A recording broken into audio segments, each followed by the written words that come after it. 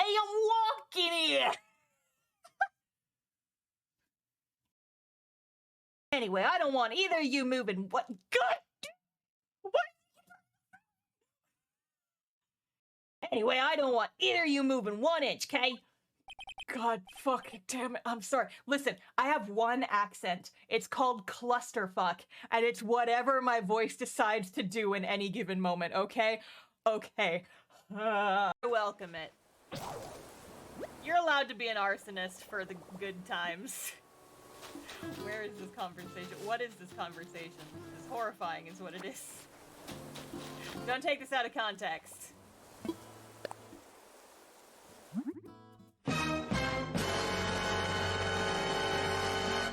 Nice. Thank you. Appreciate it.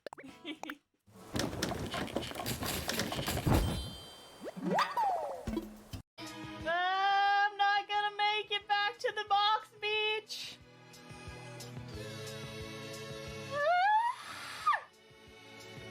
We're not gonna be big enough anyway. Why am I trying? This is gonna be the first time I lose this level by timing out.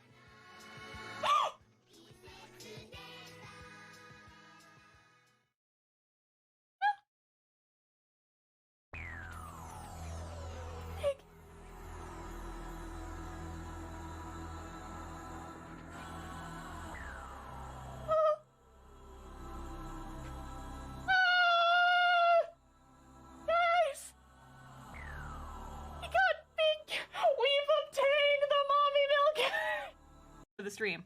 You were my brother, Donald. I loved you. Okay. Let's find someone to raid. Here. I suppose I can't. Not in the way I want him to. But I don't make the rules. I simply play to my intended purpose, the same as Stanley. We're not so different, I suppose. I'll try once more to convey all this to him. I'm compelled to. I must.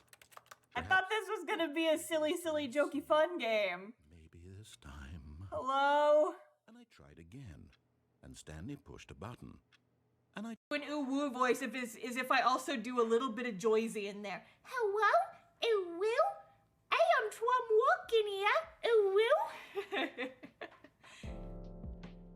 I'm a cute little anime cat girl. Ooh-woo? You want to ban me from my own stream? Okay, fine. Do it then. Do it! Do it, you punks!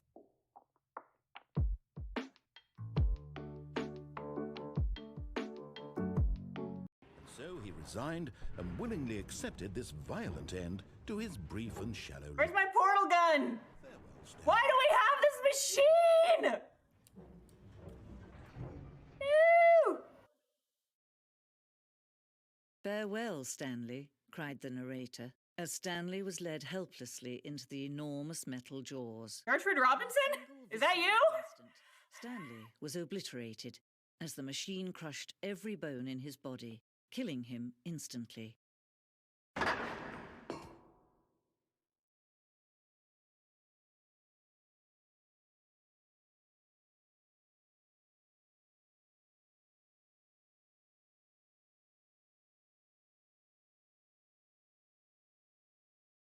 Well, he's a contemporary of mine. We would at universe.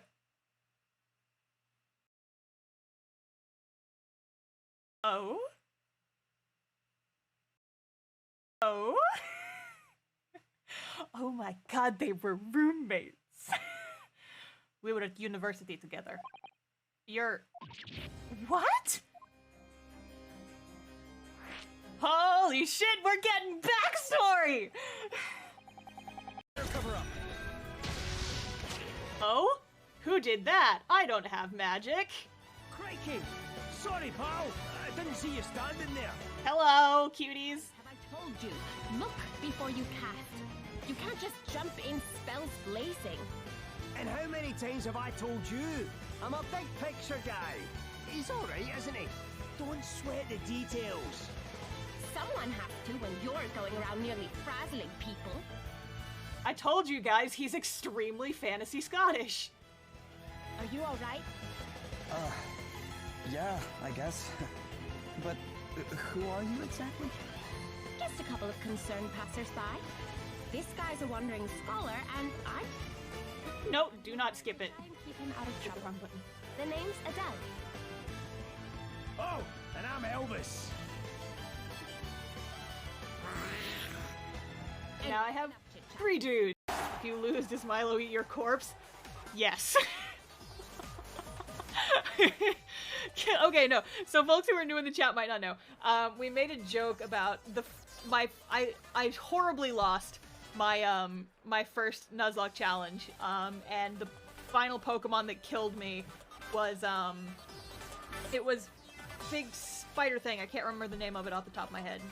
Gavantula. And that like killed my last Pokemon. And so we joked that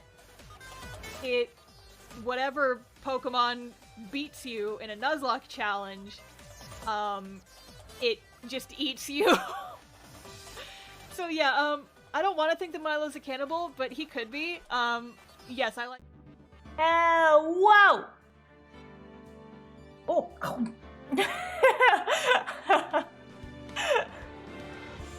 I got it. I think I got it. Welcome everyone.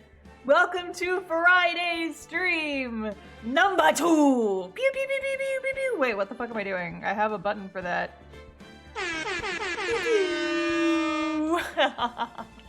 Hi everybody, what the heck is up? It is time for stream numero 2. It is gay lawyer time. It's that time of the week, everyone. It is time to return to gaylawyers.com, your hit source for gay lawyers and all that stuff. How's the audio? Are you guys being able to hear me okay? I think you should be able to. It looks all good on my end. Anyway, I'm gonna say hi to the chat now. New Ghost 9, hello. Moody Xander, hello. Slyfox23, hello. Did Jargo, hello. J Corn, hey, what is up? Friday stream 2, stream vengeance. Yes! If you guys were not here for my first stream of the day, it was not on my channel, and Twitch is fucking a stupid bitch and took away the ability to host other people's streams. But for the future, you can watch our D&D stream on the last Friday of every month at 1 p.m. CST.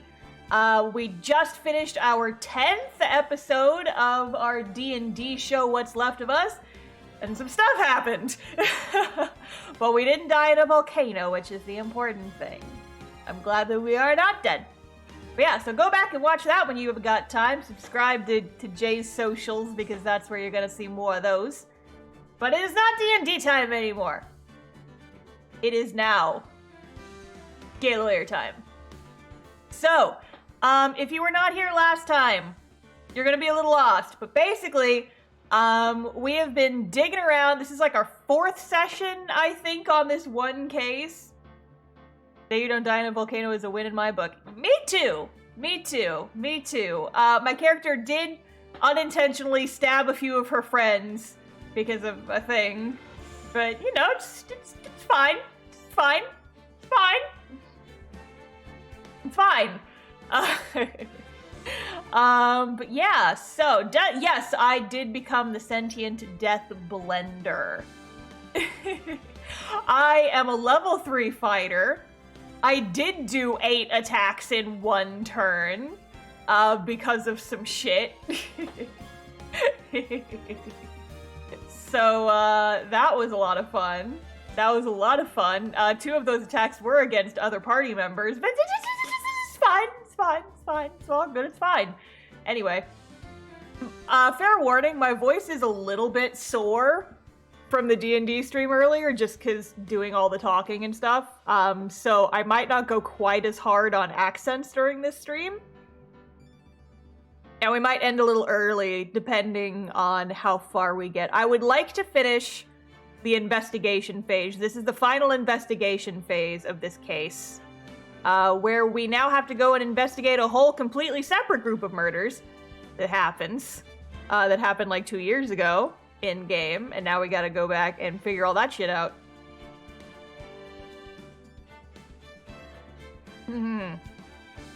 That's why we have a healer in the group. We don't really have a healer in our D&D group, though, is the thing. The closest thing, we've got a bard and we have an artificer who they can both do some healing, but we do not have a cleric or like any, like, my character's technically a magic fighter, but she has no healing spells whatsoever. But yeah, let's get into it. Yeah, so we were talking to Lana and finding stuff out about the previous case. There was a serial murder. Serial moida. Yo! Discord and Noise, thank you for the sub! Let's go, indeed! Let's go, let's go, let's go! That genie problem, hello, welcome back. So we gotta go and do some digging. I completely forgot where we left off. I don't see Detective Gumshoe anywhere. Things seem kind of quiet around here today. You're right. The chief of detectives seems the same, though. Why don't we go look for some other people to talk to? Right. We can come back here later. Go somewhere else. There's nothing to do here. Oh, hello, you.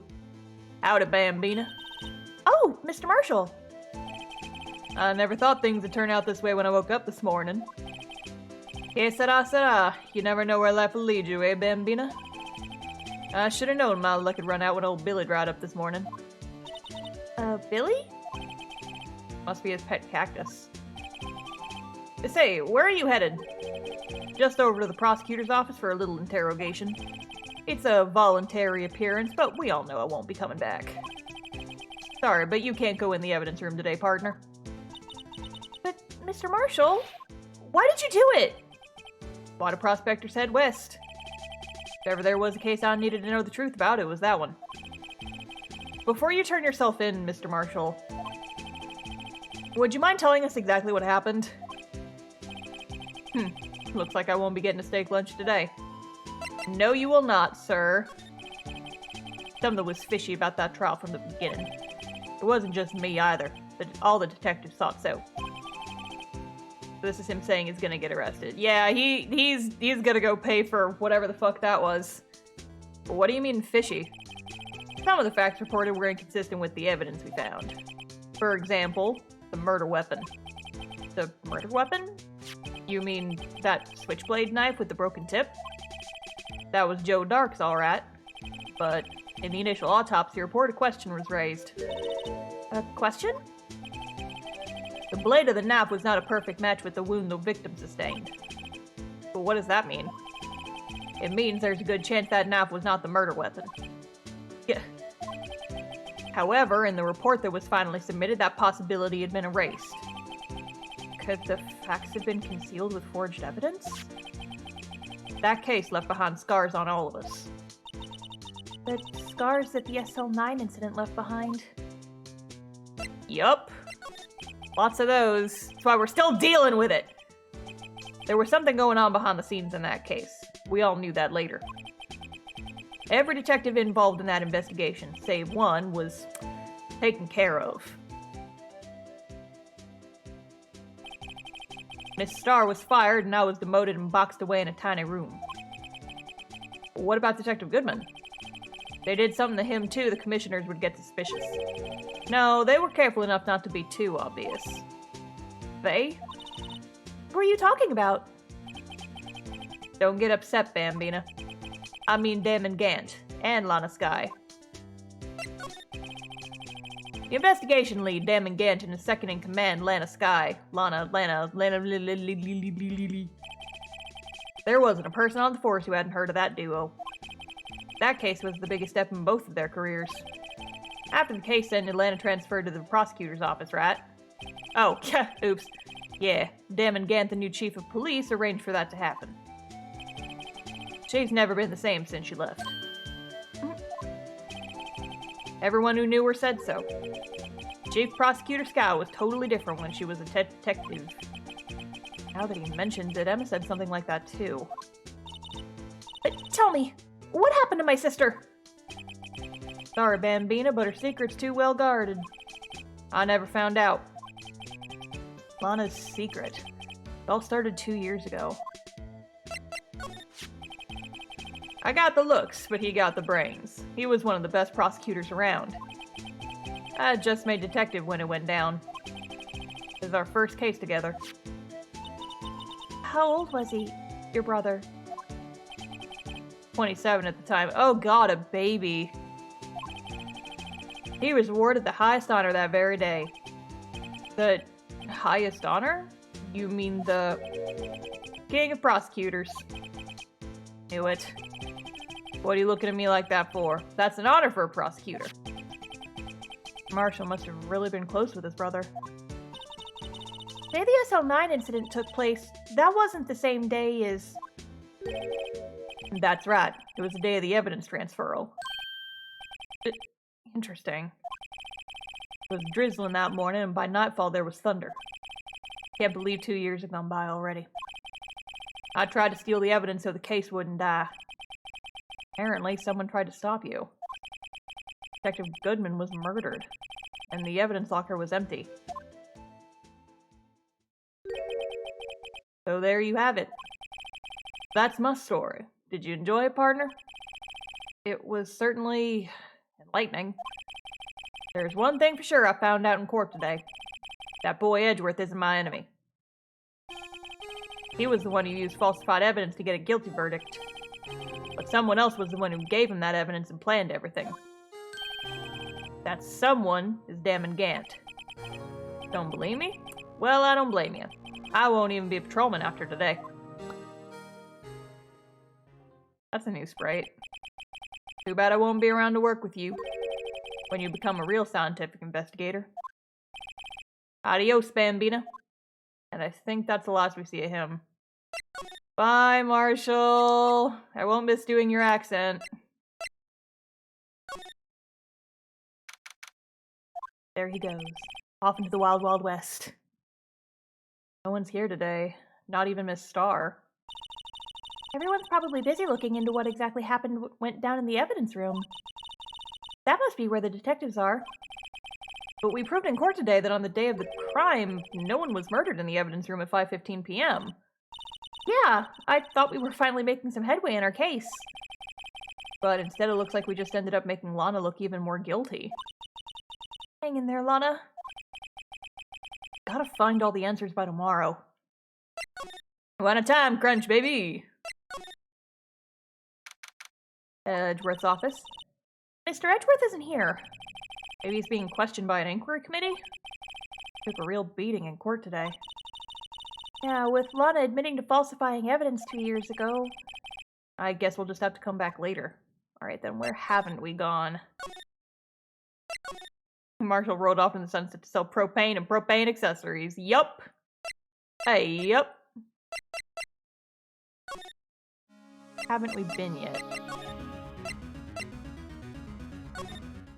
Just here.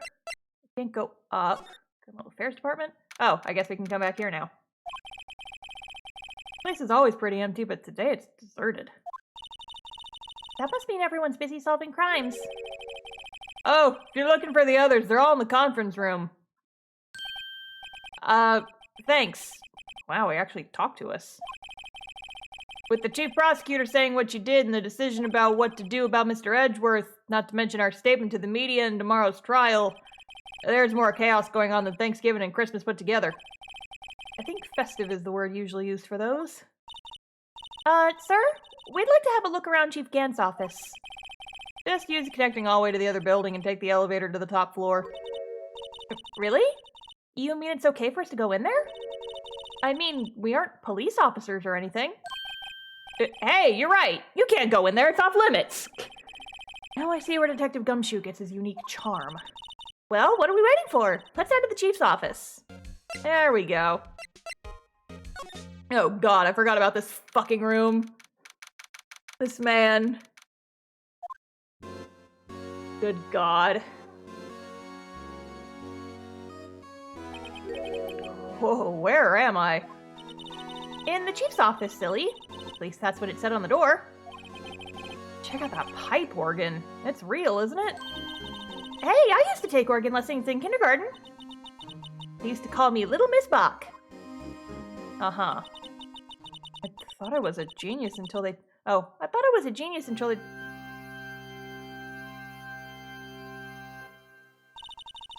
Never could remember where C was. Oh, this Gary... There he fucking is! Oh, it's you two. Chief Gant. Put that paper he was reading on his desk. So, righto, have you been strimming lately? No, I haven't. I've been kind of busy lately. Also, it's February. I can appreciate that. I've had my hands full too, what with Mr. Marshall's misconduct and Lana's provocative statement. Provocative statement? Oh, you mean about the forged evidence? 2 years have passed since that incident. My, how time flies. See that big picture on the wall over there?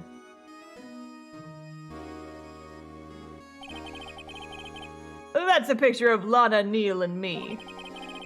So this is Mr. Marshall's brother, Prosecutor Neal Marshall. We took it to commemorate our work together. Something's not right with this picture. Can't quite seem to put my finger on it, though. There's no sword on the trophy. There's no sword. There's no sword on the trophy anymore. Where to go? Where to go? Can't see a picture out of the court record. Thus. Stabbed a man? Probably. Anyway, I'd like to reminisce all day, but there are the matters that need my attention. I'm gonna lock up here, so let's go out together. There's no sword, there's not. Oh, but this office, it was a crime scene 2 years ago, wasn't it? But that case has long been since been over. There's no need to investigate it anymore. All the same, we'd still like to have a look around. Perhaps you didn't hear me. I said there's no need to investigate it anymore. Now hurry up and get out. I have a meeting to attend. Sus as fuck. Looks like we aren't welcome. Seems that case isn't over with yet, after all. What do you mean? Chief Gant denied our request to search the crime scene. That means there must be a reason he doesn't want us looking around in there. You mean, like, a clue? Gotta be a way we can get inside the chief's office. Abruptly shaking you across the face, yeah. Go talk to this putz again. Oh, hey, Gumshoe! Haven't seen you in a bit. Hey, pal! Detective Gumshoe, aren't you supposed to be in a meeting? I'm, just taking a breather. My feet hurt. From sitting so long? Actually, from serving everyone coffee. Sounds like Detective Gumshoe's still out of the loop. Hey, have either of you seen Mr. Edgeworth? Edgeworth? No, why do you ask? He's under fire from both the police department and the prosecutor's office. It's almost like the battle's between you two in court. That sounds serious. Is it because of what my sister said? That's basically what it all boils down to. That falsified evidence 2 years ago. Now Mr. Edgeworth has the whole world after his blood. Yikes. Yeah, that'll happen. But why would Edgeworth be blamed? It's not like he knew the evidence was forged. Lana Skye is the guilty party here, isn't she? Yes, I know, Emma, but still. Regardless, a prosecutor is responsible for the evidence they present in court. Not only that, but as you know, there have been a lot of rumors going around about Mr. Edgeworth. His amazing talent as a prosecutor kept him safe from those who don't like him. But now with this... Are there really so many people who hate him? In our world, only those with talent rise to the top. Mr. Edgeworth not only has that, but he's young. There's no better recipe I know for making enemies. Hey, Dick! Keep up the good work! Yes, sir. Let's go out for lunch sometime again, my treat. Yes, sir. You gotta take me back to the joint sometime, okay, Dick? Yes, sir. Seems you don't have any problems with enemies. Yeah, well, I'm careful not to stick out. Anyway, I'm a bit worried about him. Under all this pressure, I'm afraid Mr. Edgeworth might just crack. Yeah, there's a lot going on in this here game. Actually, I took a look at the file earlier while the coffee was brewing. Seems genuinely concerned for Edgeworth. Well, did you find out anything? The only evidence that Doc left behind was during his final attack. His final attack? You mean when he killed Prosecutor Marshall who was trying to protect some girl? Me. Seems Detective Gumshoe never realized Emma was the girl. That's when he left the most incriminating evidence of all. Well, what was it? Oh, let's see. I think it had something to do with the Moida weapon. Oh, I forget. Look, it's all written somewhere in here, okay? Powers of recollection never fail to impress. Maybe we should show him the murder weapon. It might jog his memory. Sure, let's do that. Hey, Gumshoe. Take a look at this, why don't ya? About this. Hey, is that... It has a tag attached to it with the label SL9 incident on it. I believe this would be the broken murder weapon you were speaking of? What are you doing with that? Ever since that case was closed, that knife's been locked away in a locker. The day Detective Goodman was murdered, this suddenly appeared from the locker, or disappeared from the locker, and was found in Mr. Edgeworth's car muffler. That's it! Now I remember what that incriminating piece of evidence was. When you showed me that knife, it all came back to me. I'm so sharp. Well, what is it, Detective? Quick, before you forget again. Get the info! This knife, it was Joe Dark's, wasn't it? That's right. We traced it back to the store he bought it at, plus it had his fingerprints on it too. But no one actually witnessed him using it to murder anyone, right? That's where his luck ran out. When you take a good look at the knife, you'll see it's broken. You don't have to take a good look to notice that. Yeah, well, anyway. Take a guess where the broken off tip of the knife was found. That's what did him in. Where was it? The victim, Neil Marshall, was carrying it. Inside his own body. It was found deep inside the stab wound. Did it match Dark's knife? Hey, you bet. Down to the last fiber. That's pretty conclusive.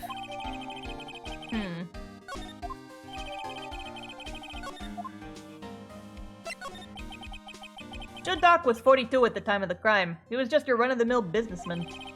A businessman? What made him take to serial killing? One day on his way home from work, he hit someone with his car. With his car? So, it was an accident. An accident, yes, but it transformed him into an animal. An animal? He killed a man that witnessed the accident. Then he killed the lady who saw the second crime. Kid walked by just then, so he killed him too. Then when he was burying the bodies, a jogger came upon the scene and was killed as well. Finally, he turned himself in. Seems he was a pretty careless animal. Of course, this is all conjecture.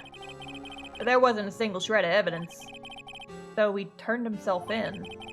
Yes, but in the middle of his questioning, he fled and murdered his final victim. Prosecutor Marshall. That crime was witnessed by someone too, but luckily Dark was arrested on the spot. Good thing that last witness wasn't killed. That last witness. AKA Emma. Sounds like the least interesting serial killer ever. Yeah, he did it all at once. There's no suspense. Well, there you have it in a nutshell. That's all I know. Can I ask you one more thing? What is it? If it's money you need, you should ask Chief Gant. It's not money, but it does concern the chief. His office is a crime scene, right? It's where Prosecutor Neil Marshall was murdered. The chief's out now and his office is locked. But we'd like to have a look around if that's okay. Well, any detective's ID card can unlock the door. What? Really? But if I let a civilian in there, I'd be charged with breach of trust. Breach of trust? Simply put, I'd be canned. Oh. Sorry, pal. I don't plan on getting fired because of you. How about this ID card? It was Detective Goodman's. That won't work either. The data was deleted the day he died. Oh. So, in other words, Gumshoe is our only chance of getting into that office. I wonder if there's something we could show him that would make him change his mind. Time to show him a bunch of stuff. Hey, Gumshoe! And I just empty my pockets at him, out of curiosity. Detective, here's my attorney's badge. Show this to me every time we meet, pal. Real men show their police badge. Enough said. I wish I had a badge. Even an ID card would be nice. You got that little thingy on your chest there. That's pretty cute. Yeah, we've seen this already.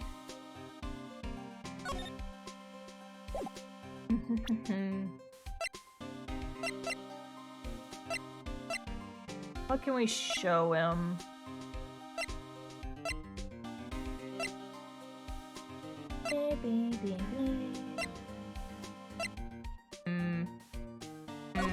You notice something about this? That's the ID card record, isn't it? Yes, there's only one number left to investigate. At 4:20 p.m. Haha, nice. Blaze it. The victim, Detective Goodman, must have entered the evidence room along with someone else. Someone with an executive officer number. 7777777. That's 17 too many, Detective. Executive officer. I might just have a hunch. Yeah, me too.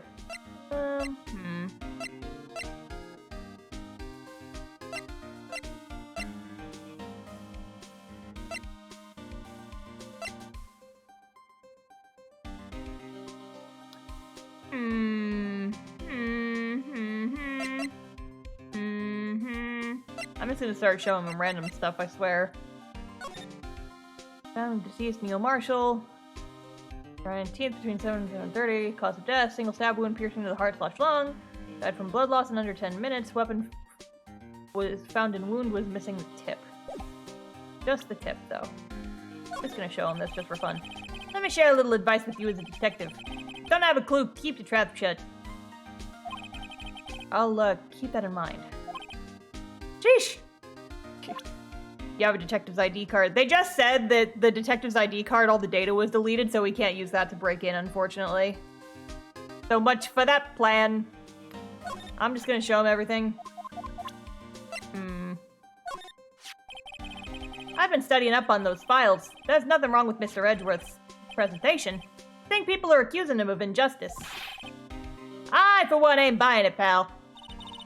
You're looking into the case for Mr. Edgeworth? Yeah, it was a pretty big deal while it was going on, you know. After all, the serial killer was on the loose. But Lana was pretty clear in her confession.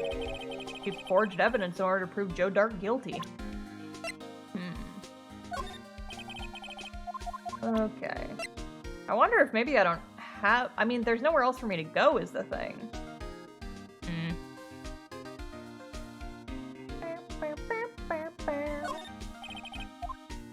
Oh. You know Officer Marshall? Of course I do! He was like a mentor to me. When I first started out, he even gave me a small cactus. Really? He said, Dick, she'll listen to all your troubles. Note to self, Detective Gumshoe talks to a cactus. The man was a Von Karma and all, but time for a year. I'd be surprised if he didn't do horrible stuff to get convictions. Yup! Yeah. Okay. Oh, in all but name. Yeah. Hard to believe he's just a patrolman now. Someone ought to trade places with him. What? Why are you looking at me like that?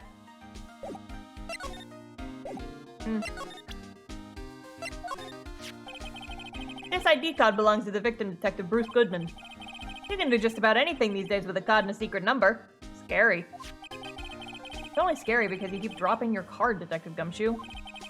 I forget my secret number a lot too. I'm scared of myself. But I'm me after all. What could be wrong with that? I think I'll stay out of this conversation. It's a little deep. Hey, that's it. That's the King of Prosecutors Award that Mr. Edgeworth got the other day. Were you at the award ceremony, Detective Gumshoe? Of course, pal. I got an award for diligence myself. Ah, congratulations. I was wondering, why is the award a shield? And why is it broken? Oh, there's a reason. I'll tell you what it is later. Apparently, he's forgotten. I think we've already had that conversation with him. Guy almost made us lose the case today. What are you talking about? He was guarding the bloodstain on that evidence locker with his life. That's more than you can say about most officers nowadays. It would have saved us a lot of trouble if he hadn't guarded it so well. I have to admit he's right, though. Thanks to the Blue Badger, we were able to prove another possibility today. Possibility that another murder took place prior to 5:15 p.m. Tries really hard, bless his soul, yep. I have to show him something related to SL9 to get him to let me in there. But I don't know what to show him. About that jar. I think I've seen it before somewhere. Somewhere? Or maybe it's one of those memories people have from previous lives. This must be the most uninformative detective I have ever met. Something about it just makes me feel uneasy. It's like I'm in the chief's office and he's yelling at me. Chief Gant? Where could I have seen that before? Thus.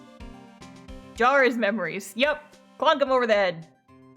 I don't know what to show him. I don't know what to show him. No, he doesn't know anything about that. Oh, no, I want it. I want it. Present. No locker can be opened without a fingerprint match. Besides, there's no reason for the murderer to touch his own locker. Hey, wasn't your locker the one with the blood on it, Detective? The handprint of the real murderer's gloved hand, without any fingerprints. You come to arrest me, you'll defend me, won't ya? If that happens, I think you'll do better pleading with Edgeworth. I don't know what to show him.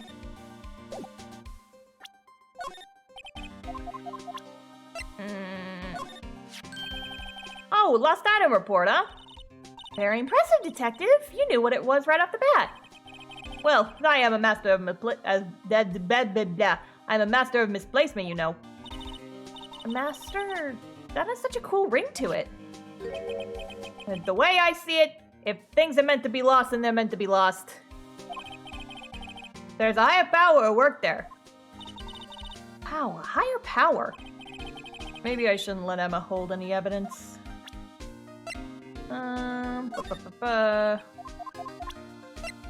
don't know what to show him. I don't know what to show him. Now I can go around detecting blood traces too. Wow, is that a new type? I've never seen that bottle before. Add 3 inches to your base height. Base height? Hey, let me see that. Looming tall. New and improved growth formula. Oh no, Gumshoe, did you buy snake oil? You mean this can't detect any blood traces? Oh, well, it's not quite the same thing as luminol. So that's why the lady at the center had that smirk on her face. Oh, bud. Oh, you dumb. Okay, I don't know what to show him. That's the photo that Miss Star took. Anything you can tell us about it? That Miss Star is quite the lady. Why, I remember it was winter. I was 16. She was the only one who ever got me to talk about what happened. 16? That's how old I am now. I wonder what happened. I wonder if Detective Gumshoe wore a trench coat in high school, too.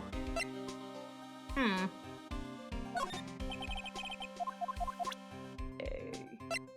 None of this is gonna be useful for getting into the office.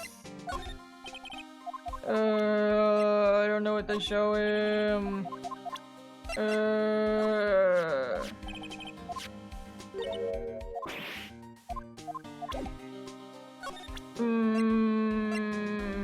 show him these nuts. God.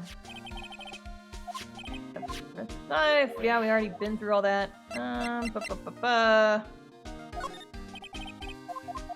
Okay, well, fuck. I don't know what to give him then. Ah! Heck. I'm gonna go walk around a little bit. Nope. Maybe Edgeworth is back. Maybe I can go talk to him now. Yup! Cool.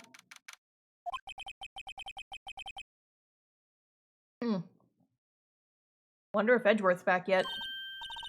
There he is! Looks like he's writing something. What are you doing here? Sure was quick to throw that paper on the floor. Tough day in court, huh? I've had to live the past 2 years with rumors flying around. What's another allegation to me? Cheer up, Mr. Edgeworth. I'm rooting for you. That's Edgeworth for you. Always trying to hide his real feelings. So, what do you want? Unlike some people, I don't have all day. Neither do we, dude. There's no excuse for what I've done. 2 years ago, I used a false evidence to obtain a guilty verdict. That's what it all breaks down to, and nothing I can do can erase that. But you didn't know, did you? I mean, that the evidence was falsified. Police department and the prosecutor's office share a bond of trust. If that bond is broken, we stand to lose everything. Police department's error is my error, my responsibility as the prosecutor in charge. The fact remains that no matter what excuses I might have... Mr. Edgeworth... I take pride in my work. So tell me why. Ain't nothing but a heartache. Tell me why. Why has it all come to this? Even Edgeworth can't keep this kind of emotion bottled up. Are you up for the trial tomorrow? First last year's trial and now this one. Seems all you do is worry about me. Well, yeah, when you make that face. To be honest, you're getting on my nerves. Hey! We're helping! But Mr. Edgeworth, you can't just walk out on the trial! Tomorrow's the last day. It's too late to change prosecutors. I'll bet that's what my superiors are banking on. I never thought that case would come back to haunt me like this. What do you mean? List of evidence. Seems too short. Most lists run twice as long. It's only half as long as most lists? That is odd. After Neil Marshall was murdered, I became prosecutor for that case. I may not have been part of the investigation, but I knew what I had to do. Use the evidence I was given to prove the suspect guilty. That was really the only thing on my mind at the time. Hey, we just saw a picture taken around that time. That picture, something seems strange about it. Well, I'll talk to him about the picture in a minute. Could you tell us again what happened on that day? The day Detective Goodman was murdered? You were participating in a ceremony over at the station, right? I've never cared for ceremonies, but I had to attend that one. Because you were awarded this? Those receiving awards can't exactly skip out on a ceremony. I finished up at the office in the morning, then drove over to the police department. You finished up at the office? Yes, just odds and ends, clerical stuff. I didn't plan on returning to the office that day. That is, until I was asked to take something back. Take something back? This. Oh yeah, Chief Gant asked you to hold on to that, didn't he? Yes, it was a piece of evidence in a case that was closed half a year ago. He asked me to bring it back to the prosecutor's office. That's the story we heard yesterday. So you came back here to the prosecutor's office because the chief asked you to? That's right. Interesting. Interesting. This picture was hanging on the wall in Chief Gant's office. Prosecutor Neil Marshall.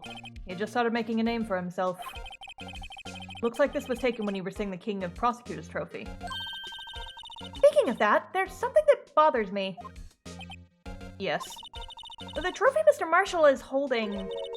It's a little different than yours. Yes, you're right.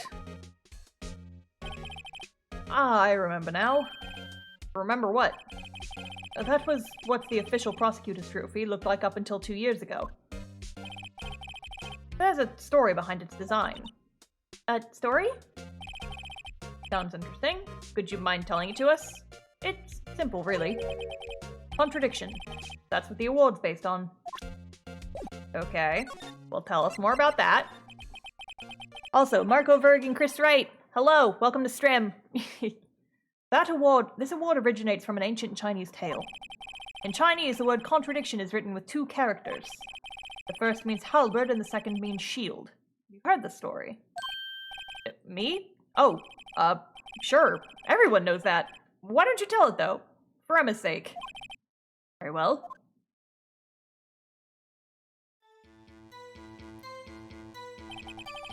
Long ago in the kingdom of Chu, there was an arms merchant.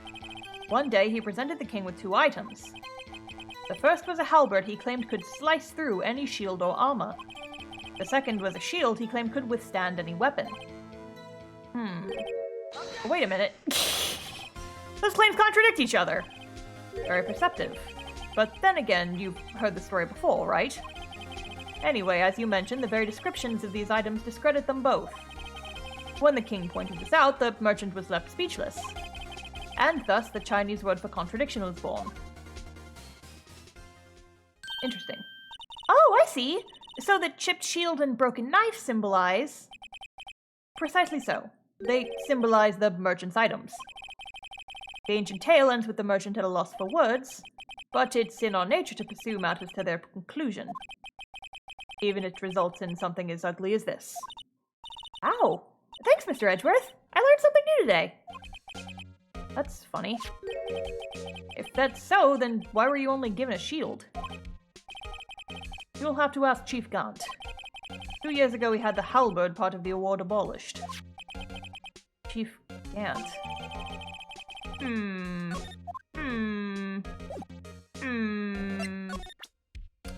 Show him some stuff.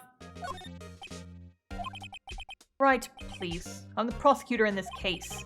You don't expect me to sit here and discuss the case with you over a cup of tea. I'll pass on the tea, just tell me about the case. Mr. Wright, Mr. Edgeworth just told you no in a very stylish manner. Whose side are you on, anyway? Maybe if I just show my best evidence, I can get some reaction out of him. Like this? No, apparently not. No. I'm just gonna empty out my pockets in front of this man, too. Oh, wait. Related. Chief Gant gave this to you that day, didn't he? He asked you to bring it here from the police department. The chief is a very competent man, but sometimes he does things that don't make any sense. Edgeworth very much in the I can't believe this nerd is hot stage of denial. Yup! Yup! At least it's better than being incompetent and doing things that don't make sense. Certain detective comes to mind.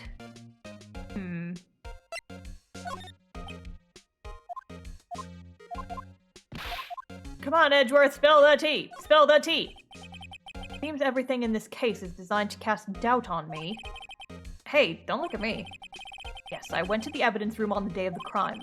Chief Gant asked me to do something. To take evidence from a case solved 6 months ago back to the prosecutor's office. I have a locker in there as well. Did you notice anything amiss when you were in the evidence room? That room's always dark and I was in a hurry. I didn't see anything out of the ordinary.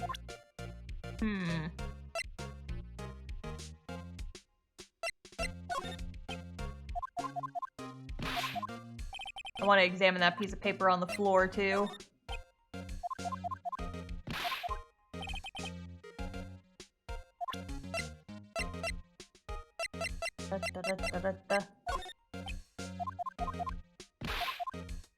I'm just showing him stuff, hoping that maybe he'll say something. Come on, Edgeworth. Talk to me. Talk to me, baby. I love you so much. He's so huffy.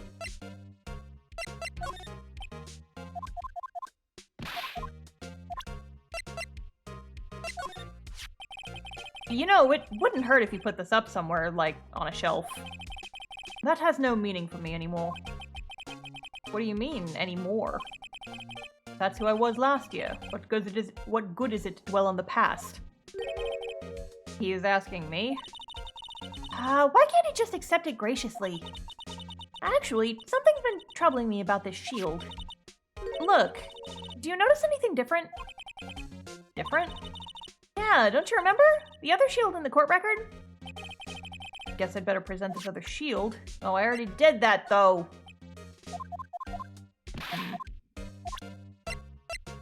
Maybe I already got all I can out of him. Anyway, what's that piece of paper on the ground, Edgeworth? I'm gonna go get it. I wonder what he was writing before. Come on, Mr. Wright. Let's take a look. Crazy Edgeworth is sitting right there. Just distract him. I'll check it out. Hey, Edgeworth. Is that Detective Gumshoe out the window there? Oh no! He's falling to the ground! Hold on. First, let me see what this girl's doing crawling around my feet. And look. What? Letter of... You're having trouble reading, I'll read it for you. It says letter of resignation. Oh no, bud. Resignation? Edgeworth, you don't mean... I'm tired, right? I feel as if something inside me has died. But, Mr. Edgeworth, none of it's your fault! I know the path I've walked. You don't need to tell me. And the path I've walked hasn't been a just one. I can't forgive myself for what I've done. And no one else should forgive me either. Uh-oh, I think he's serious. Mr. Wright, please, you have to do something! Letter of resignation. Wonder if I can use it for anything. That's it. We gotta... My dude, don't do anything drastic. You didn't even kill your dad. No, but we are gonna use this to go, yeah, let me see that letter of resignation, pal. Don't worry about it. You stay here. Don't do anything drastic. I'm just gonna go show this to your buddy and use it to get him to let me into the chief's office. Ha ha ha. Oh, great. Excuse me. Oh, it's you. Would either of you care for a quarter-pound of roast beef? Miss Starr. I guess she's out of lunches. You certainly are the curious sort, aren't you? Kind of like the first person you sucked a cow's nipple to discover milk. Can we not? Still, I never thought you'd go digging up that case from 2 years ago. Everyone in this trial was involved in the SL9 incident. Not only that, but the murder occurred on the very day the evidence from that case was due for transferal. It can't be all attributed to mere coincidence. Aren't you forgetting something? You know that little scene I happened to witness? Instant Lana stabbed Detective Goodman with a knife. No matter how much of the past you dig up, it won't change what I saw. Roast beef is meant to be savored when eaten. Star's hatred towards Lana. It all dates back to 2 years ago. I thought we were done with you, dang it. Your voice is hard to do when my throat hurts like this. And Joe Dark. That's a name I'll not soon forget. Yeah, like I said at the beginning, if I don't go quite as hard on the accents, it's just because my throat hurts from doing 2 streams in 1 day. So please forgive me. We trailed him for half a year. Oh, the pressure. Still, I don't think I was even more alive. I was ever more alive than I was then. Those days were steamier than a bowl of hot gravy. Poor old Jake Marshall, though, must have been going through hell. You mean because of his brother's death? They were close, those two. After Neil died, something took over Jake. He became obsessed. Seeing Jake like that made her all the more desperate. Her? Lana Skye. My sister? The best of the best were put on that SL9 case. Of course they were led by that legendary duo. Lana and Chief Gant. That legendary pair was the reason we were able to keep up our investigation. That's why we were so shocked over how it turned out. How does Angel's voice compare to the Queen and Castoff? They both sound this douchey? I'm assuming so. Yeah, kind of. A similar, like, tone of just bad vibes city. Anyway, also, everybody go read my webcomic, castoff5andcomic.com. We're getting some political intrigue in this current scene. Ha ha ha ha! Yay! That's why we were so shocked over how it turned out. You mean with the forging of the evidence? Don't get me wrong. Joe Dark deserved what he got what he deserved. I'm on chapter 2. Ooh, thanks for reading. I hope you enjoy. Still, it was obvious the evidence produced in court was being manipulated. Items our team never found would suddenly appear while other items were kept secret. But you don't have proof anything illegal was done. I'm proof enough of what happened. After that case, all of us save Goodman were relieved of our duties. Most without even so much as an explanation. Then Lana Skye transferred to the prosecutor's office and became chief prosecutor. Lana had always wanted to be a prosecutor. Nothing's quite as simple as it appears. Huh? Lana Skye was merely being used as a pawn. That's my take on the matter. She was being used? Lana transferred to the prosecutor's office 2 years ago, didn't she? Yes, thanks to Chief Gant's powerful influence. Chief? That's right. Having solved the SL9 case, his position as chief was secured. There was only one thing left for him to control, and then no one could stand in his way. The prosecutor's office. What? You mean that's why Lana was transferred? If he could control the chief prosecutor, he can control the prosecutor's office. That must have been his goal all along. But how could he control Lana? I don't know, but one thing's for sure. Ever since that case ended, she's never been the same. It's only logical to conclude there must have been a reason for a change. Last. I'm finally getting close to the bottom of this ugly mess. Thank you, Miss Star. You listen to me, rookie. It takes more than just ingredients to create a fine cuisine. I hope you turn out to be a better chef than I've been. Did someone say blackmail? Who can tell? Who can say? Damon Gant and Lana Skye. Gant led the investigation. That's a typo. It should be Gant led the investigation, not lead. It should be either led, like he led the investigation past tense, or leads. Uh-oh. I have located a typo. Grant led the investigation with Lana second in command. They were the best. They solved all kinds of cases together, didn't they?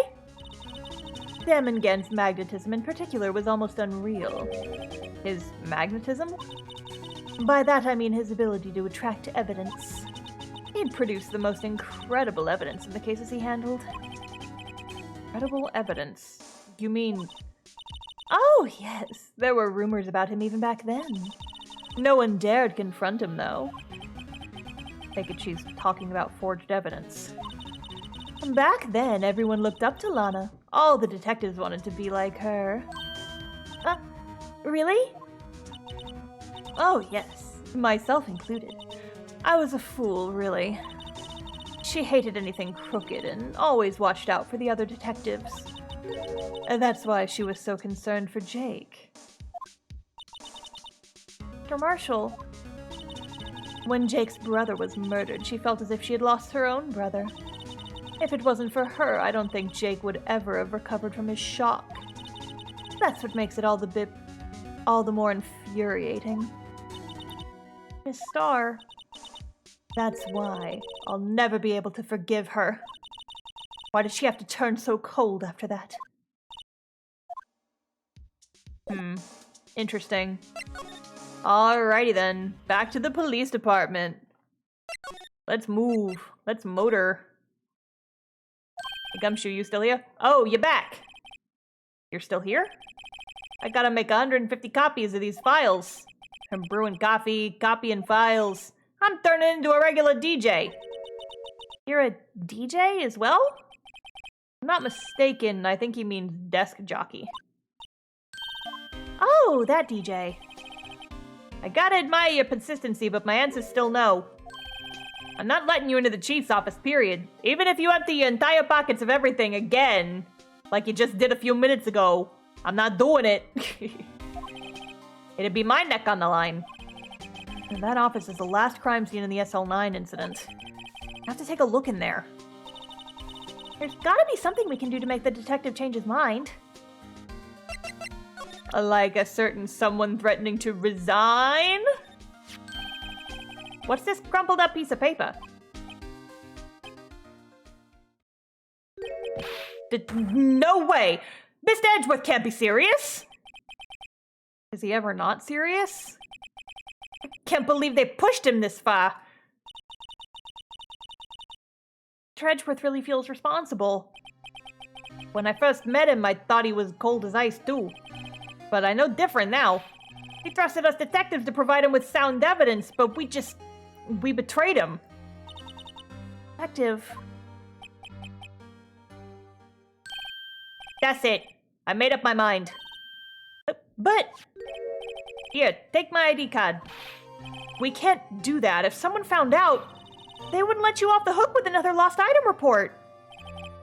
Look at me. It's no secret I'm already out of the loop. After all, I'm friends with Mr. Edgeworth. Depending on how this case turns out, I may already be as good as terminated. He's going rogue, he is! What? So at least let me do this. For Mr. Edgeworth's sake. Alright, detective. Thank you. Alright. Let's fucking go. Gumshoe! Oh my goodness. Ugh. My guy.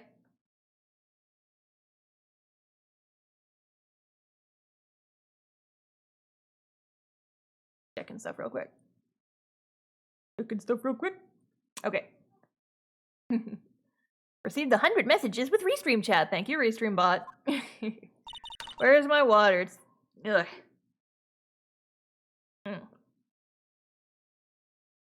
Throat's fucking killing me. It's not super bad yet, but like I said, we're probably gonna end the stream a little early because my throat's not gonna last too much longer. I want to get further in this case, though. I want to be done with this case. It's so long. Here goes, Mr. Wright.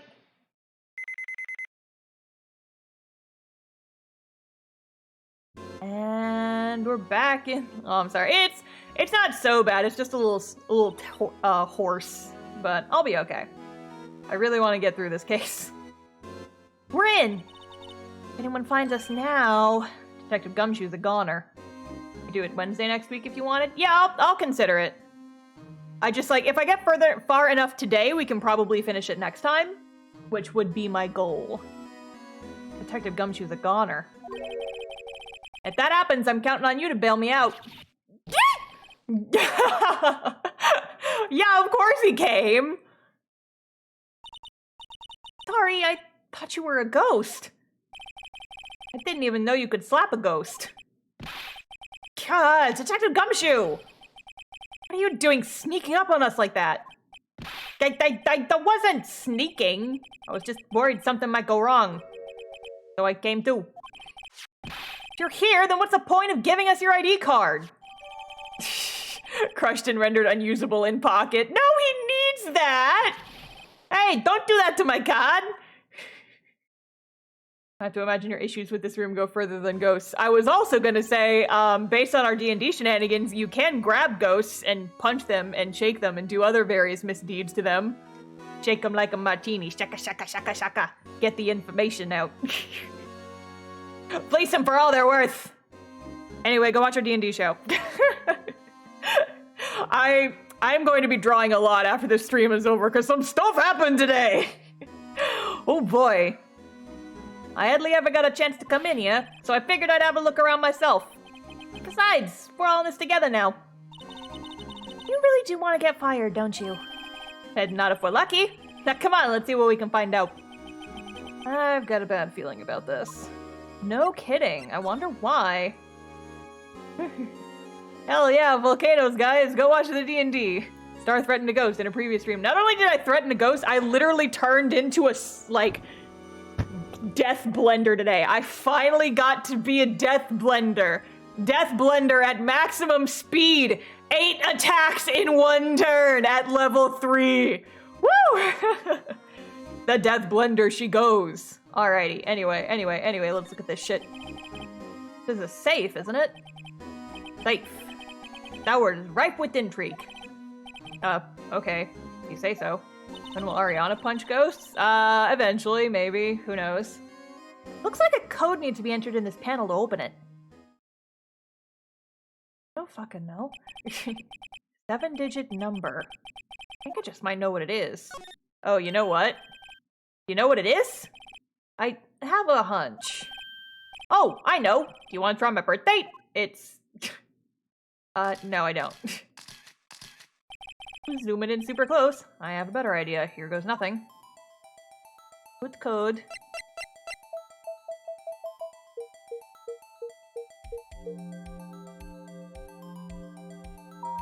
Yahaha, son bitch. Bingo. What number did you enter? Whose birthday was that, pal? 777777. The final ID card number on that record.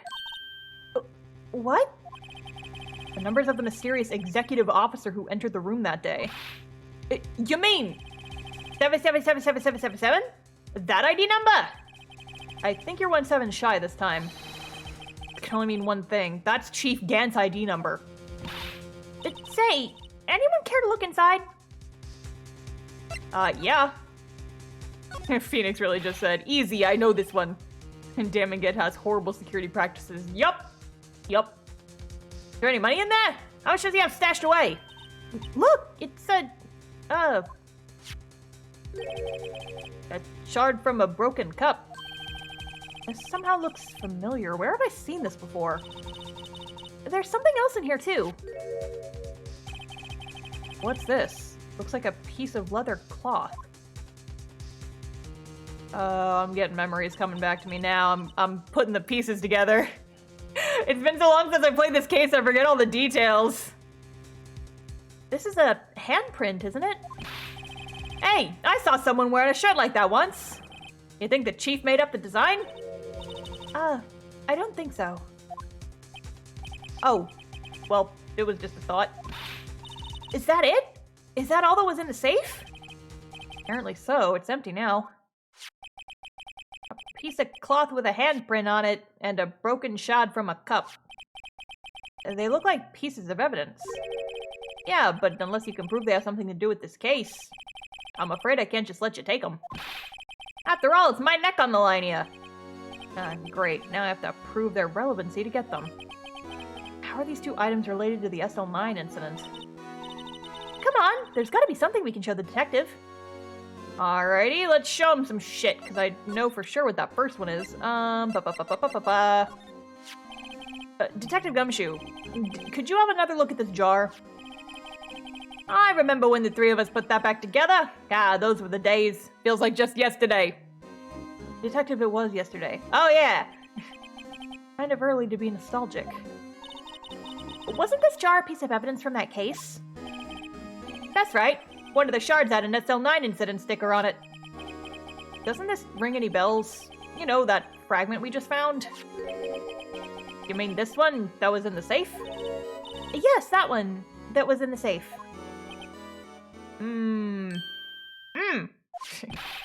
Now that you mention it, it's ringing a lot of bells. Ding, ding, ding, ding, ding, ding, ding, ding, ding, ding. Let's see if it fits. Here, let me see that shard. I'll take a crack at this. Go ahead, pal. Show us what a rookie can do. It's a puzzle game now. Let's go. Mr. Wright, here's some glue. Piece this together again. It'll prove Chief Gant was knowingly hiding evidence. Here goes.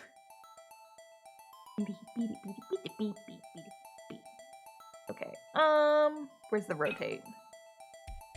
Combine. Ooh. There. Fits like a charm. That, of course, means Chief Gant willingly and knowingly hid a piece of evidence of this jar in his safe. In other words, he concealed a piece of evidence from the SL9 incident. But, hey guys, get a load of this! Oh, what is it? This piece you just attached. It's different from the others.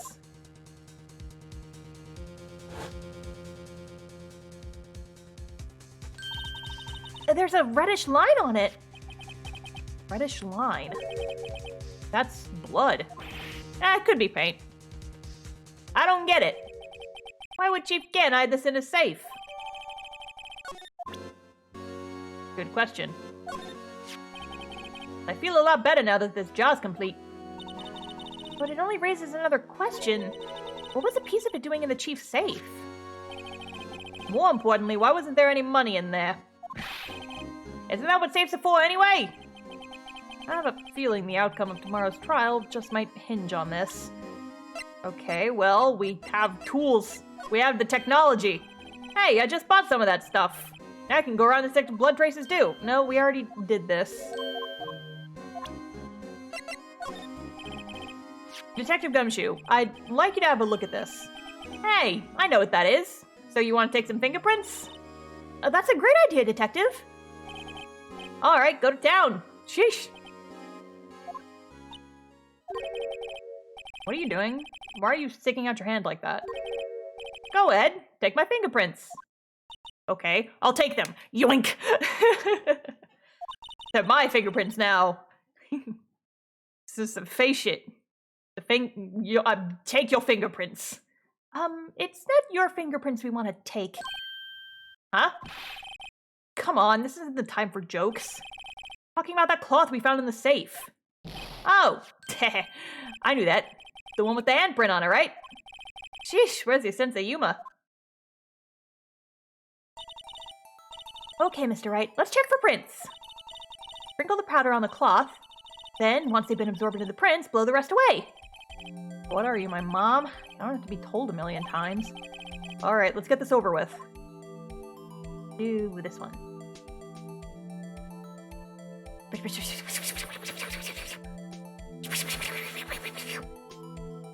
Oh god, that was weird. This noise I was making, it echoed so perfectly in my headphones that I thought the sound was coming from the game. That was kind of scary. I always made it a challenge. I've said this on the last time we did this, but I remember when I played this as a kid, I really, really, really wanted to get every single little pixel of the fingerprint. Every single little one. It's like, yes, just waste all the aluminum powder. All of it. And blue. I always miss some at the very bottom. Okay, let me see here, let me see here, let me see. Yeah, Uh-oh. Uh-oh. Uh-oh. Uh-oh. Uh-oh. No. How can this be? What are Emma's fingerprints doing here? Hey, you found a match? Whose fingerprints were they? Huh? Oh, seems the prints are too old. They aren't clear enough to get a match. Oh, that's too bad. I thought they'd be Dark's prints. Psst. Hey, you, over here. On the other side of the room. What's going on here? What are that kid's prints doing inside of the chief's safe? Don't ask me. Just keep this information from Emma for now. Here, maybe you should hold on to this. Yeah, we're just gonna casually not go into that. That desk on the other side of the room, was that your sister's? Yes, that's where I was waiting for Lana. On that day 2 years ago. Is anyone using it now? No, sir. This is entirely Chief Gant's office now. He practices a strict policy of preserving the crime scene. That's a strange reason to leave it there. He leaves it as a warning to anyone else. He wants us to always be alert. He told us so himself at our New Year's party. I cannot talk today. My God, where's my water?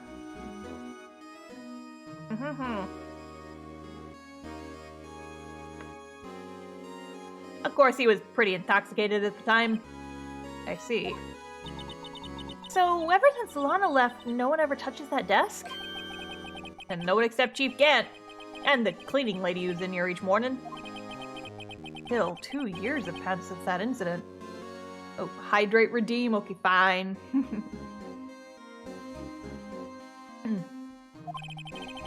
Can't possibly be any clues remaining. Can I ask you something?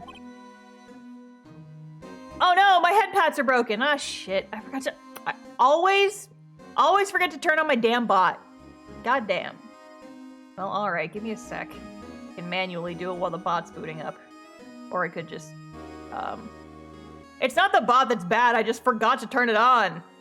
Ugh.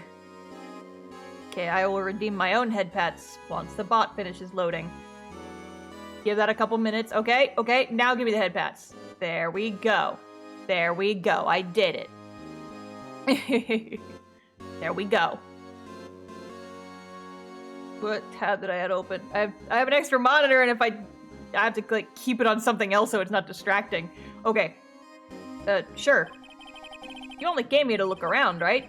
Because it's one of the SL9 crime scenes. I mean, that's your only reason for coming here, isn't it? Why do you ask? You don't think... Nah, you wouldn't be. No. No, there's no way. Never mind, don't worry about it. Oh, okay. Now then, let's look around a bit more. Hey, hold on, not so fast, buddy. Huh? What is it? When someone tells you don't worry about it, it's supposed to stop bothering you, pal. You don't just let it go with that. Sorry? This guy's starting to get on my nerves. Okay, so what's bothering you? You two don't think Chief Gant might be a suspect, do you? What? He's right, Mr. Wright. What do we think of him? He's weird, he has a bad tan, and he needs to get different glasses, because they don't match the rest of his color scheme. Chief Gant. So it's finally come to this. What do I think of him? I think he's weird. Perhaps it's best I don't divulge my feelings yet. There you go, ignoring me again. Yeah, he's sus AF. Anyway, back to the office. This is the real deal, isn't it? This armor and these weapons. Sure is, pal. The Chief doesn't care for imitations. First the pipe organ, now this armor. Do you know how many taxpayer dollars must have gone into this room? What? You mean we're paying for this? That's it. I'm not paying 1 cent of my taxes. Let's go, Weber, let's go! Tax fraud! Pew, pew, pew, pew, pew, pew, pew, pew. 1 second. Tax fraud! Pew, pew, pew, pew, pew, pew, pew, pew, pew. Let's go! You don't have any taxes to pay. Shh, be careful what you say. Who knows? The Chief may be hiding in this armor as we speak. I don't think he'd fit in there. Even if he did, he'd never be able to get back out. Cut it out. You guys don't know how scary that guy can be. Oh, I know plenty well. He's got vicious stare. Very scary and intimidating. Very wide. Like, my God. Man reminds me of one of those Mario enemies. Like the little block dudes that fall down on you. And they go, ugh! Except when Gant falls down on you, he goes, jolly good! And then... and then he accuses you of murder. Thwomps, yes! He reminds me of one of those, but orange. Wow, look at the size of Chief Gant's desk. Speaking of that, when we were here earlier... Oh, it's you two. Chief Gant. I've kind of started accidentally giving him a Kronk voice just because it's easy to do. Oh, the poison for Cusco. Cusco's poison. The murder and the death and the blackmail and all that. However, Damon Gant is not a wholesome himbo. He is too smart for his own good. And I want to yeet him off a cliff. Just a little bit. There's this whole desk. He is thick. Man's is thick! Horizontally. A cursed thought just went into my head, and I'm not going to repeat it for the sake of my beloved stream chat. Just put that paper he was reading in his desk. I wonder what he was reading. This looks like a list of evidence. A list of evidence? Yeah, a list of evidence. Didn't you hear me? In most cases, the list runs twice as long as this, though. Hey, look at the case name. Huh? SL9 incident. Wonder what this is doing here. Hold on, detective. What did you just say? I said, I wonder what... No, about evidence lists. Normally they're twice as long? That's right.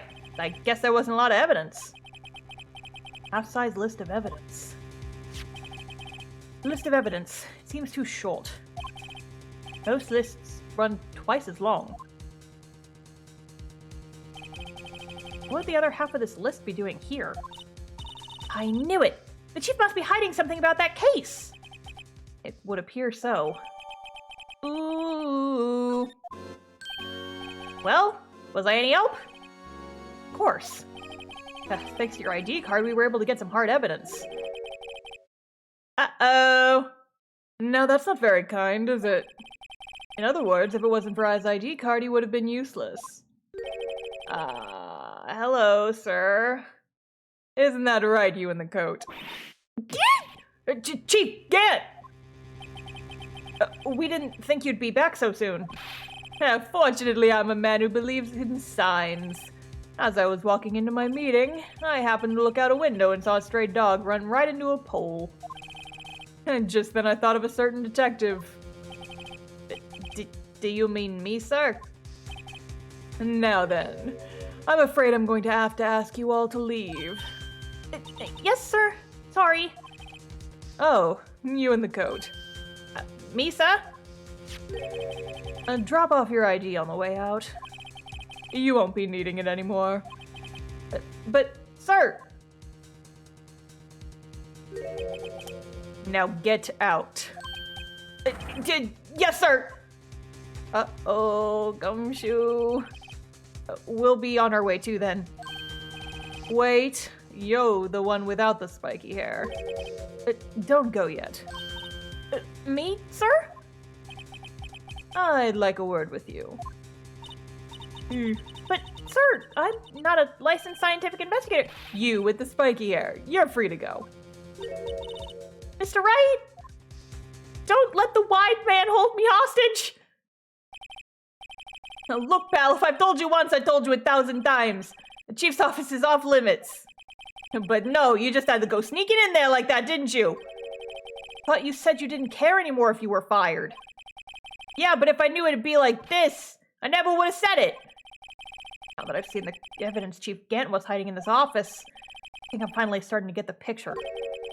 But why is she kept eerily silent about it all the time? Anyway, you listening to me? I'm gonna try and smooth things over with the Chief again. Later, pal. We just left Emma up there, jeez. After that, I heard from Emma. She said the police wanted to ask her some questions, so she'll be busy for the rest of the day.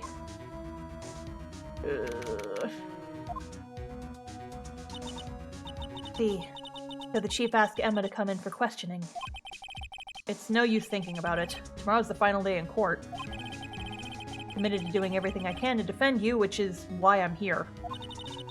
But I've already told you all I can.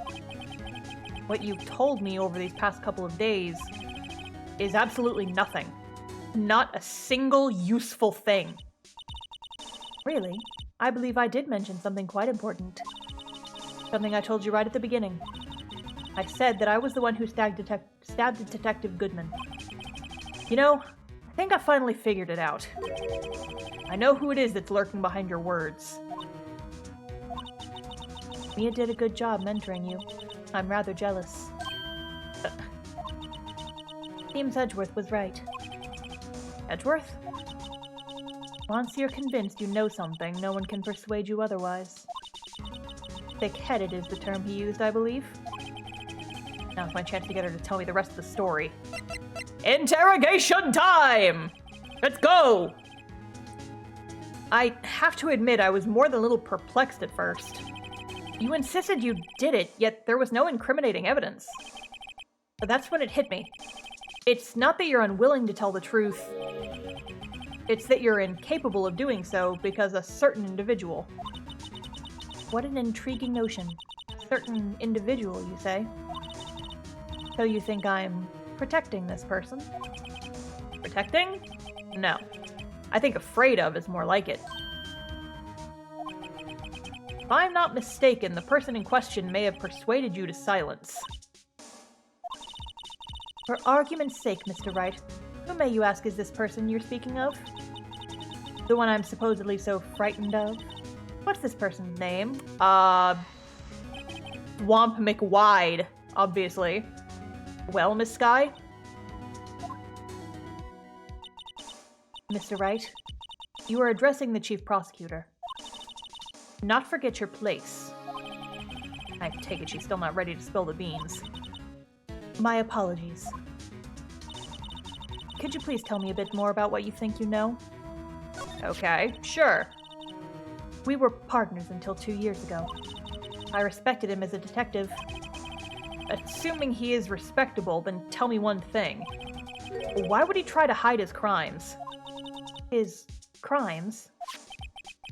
Both you and Edgeworth will be brought before a board of inquiry for what you did. She's in jail. I'm talking about your place. I know! Like, geez, girl, come on. I don't think you're still the acting top prosecutor if you're in jail. Specifically, hiding and forging evidence. Of course, these are serious offenses. Why is it, though, that Chief Gant's name was never mentioned? Chief Gant? Edgeworth didn't know the truth behind the forgery. The only party who could have possibly tampered with the evidence was me. I had access because I was second in command of that investigation. Yes, you, but also one other, Damon Gant. You intend to achieve... Fuck me, I cannot talk today.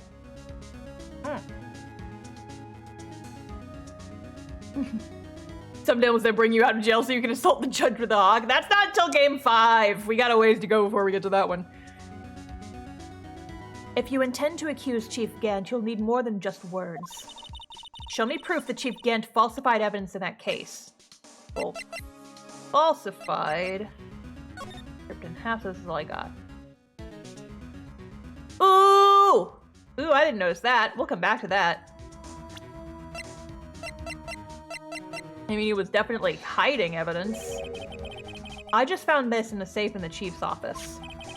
This jar piece and this piece of cloth. Did you know what these are? They're pieces of evidence from the SL9 incident. The person concealing evidence was none other than Chief Gant himself. Now tell me, why are you taking all the blame for him? Touché, Mr. Wright. As you surmised, I cannot disobey the Chief's orders. Even if it means being found guilty for murder. Why not? Come now, Mr. Wright. You can't possibly expect me to be able to tell you that. 3 days ago, I had no choice but to cooperate. The murder of Detective Goodman. Or perhaps I should say, follow orders. Yes, that's more accurate than cooperate. Although I can't tell you the details, I can say that I was given an order that day. I need you to dispose of Bruce Goodman's body. You'll find it inside the trunk of Miles Edgeworth's car.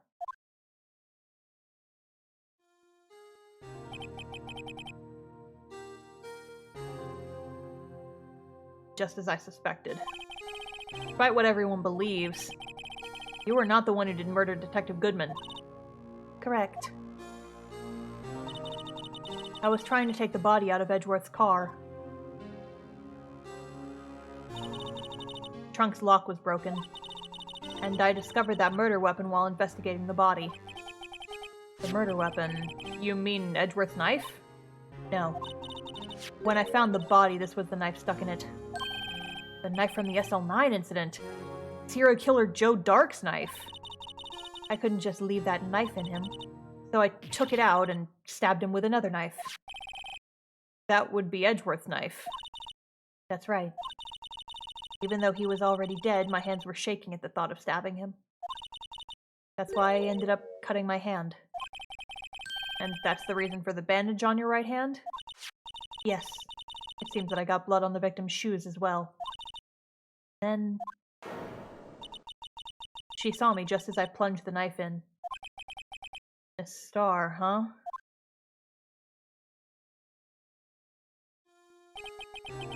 Why did you need to hide Dark's knife so badly? It took a lot of work to finally close the Dark case 2 years ago. I was over with. To never want it to be opened again. My intent was to prevent that by whatever means possible. So, you hid Dark's knife? The weapon used to stab the detective was evidence in the Joe Dark case. If word got out, which it would, the reporters would have a field day with that. So you wrapped the knife in your scarf and hid it. In Edgeworth exhaust pipe. Right. And then I called my sister. Tell her what happened and to ask her to hide the knife that was inside my muffler. You asked Emma? I didn't want anyone on the force to know about this. That would explain why Emma's so confident. About Lana's innocence. Speaking of phone calls, I had a bad feeling about one of them that day. A bad feeling? The truth is, after I received those orders from Chief Gant, the first thing I did was make a phone call. A phone call to Patrolman Jake Marshall. To Marshall? Why on earth would you call him? The lead investigator for the SL9 incident had been murdered. I wanted that fact to be kept hidden and I needed help. He was the only other person I could trust. Or at least I thought I could trust him at the time. However, it seems that after I spoke to him, he went off on an escapade of his own. Oh, you mean... Not wanting the case to die, he decided to take things into his own hands. And he cosplayed as the murder victim. He disguised himself as Detective Goodman and tried to steal the evidence. He had already stolen the ID card, but it seems he still hadn't made up his mind to break into the evidence room. After my phone call, any remaining doubts he had must have disappeared. So your phone call caused the incidents in the evidence room? Yeah, my bad. I'm afraid that's all I can tell you. But, Lana, you've earned my respect, Mr. Wright, both as a defense attorney and an investigator. Now please, don't pursue this any further in court tomorrow. Tomorrow's trial. Only one way to drive off Lana's demons. Gotta get to the bottom of everything. Detective Goodman's real murderer?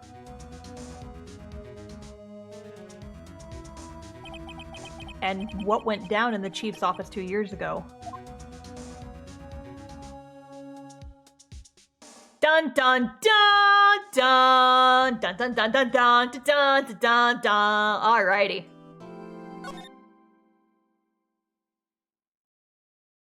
I'll tell you most of it, but none of what you need to get the real murder sorted out. Of course not. That would make things too easy. Alrighty, final day. Let's fucking go. Pew pew pew pew pew pew. This is the defendant lobby, alright, but there's no defendant. I've been trying to reach Lana all morning. Where could she be? Yeah, dawn of the final day. Dawn's not here! Don't be silly! And where's Emma, for that matter? It almost seems as if something's been happening behind the scenes. Is this Edgeworth? Yeah. Edgeworth? Knowing you, you've already figured it out. Who the owner of that 7777777 ID number is, that is. Well, I have a pretty strong hunch. Thought you might cut it at this point. No, I want to keep going just because, like, this last bit of the trial day is so long. I'm not gonna finish this case today, probably. It's very long, if I remember correctly. Again, it has been like 4 years since I played this game, but... Looks like I'm not the only one who's figured it out. No, the only reason this trial didn't reach a verdict yesterday is because there was still room for doubt regarding this ID record. If that number does belong to whom you suspect, then no doubt will remain. After all, he hasn't been officially charged with anything. True. Not yet. In any event, once all doubt has been removed from that list, I can call for a ruling. 5 minutes, right, and Chief Prosecutor Skye will be found guilty. But she didn't do it! Figured you'd say as much. That's why I came here, to hear what you have to say. First time he's ever done something like this. Lana's hiding something, and the only way we'll ever know the truth is to draw it out of her.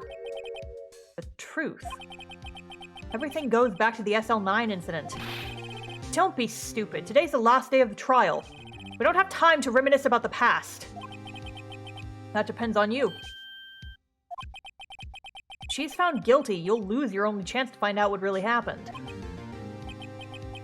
I'll think about it. See you in court, right? Bye, fancy pants.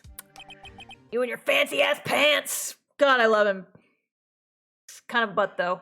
I love him, but he's a little bit of a butt. This is it.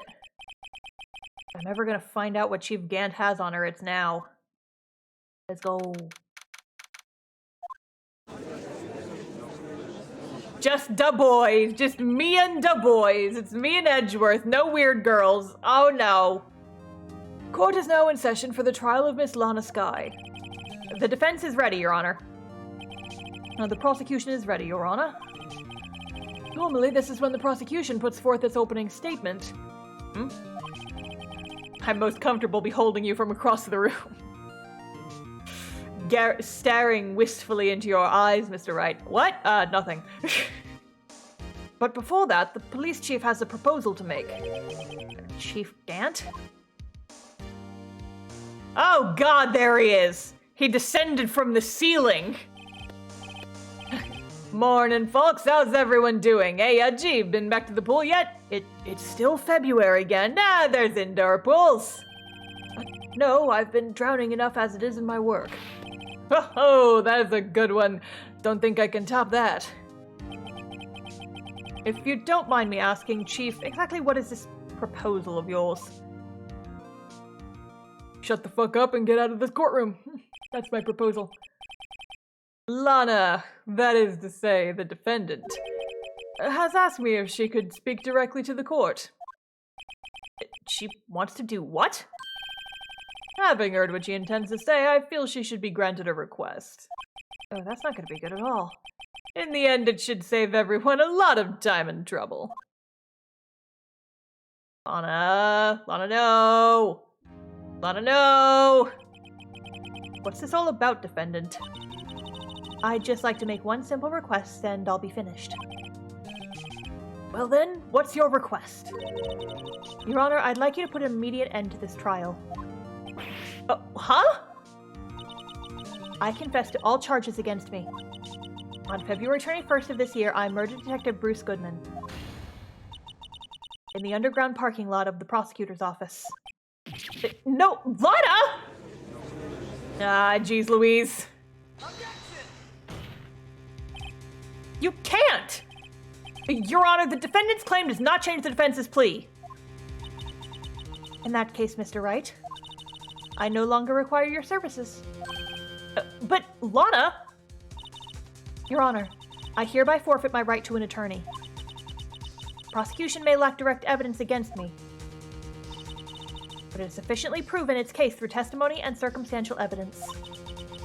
I would like you to render your verdict now, if you please. Well, the defendant certainly has the right to self-representation. Her request is legally valid, though this is an unprecedented situation. Indeed, it appears there's no further need to continue this trial, even if Mr. Wright may feel otherwise. This can't be happening. It appears the time for the verdict has arrived. This court finds the defendant... Interruption. Objection! Yup! One moment, Your Honor. Mr. Edgeworth. The prosecution has not yet proven the defendant guilty beyond reasonable doubt. Any ruling at this stage would certainly be premature. Come now, Worthy. I understand this is a difficult time for you, but why don't you just be a good little boy and keep your mouth shut,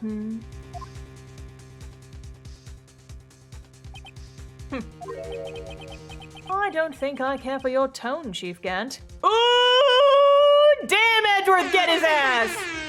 Get his orange spray-tanned ass! What? Creating another fabrication to cover up your past mistakes. Sorry, but I'm no longer the naive little boy you would have me be. Smug ass face. No, it's great! Go, Edgeworth! We're going AWOL! Let's fucking go! With this sudden confession from the defendant, it's obvious to me some kind of deal was struck behind the scenes. Some kind of deal, Not everyone operates as you do, Worthy. I thought so. Your Honor, the prosecution would like to change its first witness. Oh? To whom? As its first witness, the prosecution would like to call Miss Emma Skye. What? I request the court hears her testimony. Hold it! Mr. Edgeworth, I am exercising my right to self-representation. I don't think we need to continue. I don't care what you think, Miss Skye. Damn! Edgeworth is going full AWOL. The exposure of truth sometimes results in tragedy. However, no matter how tragic the truth may be, it would be an even greater tragedy to avert one's eyes from it. Here we go! Very well. The court shall grant the prosecution's request. That's okay with you, right, Chief Gant? Worthy, you'll live to regret this. Mark my words. Miss Emma Skye, please take the stand. Like Edgeworth has decided to take the horse by the reins. God, I wish that were me. I mean, what? Nothing, Edgeworth. I didn't say anything. Cough. Anyway.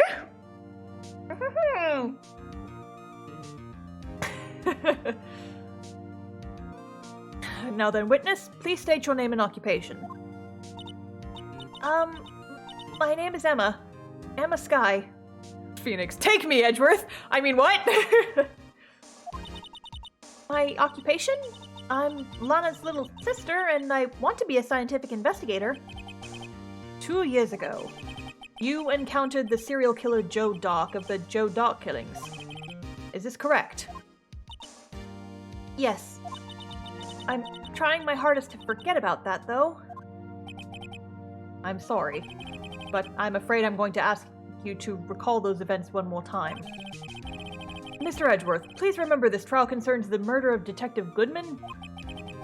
Is an incident that was resolved 2 years ago really all that relevant? Yes, it most certainly is.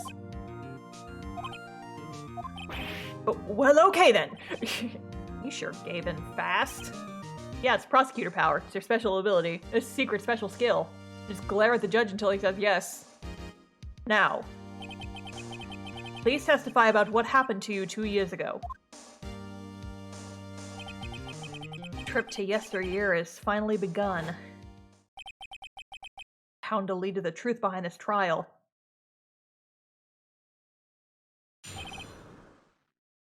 Dun dun dun! I was waiting in my sister's office that day. A man came running in and took me hostage. Neil Marshall rescued me, but I'll never forget what I saw in that instant.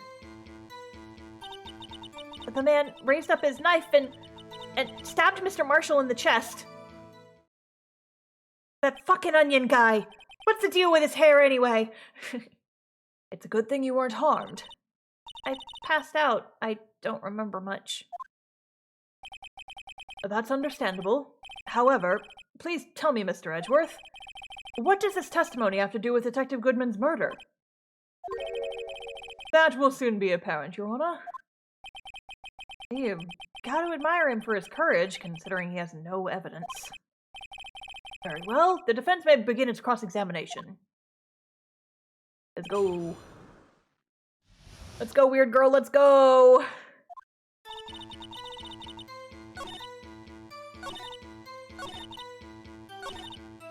Excuse me. What was the prosecutor doing there? That day, there were two people present during Doc's questioning. Deputy Chief Damon Gant and Prosecutor Neil Marshall. Almost forgot about Gant. Neil Marshall had just received the King of Prosecutors Award. Young and dedicated, he went straight to the questioning room after the ceremony. I assume that would also be why he was the first to run in after dark. When Dark grabbed me, I thought I was as good as dead. And that's when Prosecutor Marshall came running in? I don't clearly remember what happened then, but...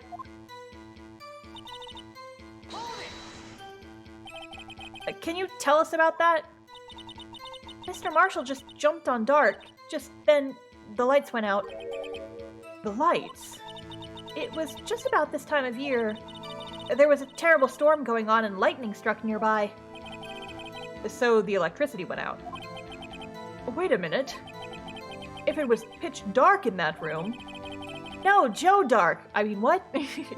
You shouldn't have been able to see anything, right? Right, but just then lightning flashed again outside. That sudden flash left an unforgettable image of the scene in my mind. I see. I told the detective about what I saw then. The detective? Yes, Detective Goodman. He was in charge of the case. Detective Bruce Goodman, the victim. So you spoke with Detective Goodman about this 2 years ago? Yes, that's what's so scary about this trial. And you told Detective Goodman what you saw? Yes, but at the time, the words just wouldn't come out. That's why I drew a picture. A picture? Yes, I think she mentioned that before. Well, Mr. Wright, have you heard enough? Ask about the picture, obviously. This picture the witness drew. I believe it has a very important meaning. But the list of evidence I was given 2 years ago didn't contain a picture. Witness, would you mind if we added the statement to your testimony? Yes, Your Honor. I drew a picture of that scene once, but it seems to have been lost. Oh yeah? Oh yeah, oh yeah? Oh yeah, oh yeah, oh yeah, oh yeah? Oh yeah? Lost, huh? Mr. Edgeworth? This little girl put all her heart into drawing that picture. And yet, you would insist on denying its existence. Huh? Hey, I'm not the bad guy. All I'm saying is that as the prosecutor for that case, I wasn't handed such a picture. That may well be, but that doesn't mean it doesn't exist. Behold! This is the evidence list for the SL9 incident. Please turn it over, Your Honor. Turn it over. Turn it... Gah! What's this? I'm gonna stab this man with a Twinkie! Yes, what is that? Hey! That's it! That's the picture I drew! Indeed. Two men appear to be wrestling here. God, they're really going all out. What's the meaning of this? What are you doing with that list? Me? Turn that updated autopsy report back on his ass. Yeah, get him! Get his ass! Only the prosecutor in charge should have access to that list. Huh? These lists, they're different from each other. All these years and not a single person turned it over, right? What? It would appear, Mr. Edgeworth, that the evidence list you were handed 2 years ago was incomplete. These two lists fit together to form one. You can see the marks here where they were torn apart from each other. So, you see, Mr. Edgeworth, it's quite obvious what happened. 2 years ago, only half the evidence in that case ever reached you. What? What? Yeah, sucks to suck, doesn't it? Mm-hmm. Don't you just love not getting all the evidence for a trial? It's great, isn't it? Feels real good. Order, order! But, Miss Skye, why did you draw your picture on the back of such an important list? Because that's what Detective Goodman handed to me in the questioning room, Your Honor. Oh, wait a minute. If this list was torn in half, then that means... Your Honor? Are you all right, Mr. Wright? Your eyes are bulging from your head. If the evidence list was torn in half, then there might be more of that drawing on the back of Mr. Edgeworth's list. Yeah. Yes, that's quite conceivable, Mr. Edgeworth. It's possible. I've never turned it over.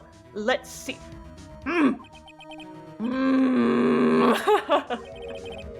Is something wrong? Do you even have to ask? Sounds like a microwave. It's spinning. He's heating up a Hot Pocket by trying to fry it with his brain. Sorry, Your Honor. There is indeed something drawn on the back of my list. It's this thing. Reaper Judge, thank you for the follow. Welcome to the Stream Squad. What the fuck is that?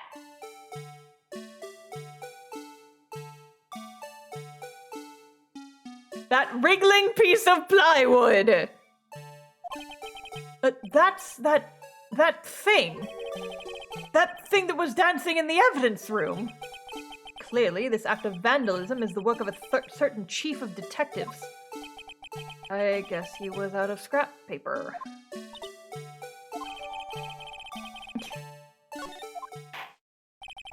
The badger. It all comes down to the badger. The badger is immortal. Very well. Witness, will you please testify about this picture you drew 2 years ago? Huh? Oh, yes, sir, Your Honor. What's wrong with Emma? She seemed to be thinking about something when she was looking at the picture. Badgering the trial, badgering the witness. This is the picture I drew 2 years ago. The flash of lightning was so bright, all I could see were shadows. After that, I must have fainted. This picture shows exactly what I saw in that instant. To think a flash of lightning would burn such an image in your mind. Thanks to that, though, she was able to show us exactly what she saw. Well, I don't see any contradictions here. This clearly shows Joe Dark about to murder Prosecutor Neil Marshall. The defense may now begin its cross-examination. Alrighty. Let's do it. Let's go. Okay.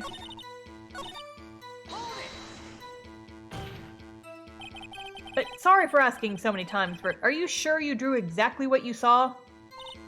Of course! This is the exact scene! It wasn't influenced in any way from your talks with the detectives? Are you insinuating we somehow manipulated her memory, Mr. Wright? No, of course not. I'd better watch out, or he might some way to cut my salary.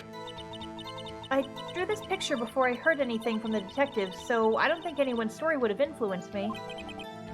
Mr. Wright, is there something that's bothering you about this picture? Huh? Oh, well... That's strange. She claims this is exactly the scene that was imprinted in her mind, and yet there's clearly a contradiction here. Okay. Exactly what I saw in that instant. But he was stabbed in the back. I'm gonna save first, just in case. I might be slightly off base here, but... Yeah, there we go. I just joined the stream. What did I miss? A lot. About 4 streams worth of content. I hate to be the bearer of bad news, but this picture the witness drew contains a blatant contradiction. What? But I still remember it just like it was yesterday. Mr. Wright, perhaps it would be faster if you simply pointed out this contradiction for us. What part of this picture contradicts the autopsy report? I mean, he was stabbed in the back, so it'd be the guy, right? Yeah. Yeah. I think it's, this part here? I don't see what's so strange about that. Oh. It's because the drawing stinks! Phoenix, no! Mr. Wright, how could you? The act of making an innocent girl cry should warrant the death penalty. Come on. Guess that means I shouldn't shift to blame the others. As long as the defense has learned its lesson. Better take another look at that autopsy report in this picture. Yeah, he was stabbed in the back, so why is he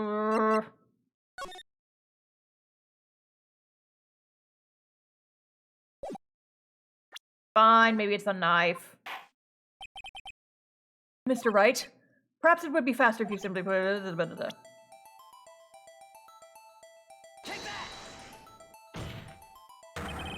The contradiction, of course, lies here. But take a look at the knife the man is holding. If you look closely, you can see its tip is broken. Oh, that? Even I don't have to look closely to see that, Mr. Wright. But, Mr. Wright, look at the evidence. See the murder weapon? Its tip is broken too. If I recall, the tip of the knife was found broken off in the victim's body. It was the conclusive piece of evidence that proves Joe Dark was the murderer. I'm afraid it's not so simple, Emma, because he hadn't been stabbed at the time the picture was drawn. Or, well, I mean, the moment you were trying to draw, the man hadn't been stabbed, so the knife shouldn't have been broken. Case closed. You're telling me that you can break a knife without stabbing somebody? And where, pray tell, could you possibly see a problem? It's obvious, really. The victim suffered a single stab wound to the back. If the victim was only stabbed once, then the murder weapon should not yet be broken. Okay, well, I stumbled my way into the right answer, but I was going for something different.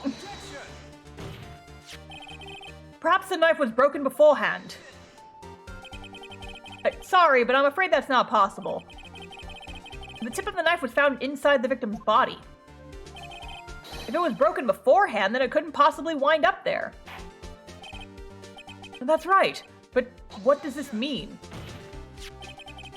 The tip of the knife was undeniably discovered within the victim's body. The only possible explanation is the witness's memory is mistaken. That's why I asked her so many times if she was sure she remembered correctly. I believe you were annoyed at the time. The call was coming from inside the house.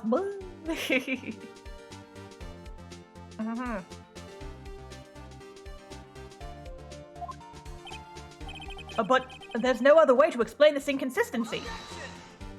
Oh, there's plenty of ways if you get creative with it. Not so fast, Mr. Edgeworth. There is another explanation. Have you forgotten already? About a little something called falsified evidence? You're treading on thin ice, right? All I'm saying is that this broken knife tip might be the piece of evidence that was forged. You can't deny the possibility. No. Gah! Dun dun dun! Order, order, order! Are you saying the investigation really was corrupted? Your Honor, please allow me to once again go over the events that took place the day of the murder. The police department and the prosecutor's office were holding a ceremony that day. After receiving the King of Prosecutors Award at the ceremony, Neil Marshall questioned Joe Dark along with Damon Gant. During the questioning, Joe Dark fled the room. Prosecutor Marshall chased after him and was killed by Dark. It's my belief that somewhere in this story, there's a lie. I'm not lying. The man really was holding up a broken knife. If that's true, then there's no other way around it. This could not have been the actual murder weapon. There must have been another broken knife. What are the chances of there being 2 broken knives? Another broken knife besides Joe Dark's. Could there have been one? No, there is another one that we have not found yet. If the witness is this adamant about the accuracy of what she saw, it can't just be explained away by a simple observational error. Mr. Wright. In that instant, Emma really did see a broken knife. I assume, then, that you have some information about this other broken knife? If so, please feel free to enlighten us. The murder weapon was already broken prior to the murder. There's only one way. Take a look at this. Here's the real murder weapon. Look at this photograph! Look at this photograph. The answer lies in the past. 2 years in the past. Right here beside this picture. This is a picture of the awards ceremony. Gah! What is it, Mr. Edgeworth? It's the broken murder weapon. And notice the award Prosecutor Marshall is holding.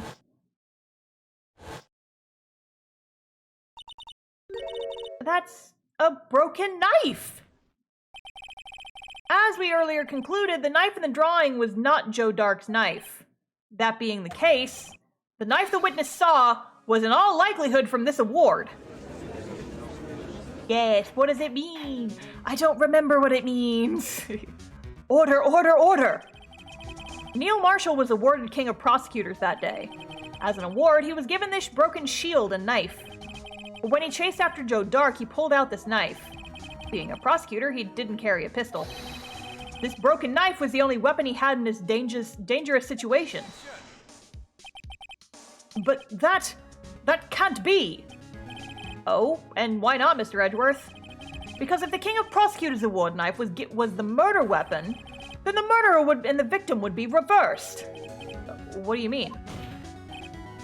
I mean, this man raising a knife would have been Prosecutor Neil Marshall. Oh. Go! Dun dun dun. But the prosecutor was the one who actually died. That's true. What's going on here? Also, how did he get the knife off of the trophy so quickly? You'd think that those two things would be, I don't know, like welded together or like stuck together on some sort of mold. It seems kind of crazy. I would have just simply yeeted the entire trophy at the man, maybe given him a concussion. It seems Mr. Wright has been a bit too eager to jump to conclusions. Oh, wait! I remember now. I remember everything! Witness? Mr. Edgeworth! What is it? Could you show me your evidence list again, please? I don't have enough points for all these dun-dun-dun star. I mean, listen, I can do it myself here. His list? The one with that picture scribbled on the back. The badger. The badger. The badger. I knew it. This picture. I'm the one who drew it. What? You drew that? That's right. The list wasn't torn in half at this time I drew this picture.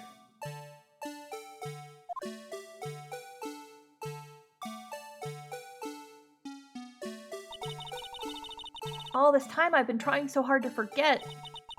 I must have locked this part deep away inside me. Perhaps it would be best if we added this to the witness's testimony. Would you please tell us what you've recalled, Miss Skye? Yes, Your Honor. First the knife mix-up and now the blue badger? Should be interesting. The badger knows all! The badger knows all!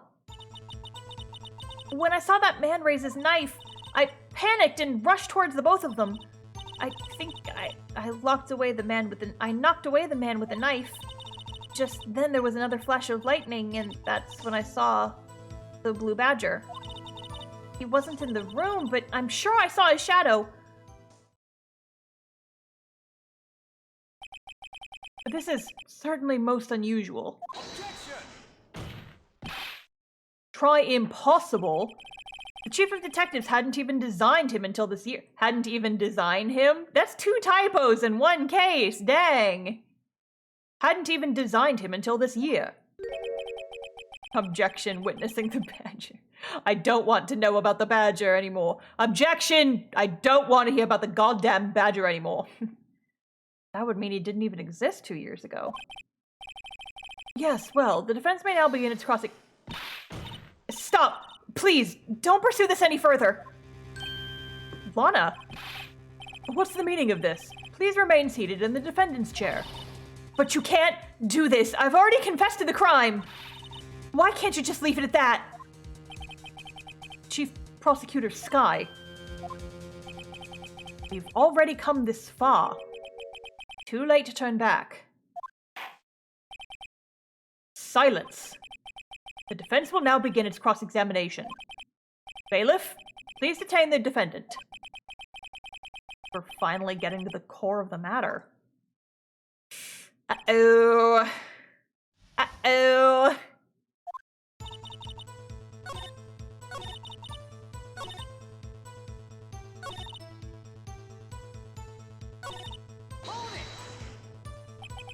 Are you sure about this? Of course. See? I even drew a picture of him here.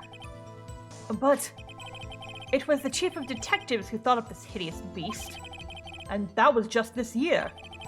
The blue badger didn't exist 2 years ago. It's all quite verifiable. I know it sounds strange. I was surprised too when I saw him at the police department. I had this nagging feeling that I'd seen him before somewhere. And now I finally remember. Oh, brother. Just when you thought that thing had caused enough commotion. Tell us, where in the room did you see him dancing?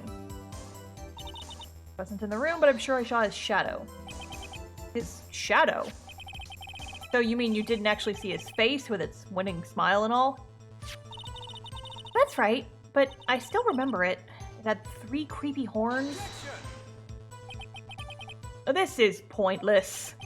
That thing couldn't have possibly existed 2 years ago. The witness must be mistaken. That may well be. But what's important is what caused her to think she saw what she did. Oh? And I suppose you have an explanation. If so, then by all means, please tell us what the shadow really was. What was it Emma saw when that lightning flashed? What is this blue badger really? I just might know. Blue badger hadn't even been dreamt up when Emma saw this picture. Yet she's certain she saw its shadow. Ladies and gentlemen, it's the defense's belief that on that fateful day 2 years ago, there indeed was something that looked similar to the blue badger. Something that is now sitting in this very room. Mr. Wright! In this room? Very well, Mr. Wright. What is it that the witness saw in that instant? Please show us this mysterious blue badger look-alike. I remember this part very well because it was very frustrating when I played it the first time. The mysterious blue badger was in fact this. But that's... what exactly is that? I believe it's some sort of jar. But Mr. Wright, that doesn't look anything like the blue badger. Indeed it doesn't. As it stands now, it's just a plain jar. However, what if we were to change our viewpoint? What if we were to, oh, I don't know, use the 3D models that this game now has at this point in the creation of it? Hang on, give me 1 second. I'm gonna close my blinds because it got very dark outside all of a sudden. Okay. Our viewpoint. I've got to show them the correct angle to show it from. Alrighty. So we get to listen to this music for a long time. Hit left. Until I get this spot on.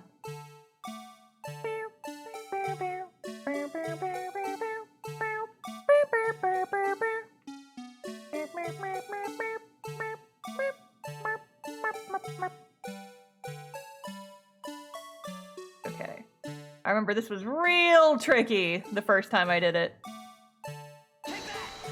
This isn't right. I've got to make it look more like the badger. Allow me to remind the defense that its case hinges on the witness's drawing.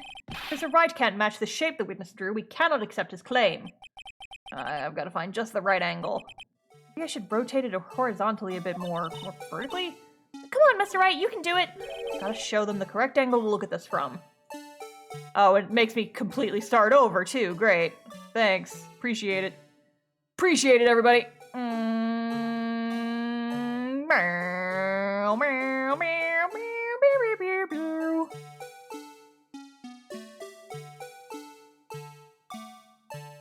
Okay, that looks approximately good, right? This might take a couple of tries. Oh, hey! Second try! Nice, nice, nice! Well, is this a miracle or what? Son of a bitch. Who can possibly deny this jar's resemblance to the blue badger? There he is. That smug motherfucker. No. It can't be! It can and it is, Edgeworth. Your worst nightmare come to life. Order, order! The defense has proven its claim. The mysterious blue badger witnessed on the day of the crime was actually this fucking weird vase. Although we all enjoyed Mr. Wright's dramatic performance, one question remains. What's your point? Well, what do you mean? So that badger thing was actually just a jar. That doesn't change anything. I'm afraid that's where you're wrong, Mr. Edgeworth. You see, this changes everything. Indeed. Very well then, please tell us. What's different now that we know that the witness saw this jar? The location. Allow me to take these in turn. At the moment of the murder, the witness saw this jar. At a very specific angle, I might add, Mr. Wright. Yes, well, knowing this, where could she have seen this jar? Where? The location of the jar is shown in the picture taken on the day of the crime. On a shelf, it's on the shelf in the office of Damon Gant. But the body was found lying near Lana Sky's desk. The witness testified so herself. Yes, and it is these two facts that reveal what actually transpired. C. The struggle between Dark and Marshall did not take place in Lana Sky's office. It happened on the other side of the room in Chief Gant's office. Are you implying the murderer moved the victim's body from Damon Gant's office to Lana Sky's office? Yes. Why would he do that? There's no reason. Exactly. But there wasn't a reason. He wouldn't have gone through the trouble. The only logical conclusion is that there was a reason. Do you know what that reason was, Mr. Wright? I finally figured it out. So this is why Lana tried to stop the trial. Too late to quit now, though. And please recall the witness's testimony. She said she knocked away the man who was holding up the knife. In the next instant, the jar was hit and flew through the air. Now tell me, what could have sent the jar flying? That would have to have been the impact the man weighed when he was knocked into the wall? Ladies and gentlemen, if I may draw your attention to this picture once more. If the man was knocked in the direction of the shelf the jar was sitting on, what would he have hit? The suit of armor, holding a very sharp and dangerous-looking sword. Yes. And since the man who was knocked into the armor was carrying a broken knife, he would have had to have been Neil Marshall wielding the knife of the King of Prosecutors trophy. No. Mr. Wright, you can't be thinking. Yes. There's another possibility of what actually transpired in that room. Another possibility? Of course, the perpetrator would have had no idea, but nevertheless. I don't know if I can go through with this. Mr. Wright, what's the matter? If events took place as the defense theorizes, then the outcome is obvious. In that moment, assuming the man Emma Skye knocked away was actually Prosecutor Neil Marshall. Oh shit.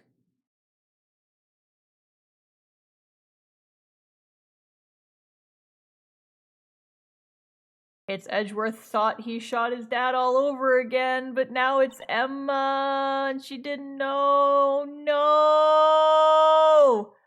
You mean Mr. Marshall died because of me? No! Oof, and she's out. Never imagined her testimony would lead to this. So it was the witness who took the victim's life, and then proved so with her own testimony. It's unprecedented. Yep. What are you saying? I'm sorry, Miss Skye, but given the circumstances... Joe Dark murdered Prosecutor Marshall. How can you think it was Emma? How dare you try to pin the crime on her? Imagine that coming from you. You recall it was you who admitted to forging evidence 2 years ago. The reason you moved Prosecutor Neil Marshall's body was to keep anyone else from finding out about what Emma did, wasn't it? I assure you, Mr. Edgeworth, I have no idea what you're talking about. If you hope to have anyone believe your insane allegations, I'm afraid you're going to have to find proof. Tell me, do you have any conclusive evidence that proves my sister killed Neil Marshall? Evidence? I'm willing to bet you don't. Yes, it certainly would be difficult to prove this with evidence. If we don't have evidence, then we'll have to rely on testimony. I'm afraid that won't work in this case. Both parties involved in the incident are dead. We certainly can't get dead people to testify. At least not right now. Maya's not here. This has all been a wild goose chase from the beginning.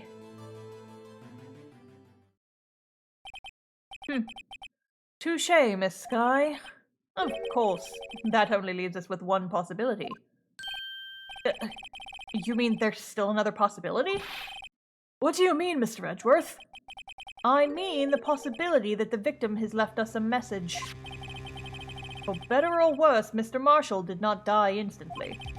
He may have left behind the name of the person who took his life. In one manner or another. That's impossible. Well, Mr. Wright, this is the only possibility left to you. A message from the deceased. Does such a message exist? Gotta think back to the court record. The real murderer's name that the victim may have left behind is in the evidence, and I don't like it. I don't like it. This message from the deceased is already in our possession. Mr. Wright, you stop at nothing to prove my sister a murderer? Do not be mistaken, Miss Skye. Our purpose is not to accuse Emma of any crime. There's only one thing we seek. The truth. No matter how painful it may be. Now then, Mr. Wright. Please show us this piece of evidence that conveys a message from the deceased. It's the fucking jar again with the blood splotches on it. This is the message left by the deceased. This is that blue badger from before, right? Oh, is he going to speak the killer's name? If that thing could, I'm sure it would. Like everyone's forgotten, this is just a jar. A message was left here, on the surface of this jar. What do you mean? If you look closely, you can see a faint trail of blood on this jar. It looks like someone wiped the blood away. Yeah, and they did a piss-poor job. Objection, using the badger as a witness. Yes, but notice. For some reason, the blood on the fragments was not wiped away. Yes, there's a line here, drawn in blood. So what you're saying is these dots were once lines. The prosecutor marshal did not die instantly. He used the few precious moments left in him to leave behind a message. Leave behind a message. I can talk today. I'm a professional. One that someone apparently wiped away. But blood must have seeped into the jar where the lines changed directions. Precisely so. All we need to do is connect these points, and the victim's message will become apparent. No. Mr. Wright, what kind of message did the victim leave for us? Your Honor, I believe these bloodstains will reveal to us the answer. How to connect these dots to make letters. I'm surprised they don't let us use the luminol during this part, because, like, even if the blood... That was the whole thing! Even if the blood got wiped away, they'd still use that. There's only one thing the victim would have written, given the circumstances. Murderer's name.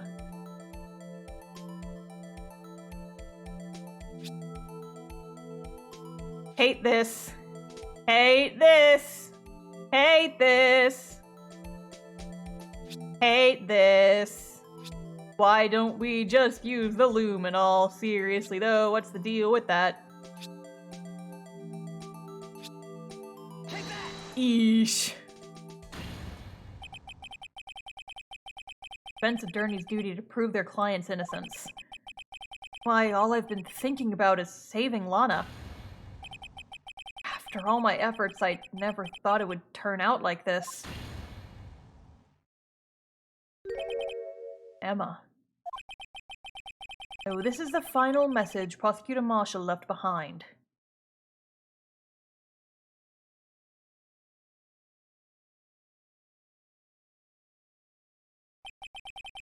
Of all people. She may not have meant it, but in the end, the one who took the victim's life was Emma Skye.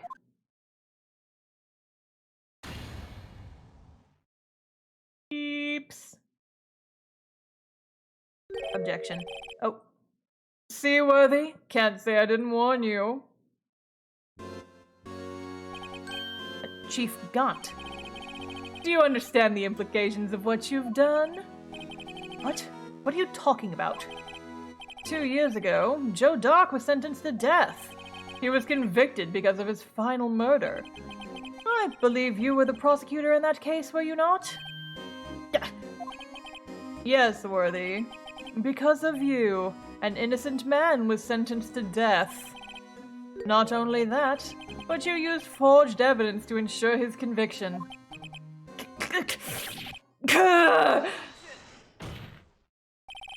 But Joe Dark really was a serial murderer. That's undeniable. I'm afraid that's not important. Didn't you know? We aren't defenders of justice. What? We're merely keepers of the law.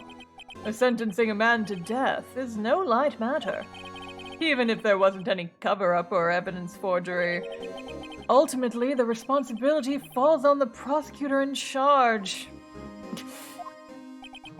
Despite what anyone may say, this fact cannot be denied. What's going on at the prosecutor's office? They might have sent an innocent man to his death. How can he just stand there like it wasn't his fault? Order, order, order, order! Yep. Gavel's pounding fell on deaf ears. Unable to settle the crowd, the judge declared a recess. Where this trial is headed, no one knows.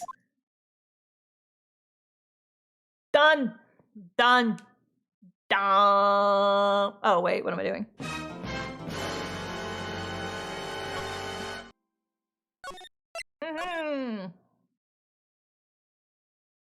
Oh shit, hold up.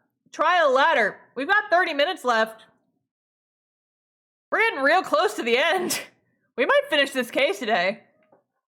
We may very well finish this case today. That was not what my intention, but I mean, hey, if we're this close, we might as well go all the way, right? Sorry, Edgeworth. I didn't mean to get you in trouble. Don't worry about it. My problem, not yours.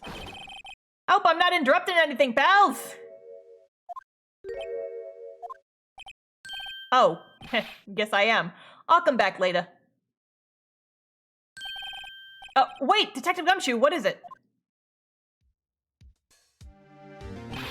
You got a lot of nerve, pal, making a detective run around while on duty. And to top it all off, you called me here. I've seen happier people at funerals. Deja vu. I take it Lana's having you run errands again. Let me tell you, this is the last time, pal. Here, she asked me to give this to you if there was a break in today's trial. Evidence law. I was talking about that just the other day. I'm sorry, is the cover of the book a little duck, a little chicken with a Sherlock Holmes hat and pipe? That little bird is a Sherlock Holmes fan. Mans didn't even exist at this point. Oh my god, I love it. You must know the true rules of evidence law. Rule number 1, no evidence shall be shown without the approval of the police department. Is that right, Mr. Wright? It seems so. You could at least study some evidence law, really. It's Sherlock Holmes. The chief prosecutor also wanted me to give you a message. A message? He said, if you're planning to take him on, you're gonna need this book. Him. Voldemort. I guess I'll need to give this book a thorough read. Okay. Let's have a look-see. Rules for submitting evidence. Rule 1. No evidence shall be shown without the approval of the police department. Rule 2. Unregistered evidence presented must be relevant to the case on trial. Okay. Doesn't look like that book will do you any good now, though. All that's left now is the chief prosecutor's sentence. That's where you're wrong, detective. Huh? Huh? Haven't you figured it out yet? Why I'm still sitting in that prosecutor's seat, despite all these allegations being thrown at me. Mr. Edgeworth, the real trial today hasn't begun yet. What? What else is there left to do? Your credibility's been all but ruined with this forged evidence you were unaware of. Emma Skye found out she unwittingly caused a man's death, and now you're telling me you want to do more? You gotta be kidding me, pal! You're missing the point, Detective. Alana didn't murder Detective Goodman. She merely stuck a knife into his dead body. That means the real killer is still out there. What? And we're gonna expose him, no matter what it takes. This case has hurt too many people. Time to bring it to an end. Please, for the love of God, we've been doing this case for so many episodes now. Holy Jesus.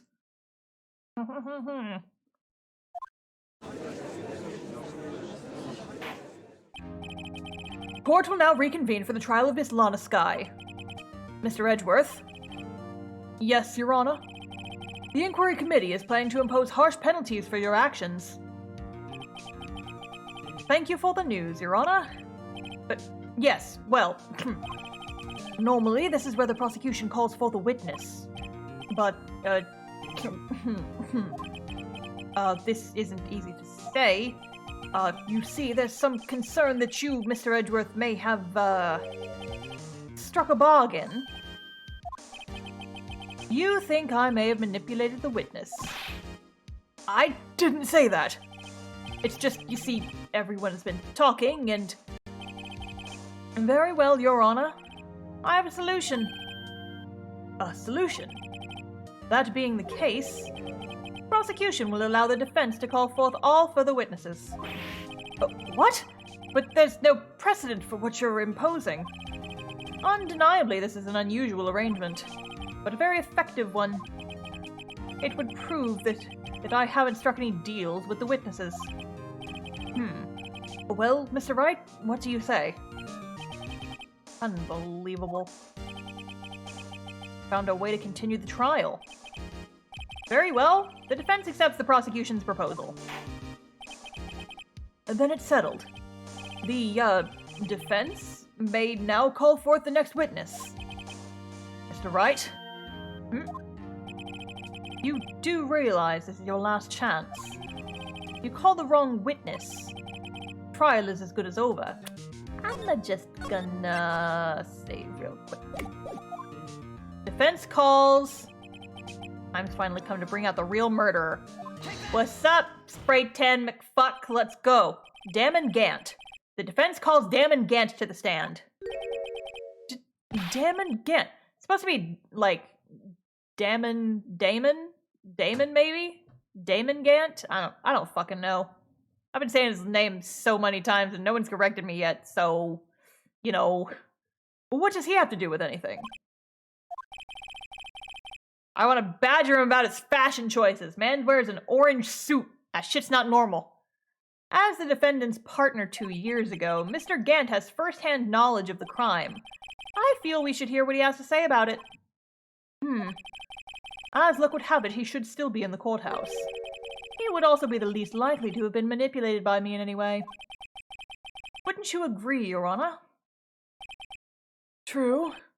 All right. Bailiff, please escort Mr. Gant to the stand.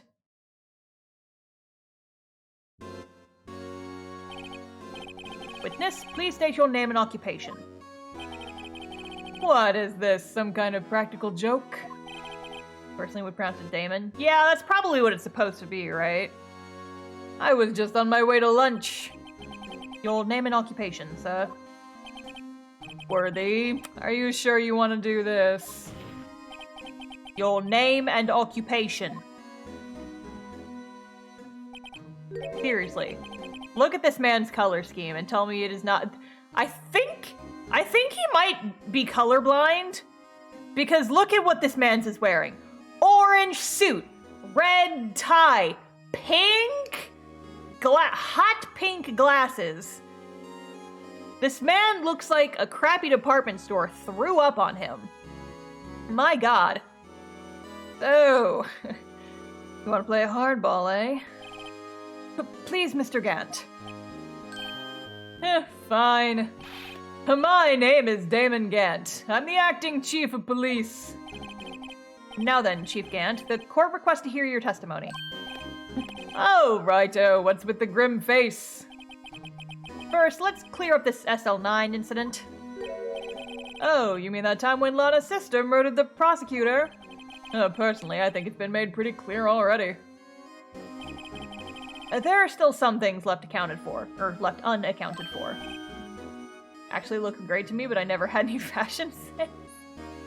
It's like, if his eyes weren't that shade of green, it would be one thing, but just like, the glasses throw me off so hard. And also his skin is like so orangey too, it just, like, this man should not be wearing that color orange, it does not go well with his skin.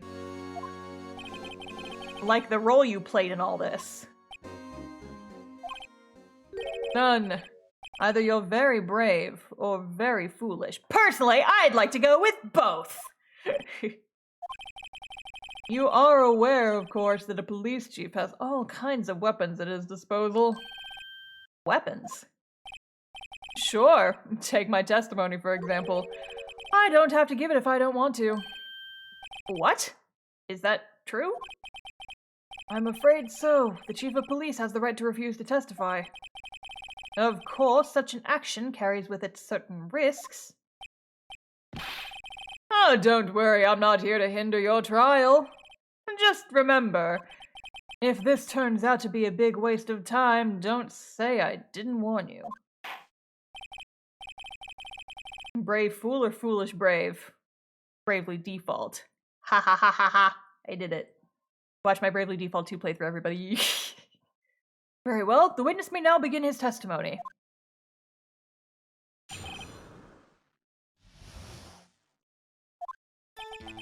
As I recall, Neil and I were questioning him that day.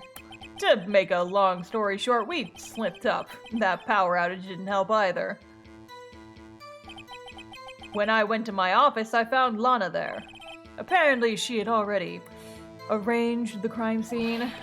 As you can see, I had nothing to do with the forgery.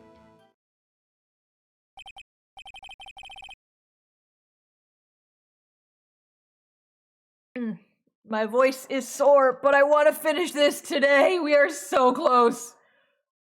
Is that when Dark was arrested? Him? He was lying on the floor unconscious.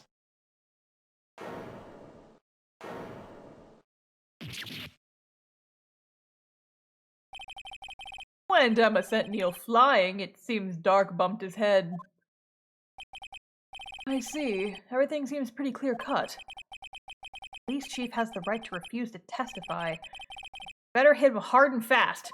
Here's my baseball bat. Let's go, let's go, let's go! Oh, no. So the two of you ran immediately after him, right? Oh, that's right, but Dark made it to the elevator first. So Neil and I split up. He went upstairs and I went downstairs. I guess you could say. He got lucky. What's this about a power outage? Oh, that. The elevator stopped all of a sudden and I got the shock of my life. Well, probably not as shocked as Neil was when he found that knife went into his heart, though. That's not funny. My officer found Lana there. Apparently she'd already arranged the crime scene. So you're saying that the forgery had already taken place by the time you arrived at your office? And that's exactly what I'm saying. I can understand how Lana must have felt, but moving a body and hiding evidence are inexcusable no matter what the circumstances. How it really went down. Staring at the witness won't do you any good, Mr. Wright. If you're going to stare at anything, you'd better off staring at the court record. Worthy, always the smooth talker. Which piece of evidence ties Gant to the forgery? Anna did admit to forging evidence, but that can't be the whole truth. Now I've got to link Gant to the incident.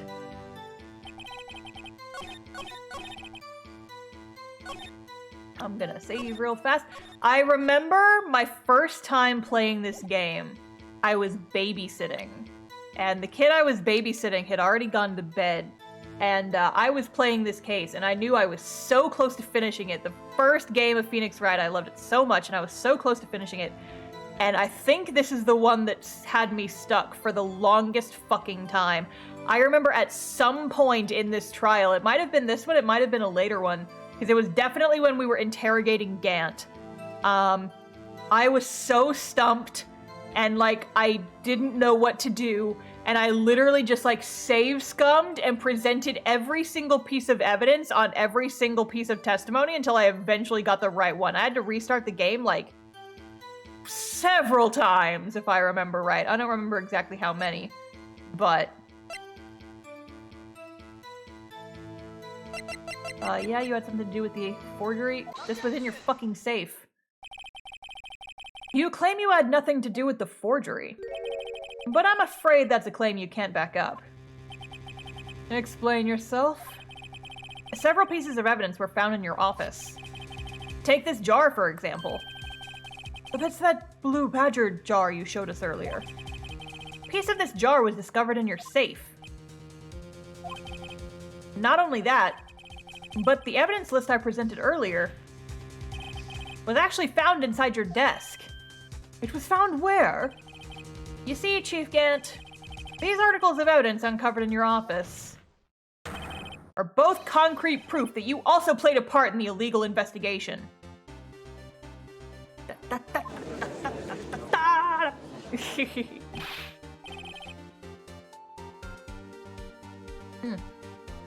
Chief Gant, what's the meaning of this? Oh, here's a defense attorney who may even rival Worthy. So you admit to it then? That you were involved in the forgery? Who, me? Or do you mean you? Me? Why would I have anything to do with that? Well, you were the one who snuck into my office when you found this evidence. Yeah. Prosecutors aren't the only ones capable of forging evidence, you know. Defense attorneys can do so too. Isn't that right, Righto? However, Detective Gumshoe was present during the investigation. Worthy, my boy. Not even detectives are exempt from the law. Rest assured, Dick will receive his due punishment. What? Detective Gumshoe's salary drops any further, he'll end up paying to work. He's already gotten fired. He can get a better job. Yes, well, in light of the detective's presence, Please give us your testimony regarding these pieces of evidence found in your office, and their relation to the forgery that took place at the crime scene. My. Kids these days no longer know how to put two and two together. What the fuck, am I right, Judge? Am I right, Judge? Oh, please leave me out of it.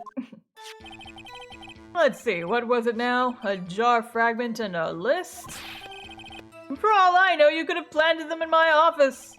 Anyway, you can't prove when those pieces of evidence were discovered. If they were found just after Dark was convicted, then they're worthless. There's no reason I'd participate in a forgery. Rearranging the crime scene wouldn't help me out in any way. Mr. Wright. Yes, Your Honor? When investigating the crime scene, you should have been more careful to observe protocol. You do understand that I'm the chief of police, right? There will be consequences. Oh. Indeed, I believe I will press charges, so you don't make the same mistake again. My apologies, Chief, but would you mind waiting until tomorrow for that?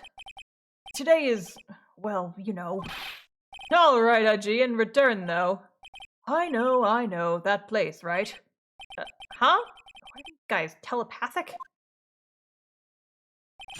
He's got it in with the judge. Somewhere, out there somewhere, in the wide, wide world of the internet, there has to be at least one piece of Gant X Judge Shippy fan art. There has to be at least one. At least one. There cannot— you are not about to tell me that these games have been out for 20 years. And no one has drawn it. Even as a fucking meme, as a joke. Someone has drawn it somewhere. I think this might be the one that stumped me. Went from my office. Anyway, you can't prove when those pieces of evidence were discovered. They're found after Dark was convicted, then they're worthless. There's no reason I participate in a forgery. Rearranging the crime scene wouldn't help me out anyway. Did you put that image in my head? Ha ha ha! Ha ha ha! I'm just gonna press everything, because I'm not sure if I have evidence for this right now. I'd appreciate it if you'd stop making these ridiculous allegations. Yes, you do have a point. You wouldn't have the guts to do something like that. What? I'll have you know, back in the day I once broke into a cattle ranch and I tipped— Mr. Wright, what are you saying? Anyway, you can't prove you didn't carry in the evidence, can you? If you have proof to the contrary, you're gonna need it later. Later? What are you talking about? What else? I'm talking about when Raito's prints are found. Yes, if they're found inside my safe, they would prove his investigation was illegal. Ugh, I've never faced anyone as slimy as this guy.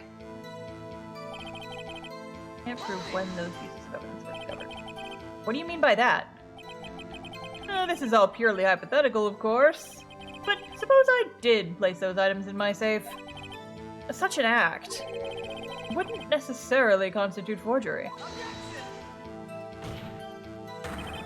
If concealing evidence found at a crime scene isn't forgery, I'm not through speaking yet, righto? It all depends on when the evidence was discovered.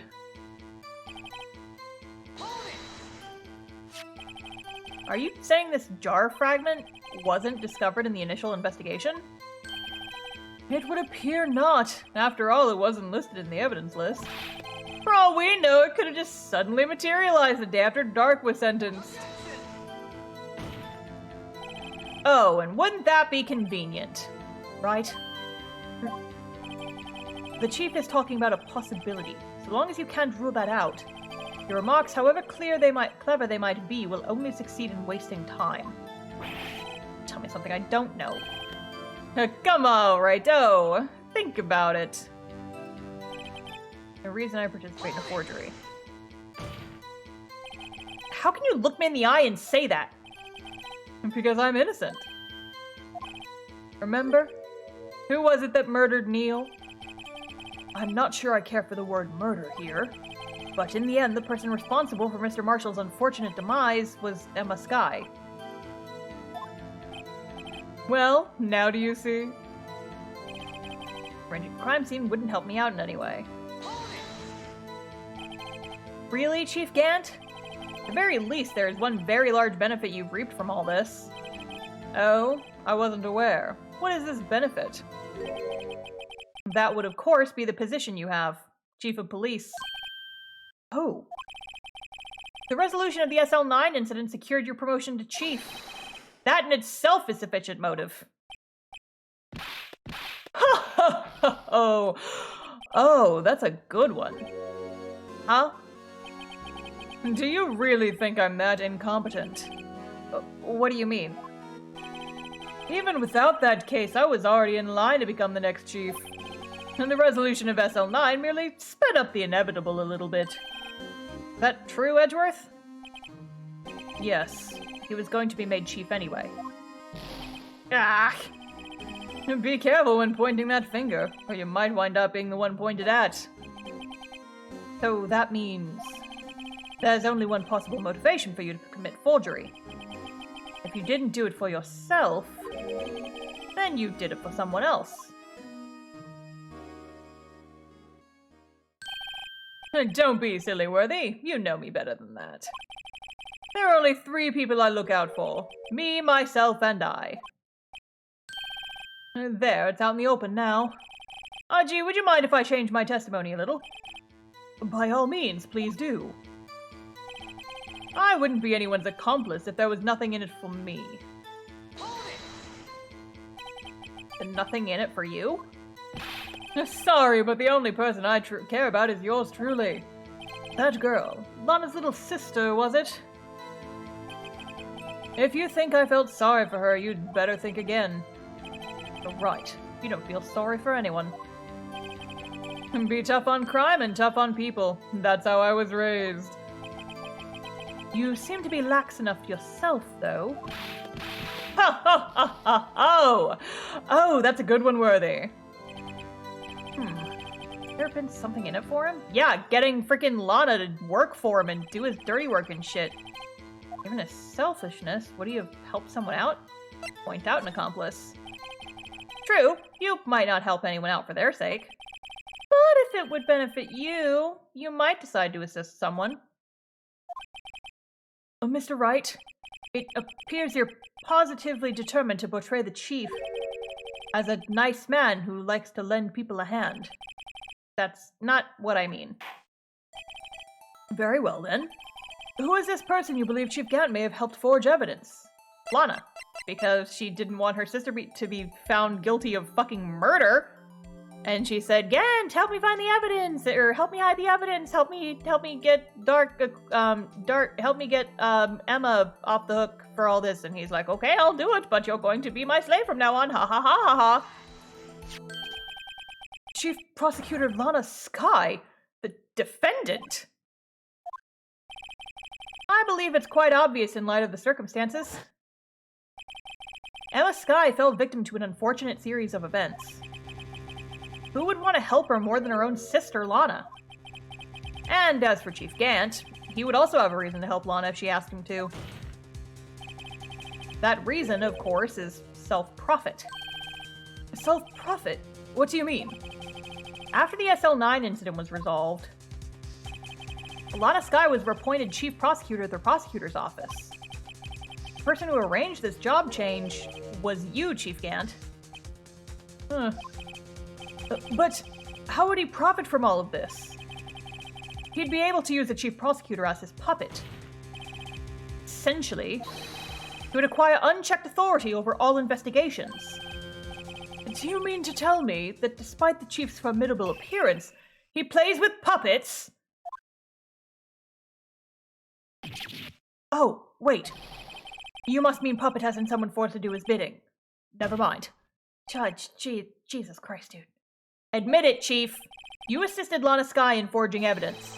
Your motive to appoint her as Chief Prosecutor so you could control her. Righto, my boy, you have quite an imagination. Let me ask you something. What? Do you have any proof of this? That I controlled Lana? For example, is Lana testifying that I've done such a thing? Lana... she's keeping quiet to protect Emma. No way she'd testify up against Gant. I'm afraid without any proof this all amounts to nothing more than mere conjecture. Unless... That is also what happened in this incident. This incident? Which one would that be? Of course I'm talking about the murder of Detective Bruce Goodman. Chief Prosecutor has been acting strange throughout this entire trial. Almost as if someone has been controlling her.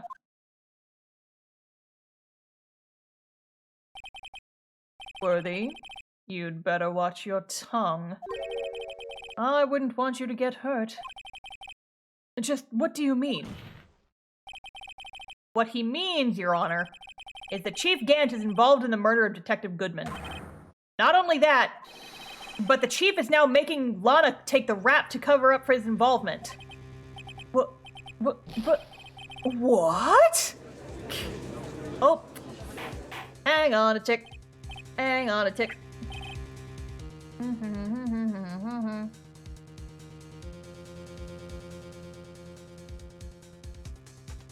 Hang on a tick. We got a bot. Goodbye. Got him. Got him. We got him. Okay. Objection. Witness is threatening the prosecution. Order, order, order. I said order. Mr. Wright, you can't be serious. Hang on. Can I get rid of that on the chat log too? I don't know if I can.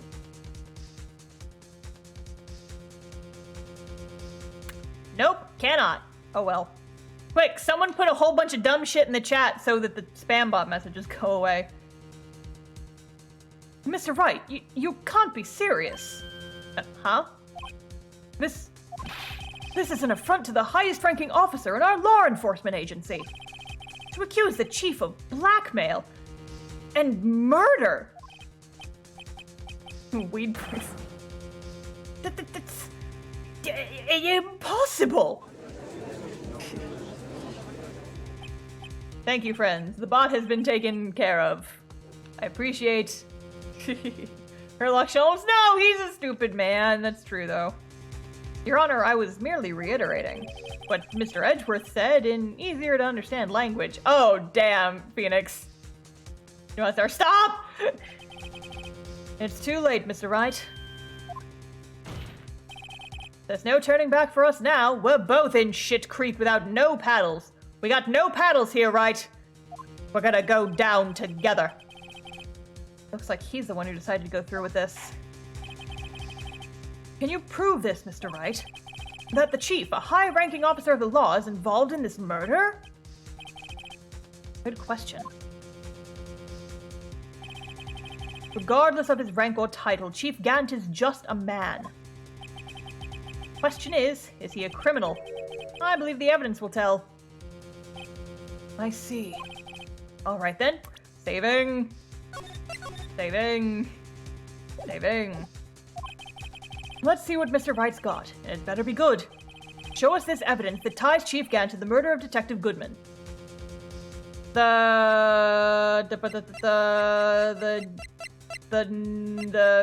This ID card record.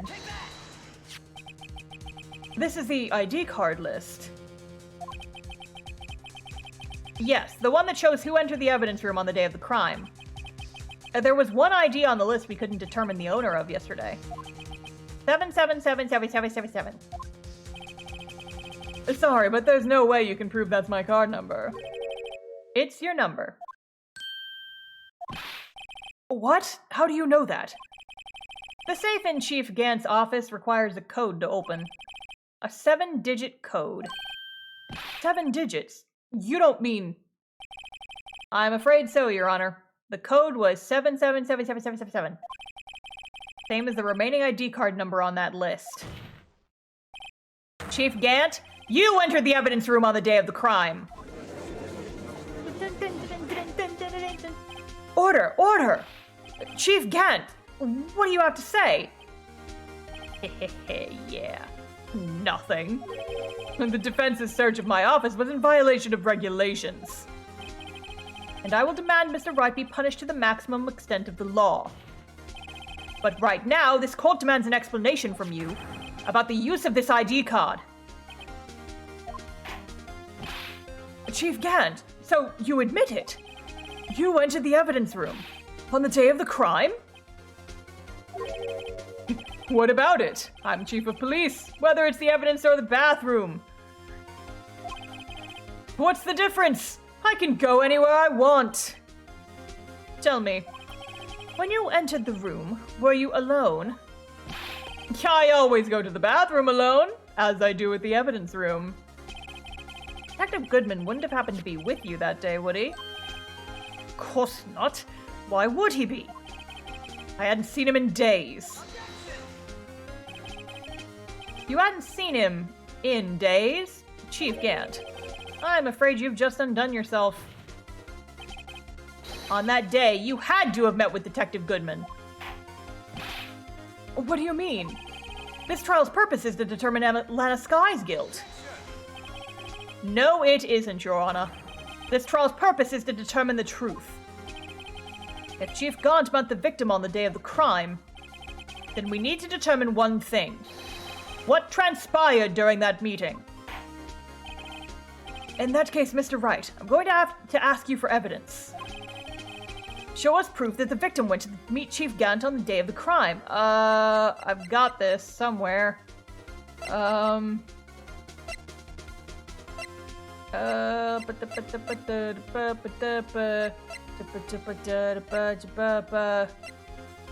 be submitted to the chief of police. Maybe that one? It could be it. But he didn't turn it in. I forgot. When you... Just proves that the victim went to meet Chief Gant on the day of the crime. I mean, the indicator light was on, so that could also be a thing. I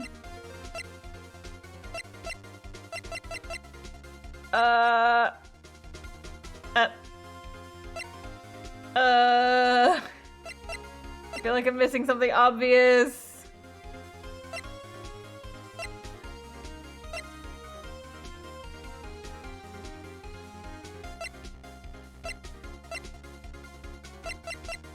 Not this, is it? No. Oh, I guess it has to be the locker because the locker was open, and how else would the locker have been open? Oh, there's gotta be something more solid than this. On that day, Detective Goodman had to go see Chief Gant. Sorry to interrupt your mumblings, but the court is waiting. Oops. Why don't you come meet with me tomorrow? Perhaps we could write up your letter of termination? Regardless, you did see Detective Goodman that day, and I'm gonna say it real quick. In that case, Mr. Wright, I'm going to have to ask you for evidence. If it's not that, then is it the lost item thing? Detective... Yeah, it was. Okay, fine. Detective Goodman lost his ID card on the day of the crime. Or to be more accurate, Jake Marshall stole it. So Detective Goodman filled out a lost item report. He would have had to have given that report to the chief of police. Yet you're in possession of the report. Which means you can't be sure if he filed it. He filed it. How do I know, you ask? Because he needed to enter the evidence room that day. He needed to? Yes, to transfer the evidence out. Oh. Detective Goodman took the form to you, Chief Gant. Then, you accompanied the detective to the evidence room. I accompanied him? There's no other way the murderer and Detective Goodman could have entered the room. Hold on. Let me guess what you're going to say next. I, the chief of police, murdered poor Goodman. Exactly. But wait. The chief didn't necessarily need to accompany him to the evidence room. He could have just lent him his ID card. Yes. Now that you mention it, I believe I might have done something of the sort. Sorry, but that's not possible. According to the record, your card was only used once. Yet you showed us your ID card earlier. If you had really lent it to Detective Goodman, it would have been found on his body. Ugh.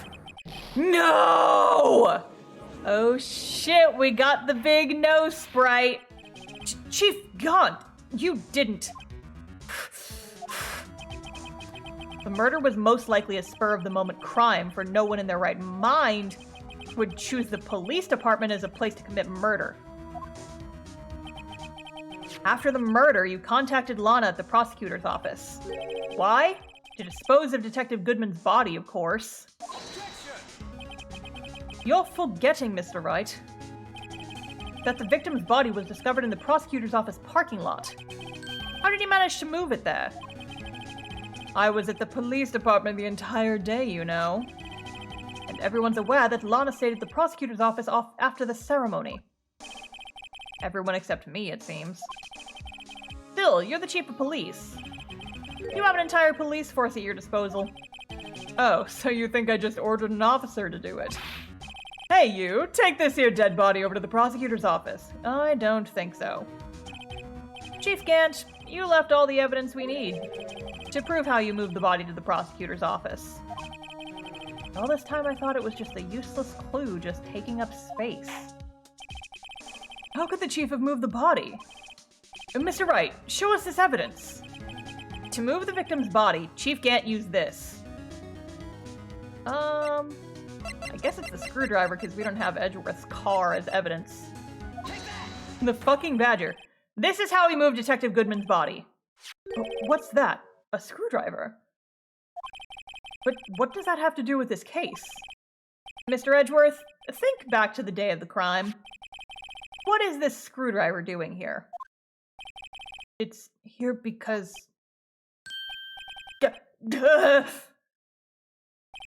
I was asked to go, by Chief Gant no less. He told me he wanted me to keep it here in the prosecutor's office. In any case, on the day of the stabbings, I brought this back here. After the ceremony ended that day, I didn't plan to return to the prosecutor's office. But you did, because Chief Gant asked you to. You mean The body was found in the trunk of Mr. Edgeworth's car. I think it's obvious what happened. The body was moved by that car. See, the body was already dead when Lana stabbed him, and that Edgeworth's car was used to bring it over. That was like the only thing I remembered about this case, so I may have slipped up and said some stuff in earlier episodes of just like, oh, well, yeah, because, you know, Goodman's body was already dead. He was already dead by the time we got... I don't think I said anything like that out there, but I was definitely thinking it the entire time, because that bit was like the only thing I remembered about the case, was how the simultaneous murder happened. Like, everything else I forgot. All the SL9 shit, I did not remember that at all. But I remember that bit. That fucking bit. Yes. Unless, of course, you have another explanation, Chief. Why else would you have asked Mr. Edgeworth to transport evidence from a closed case? There's only one plausible explanation. Transport the body to your accomplice, Miss Lana Skye. Order, order, order! What's going on here? Is there no room for rebuttal in the defense's outrageous accusations? Think back to the photograph Miss Starr took at the prosecutor's office. Look at this photograph! This was not a photo of the body being stuffed in the trunk to be taken away. It was exactly the opposite. It's a photo of the body being taken from the trunk. Chief Gant, please say something! I believe... Your time's up. My time's up? Sorry, Righto, but I'm having lunch with the District Attorney General after this. We have to get going if we're going to make it in time for the early bird special. But the cross-examination isn't finished yet. Remember what I told you earlier? A police chief has all kinds of weapons at his disposal. Weapons? Like the right to refuse to testify. I'm invoking that right now. What? That is not a right to be casually revoked. There are certain risks to be considered. So you're going to just run away after all this? Run away? Don't make me laugh, Worthy. I stabbed old Goodman. That's what you're saying, right? But if you had any conclusive evidence, you would have presented it by now. You think I had Lana dispose of the body? If so, then show your proof and get it over with. I'll say it again, Mr. Wright. Demon Gant is the current chief of police. This court will not tolerate any accusations against him without concrete proof. Well, Mr. Wright? Your Honor? You have any concrete proof? Proof that Chief Gant murdered Detective Goodman and made Miss Skye dispose of his body. Have any concrete proof? I'm gonna save. Because I don't think I have any. Because if I had, I would have shown it already.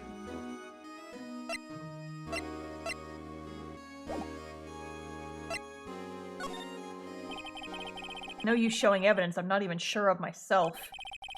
No, Your Honor. At present, I have no conclusive evidence.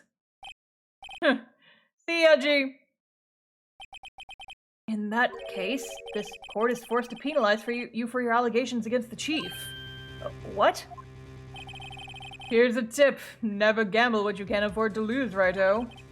It seems that Lady Luck was on my side yet again today. Okay, Edgy, I'll leave the rest to you.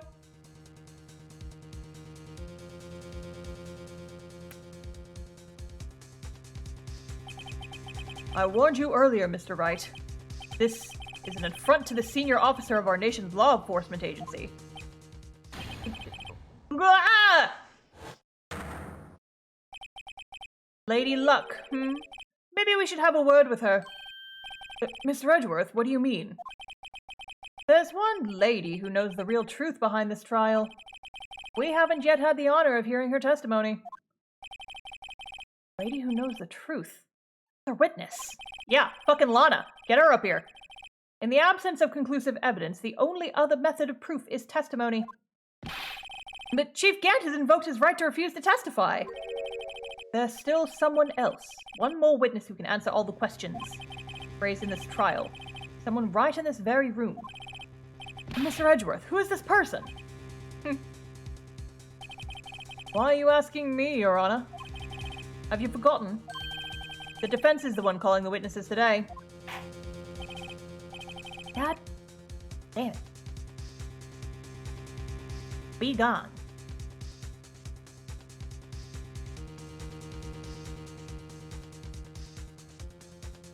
Mr. Wright, does such a witness exist? She may not be willing to tell the truth, but we can't just stop now. Yes, Your Honor. The defense calls forth... Lana, get up here! The defendant? Miss Lana Skye? She was in the underground parking lot at 5:15 p.m. on February 21st.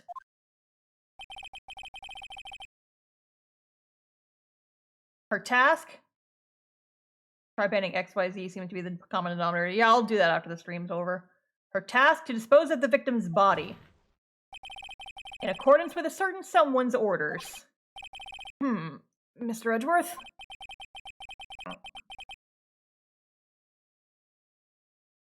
The prosecution has no objections, Your Honor. We are so close to being done. We are so close, I can feel it. Very well. The court will now take its final recess for the day. 15 minutes we will reconvene to hear the defendant's testimony.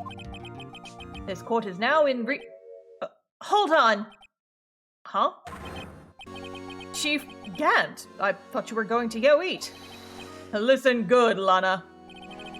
Talking to Lana. I don't think you need me to tell you this, but if you accept Mr. Wright's claims, there will be terrible consequences. Yeah. That's right. Your sister will be found guilty for Neil Marshall's murder. It was manslaughter at absolute worst. This isn't good. Of course, you'd never support such outrageous claims anyway, right? Just something to think about. All right, then. I've got a lunch date to meet.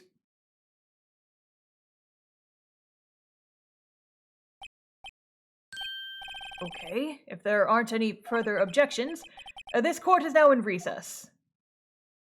Yep. Looks like we managed to stay in the game. Yeah, thanks to your help, Edgeworth. That chief, he's something else, eh, pals? Detective Gumshoe. Go to your lunch and choke on it. I'm not a detective anymore. Something fell. Yeah. Oh, yeah. Sorry about that. Don't worry. I've already decided where to work now.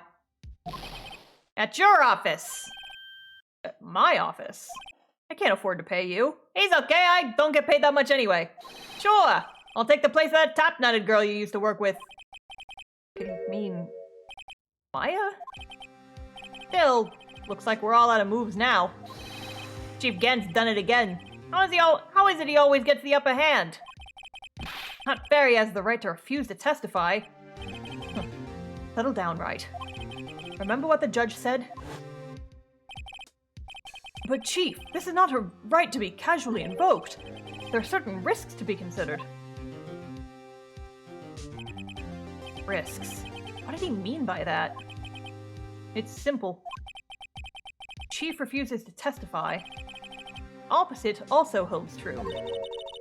You mean he forfeits his right to say anything too? Who is this? There's Emma. I was wondering when you were gonna wake up, my little weird girl. Emma, are you okay? Yeah, when I came to, I was in the medical office. Been listening to the trial from the gallery. So she heard everything that's been going on. Emma? I'm sorry for what I said before. No, don't be. It was the truth. You know, it's funny. I almost feel somehow relieved? Relieved? I'm glad this game has absolutely no theme about police corruption. No, not at all. Not even a little bit. Yeah, now I finally know what really happened. I think that all this time, my sister was being blackmailed by that terrible man. She did it all just to protect me. Ever since her appointment as chief prosecutor, everyone who knew her said she changed. Perhaps it was easier that way for her. What do you mean? What do you think I mean? To follow Chief Gant's orders. She must have shut herself up deep inside. Forced herself to do anything and everything the chief told her to do. That must be why she became so cold. It was all my fault. It's all because I murdered Mr. Marshall. Hey, don't go blaming yourself now. If you want to blame anyone, blame society, pal. Chief Gant may be able to fool everyone else with his forgery, but he can't fool my memory. I remember now. I knocked Mr. Marshall into that armor. I see. Well, we'd better get back. It's time for the final act. Emma, why don't you wait here? No, I'm going with you. I want to be there. When Lana tells the truth. Let's go, right.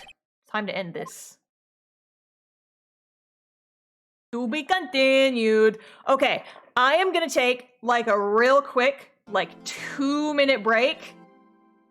I'm gonna go boil some rice because I am starving.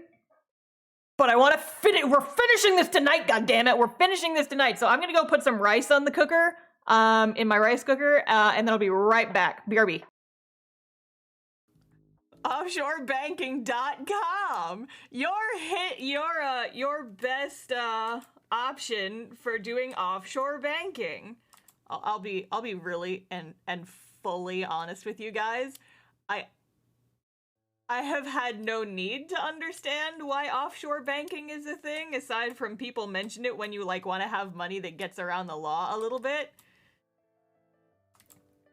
I don't actually know, like, what it entails, so this is me being like, yes, offshore banking! Put money in my account, please! I want you to imagine that with the same cadence of, yes, I do the marijuanas! I am lit! As the teens say. Well, where is Lucas right now?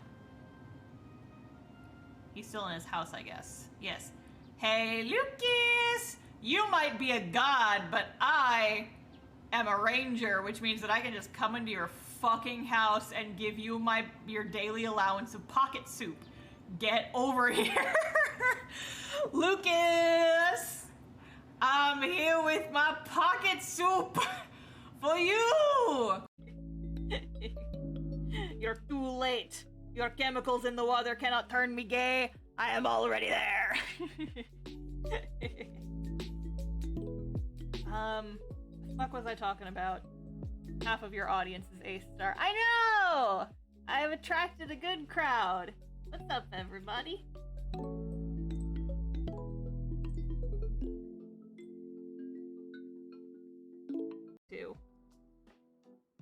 And so it was like Mist and Mana and oh no! Oh no! Oh no! I've made a terrible mistake! Oh no! What beautiful eyes you have!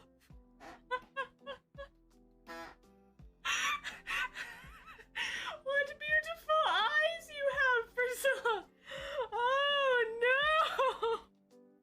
Hang on! Hang on, we gotta zoom out and look at this! Oh no! So the main waifu character from the first Rune Factory, her name is Mist. I feel like this character's name is Mistake! Oh no!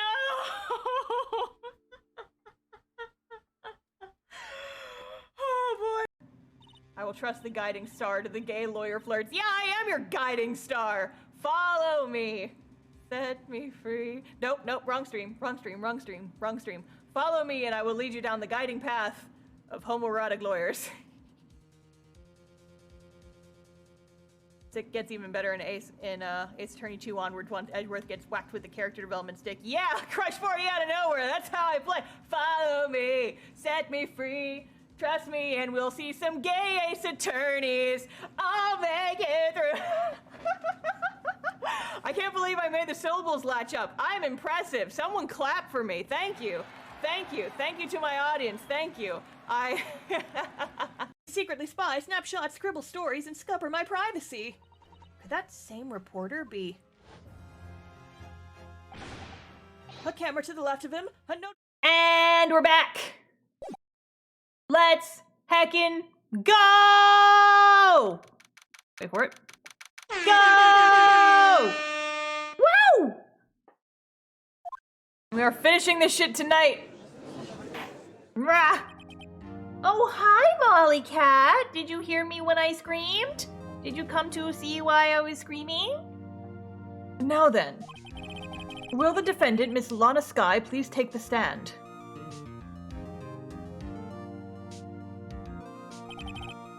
Miss Lana Sky, you are the chief prosecutor. Everybody say hi to Molly. Molly's here. She's watching. She's watching. Hi. So hype, let's go! Pew, pew, pew, pew, pew. I'm sure you're aware of what is required of you. But, Mr. Edgeworth, you already know everything. You know all that I've done these past 2 years. Please provide the court with your testimony, Miss Sky. And remember, you are under oath. We want to hear the truth. Of course, the truth. Lana, no matter what happens, I'll always be your sister. Now then, your testimony, if you will. First, tell us about your relationship with Chief Gant. Everything hinges on your testimony. No pressure or anything. Put Molly on the stand, she says meow. You put Molly on the stand, she will say meow. And then she will jump off and she'll run away. She doesn't like being on laps very much unless she puts herself there. She's not a lap cat by choice. She is guilty of being small baby. Aren't you, Molly? Aren't you, small baby? Aren't you, baby cat? Yes.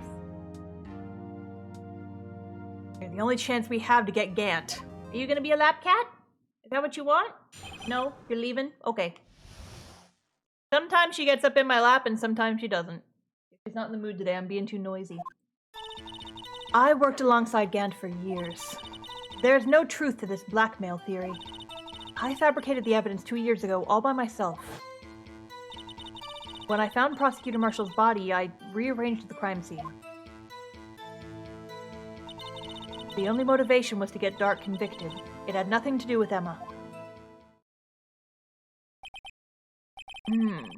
Are you sure about this testimony? Your Honor, I'm confessing to a capital offense. Of course I'm sure. But, Lana! If this is true, then that means Chief Gant has nothing to do with this. That's what I've been telling you from the beginning. Please, Mr. Wright, you've got to help her! She's sacrificing herself because of me! But what if she's telling the truth? She's not. I know my own sister. Whenever she speaks stiffly like that, she's hiding something inside. Deep down, she's really screaming in agony. Yeah, this is no time to start second-guessing myself. The defense may now begin its cross-examination.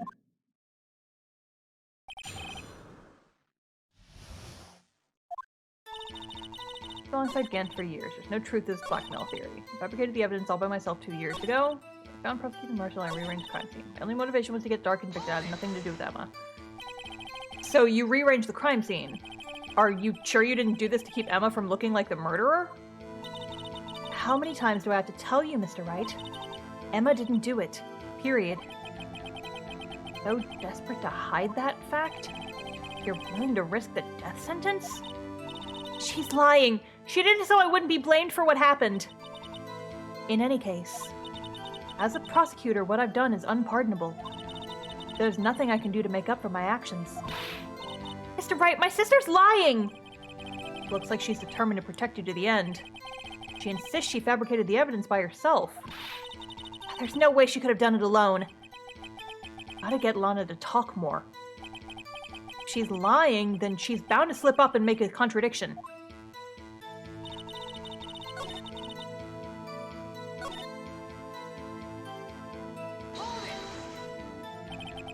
Did you do so to help your sister? Joe Dark was a serial killer. My sister almost became his last victim that day. Didn't want that incident to ruin her life. But what she did was justifiable self-defense. Into that vine of, why you lying? Why the fuck you lying? She wouldn't have been charged with anything. That's not the point. She was traumatized that day, all because of that creep. That's why I couldn't forgive him. Lana. So that's why you fabricated the evidence 2 years ago?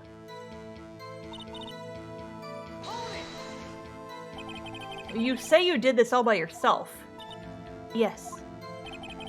Would you mind telling us what you found when you arrived at the crime scene?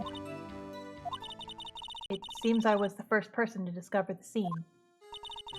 The broken prosecutor award knife was stuck in the victim's body. What?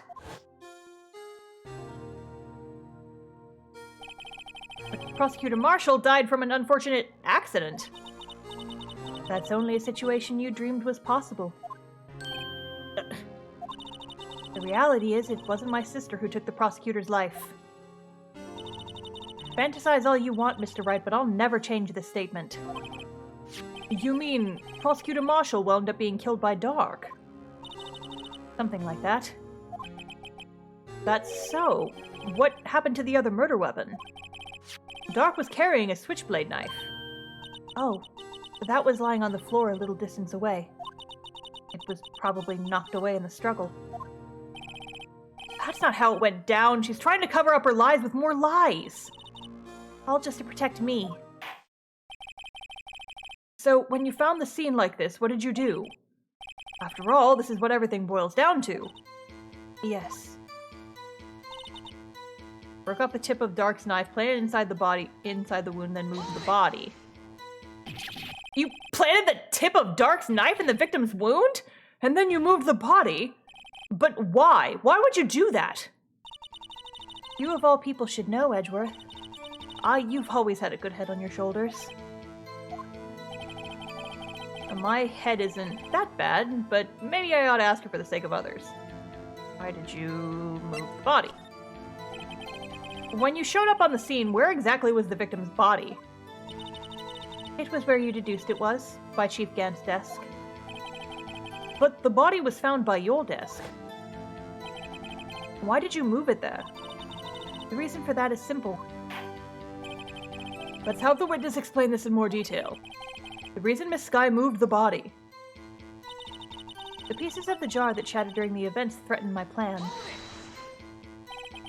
Pieces of the jar? You mean... Yes, that wretched jar you showed us earlier. In order to show that Dark committed the crime, I felt it would be more expedient to move the body. So, when you first found the body, the jaw was already... Of course, it had been shattered to pieces. If you looked at the crime scene, it would be clear right away what happened.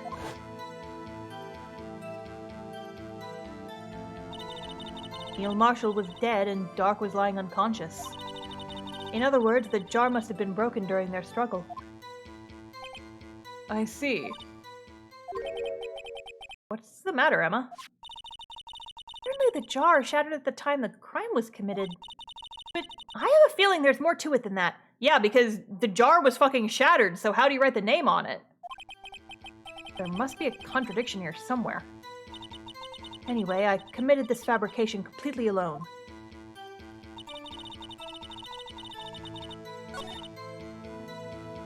Pieces of the jar threaten my plan. But like, how would he have written the name so perfectly on the jar if it was broken? So what the fuck? Miss Sky, I understand how you feel. You committed that crime 2 years ago to protect your sister. You mean the forgery at the scene where Neil Marshall was murdered?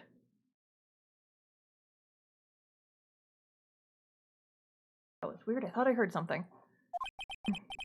If that truth were to be exposed now, the past 2 years of your life will have been in vain. Even so, I'm compelled to bring everyone's attention to a significant contradiction within your testimony. What? Oh, God, that's what it was. I heard the weirdest noise and it sounded like someone was dragging something up my driveway. My fucking rice cooker. Making noise because the heat's escaping the lid. Like, what the fuck is that noise? It's the fucking rice cooker. It's fine. Oh, God, that happens every single time I make rice. I should expect it at this point. Shh. A contradiction in my testimony? You testified, and I quote, "The pieces of the jar that shattered during the events threatened my plan." That's right. Do you have a problem with that? It's a simple oversight, really. You see, a message was written on this jar with the victim's blood. Yes, the prosecutor must have written it in his final moments. Exactly so. And this is where the contradiction lies. Case is so funny, like, why would Phoenix take this case? She literally saying she committed a crime. Well, I mean, they justify it in the beginning. Emma was the one who convinced him to take it, because she was so convinced that the sister was lying.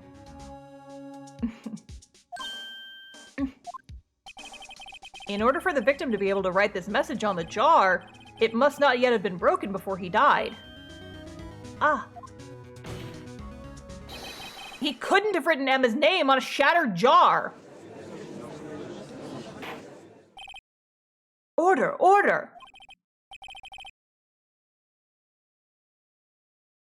Your Honor, it would appear more information is needed in regard to this jar and its bloody message. We may be missing something critical here. Something critical? Let's get critical. Critical. Chief Prosecutor, it seems you're as in the dark as we are about the truth towards which we're headed. What? Just tell us exactly what you saw. We'll piece together the information to arrive at the truth. Very well. The witness may now continue her testimony.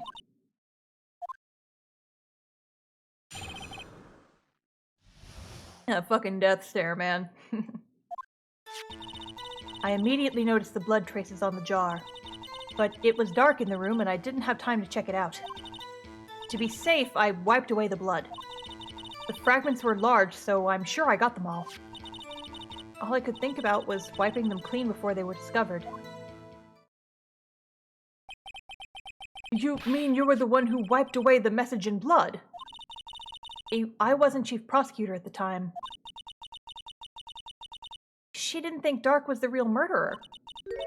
That's why she tried to erase the real evidence. But she missed a piece. Because there was definitely still a piece with the message on it. So how'd that happen? Very well. The defense may now begin its cross-examination.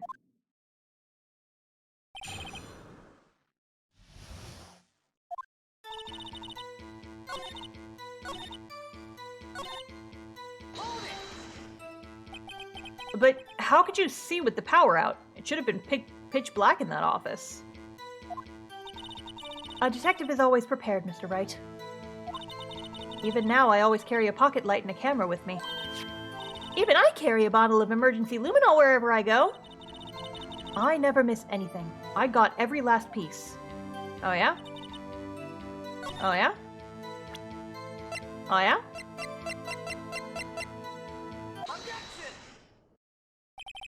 Miss Sky, I believe this jar conceals a truth even you were unaware of. What? We found the final piece of this jar in Chief Gant's safe. In the chief's safe? But how? Knew it. She really didn't know. There's something even more disturbing about that final piece. There was still blood on it. But the witness just testified that she gathered every last piece and wiped the blood off of them. Yes, which leaves us with only one explanation. On the night Prosecutor Marshall was murdered, you were not the first one to show up on the scene. Chief Gant got there before you.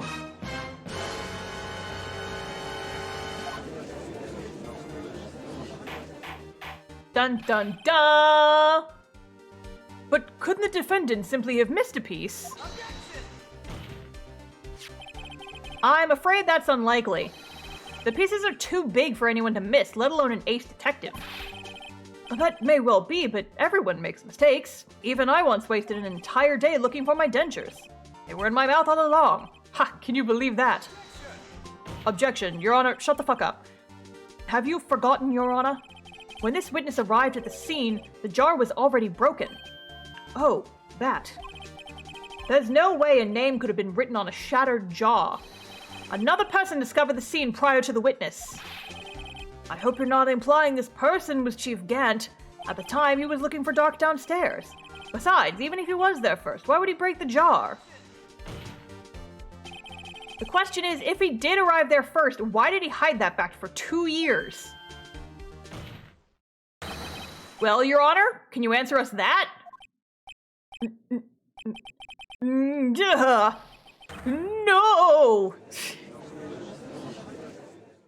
I can't answer that because I'm stupid!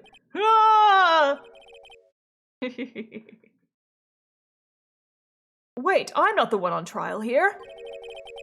Damon Gant arrived at the crime scene prior to the witness.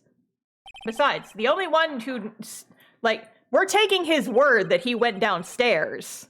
We have no evidence to prove that he went downstairs. He could have gone into the room with, Marshall at the time, and just not said anything and fucking lied about it. He proceeded to break the jar and purposely hid one of the broken pieces. Question: what is this action called? Fabrication of evidence. But why would Chief Gant do that? In light of what happened afterwards, isn't it clear? What happened afterwards? Discovering the scene, Lana Skye believed her sister Emma killed the victim. Determined to help her sister, she sought Gant's aid. How did the elevator run without power? Good question, glad you asked. Lending her his aid, Gant helped her create evidence that incriminated Dark, sparing Emma. And therein lies the reason. The reason why Miss Skye became the Chief's puppet. No, I did it on my own. Please, sis, stop trying to protect the Chief. I can't watch you suffer anymore for my sake. No, you didn't. It wasn't you, Emma! You didn't kill anyone! Don't believe anything Mr. Wright says! Defense attorneys make up the most foul lies to defend their clients. Foul lies? Imagine that, coming from my own client. I guess you do seem the type who likes to twist the truth. Boy. Wait a minute. What if... we're still smack dab in the middle of Gant's trap? Is something wrong, Mr. Wright? Lana may be right after all. What do you mean, Wright? So you do tell foul lies then, Mr. Wright? Miss Skye, please testify once more. But if evidence was fabricated behind your back, then Emma's accidental killing of Prosecutor Marshall might also be a lie. But I do remember knocking over Mr. Marshall. Miss Skye, if you will. I can't. There's nothing to be afraid of anymore. Cross-examination may not change a thing. However, there's a possibility that it will, if you tell the truth. Very well. I'll testify about what I really saw. All right. The witness may testify once more for the final time. The final time.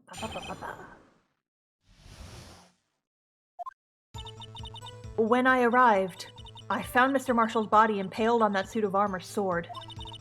Emma and Dark were lying unconscious on the floor nearby. When I saw what had happened, I thought she did it. That's why I erased all the evidence that linked her to the murder. I had Chief Gant help me remove the body from the sword and carry it. But if it was all really a fabrication, Emma might be innocent.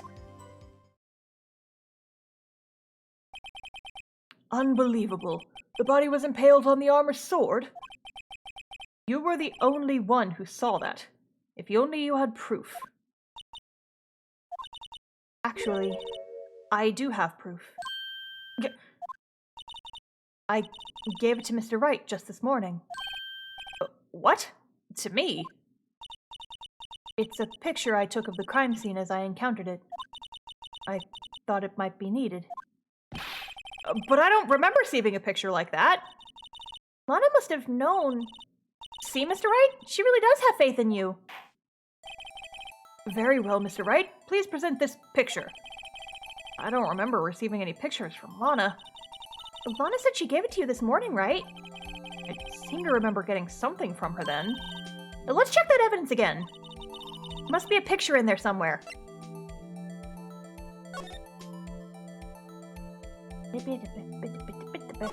Theo. Oh shit! Ew. Hey, there's a picture here.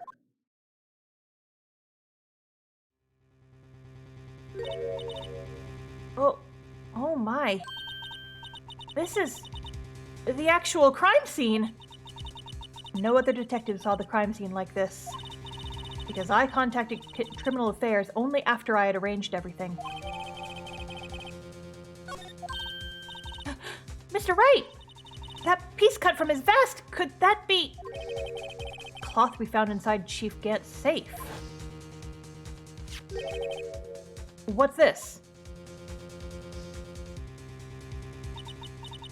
This is a handprint, isn't it? That cloth, it had fingerprints on it. Whoever's fingerprints those are must be the real murderer. What? But those fingerprints, they're yours, Emma. Why are your lips turning all purple, Mr. Wright? Shit. Anyway, let's get on with the cross-examination. So long as you tell the truth, we should be able to flush out the real murderer. Very well, the defense may now begin its cross-examination.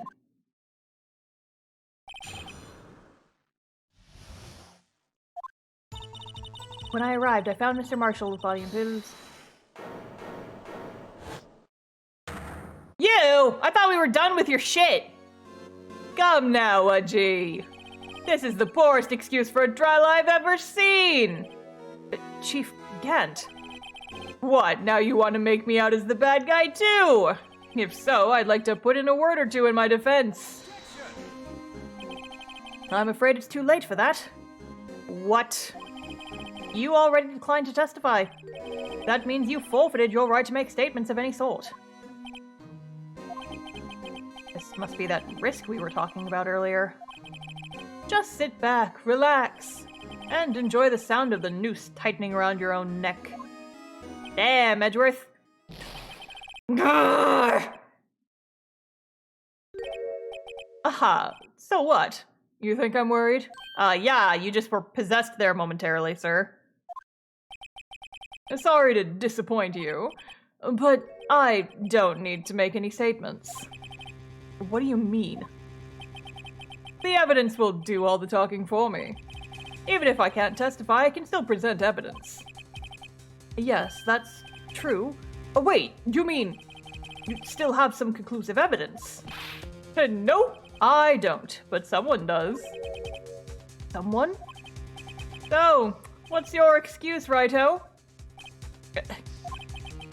Why have you been keeping quiet about it? You have something to show us, right? Something that proves who knocked over Neil Marshall, causing his death? Conclusive evidence that leaves no room for doubt. Is this true, Mr. Wright?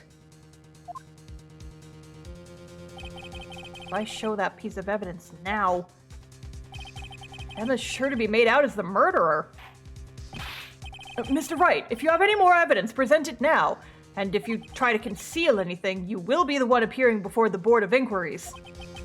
What do I do now? Better think this through carefully. Can't afford to make the wrong decision. Should I present that piece of evidence? One that shows who really killed Prosecutor Marshall? Yeah, because it's full of shit.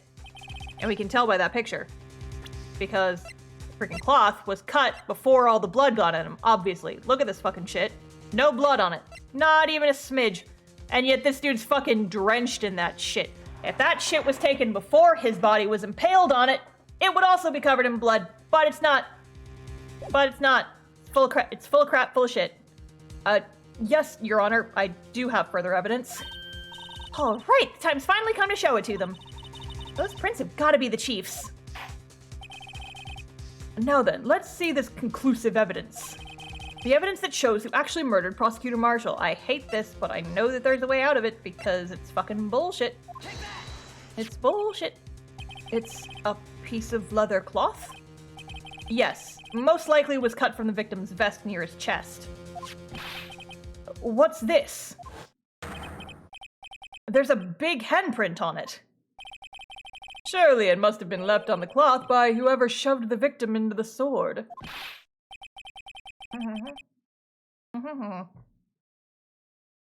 What? Whose fingerprints are on this? I'm sure Righto is checked, haven't you? Well, whose are they? They're Miss Skies. Miss Emma Skies. What? They're mine? So, I really did do it. See? I told you it was conclusive. But this was found in your safe. That means it's possible you forged it. I don't know what you're talking about. I don't remember any cloth in my safe. You really expect me to believe that? But... Give it up, Mr. Wright. It's over. Shouldn't have presented that. By presenting that evidence, you tied Emma Sky to Neil Marshall's death. No. It appears we have our killer. No! No! Wait, come on. Come on! What? No! Everything hinged on that point. In the end, Lana alone was found guilty on all counts. Oh, I picked the bad option. Uh-oh. Oh, well, there's your bad end. It's fine, it's normal. Everything's okay. Oh, we have to go. Oh, we didn't save in a long time. Oh, great. Okay, well, who's ready for some fun fast forwarding? Ha ha ha ha ha ha ha. Ha ha ha ha ha ha. So, how's everybody doing today? We're gonna be here for a bit. Fast forwarding. I thought for sure we would have gotten another thing after that. It's like, yes, listen, he had her fingerprints on it, but that doesn't prove shit. Because the picture that freaking... it's all bullshit. It's all bullshit. It's bullshit. Oh my god, this was a long time ago. Well, I've got my tube of Pringles. To make the pain go away. Hey, no, kitten, Milo, you cannot have Pringles. That's not allowed. This little kitten's a fucking menace.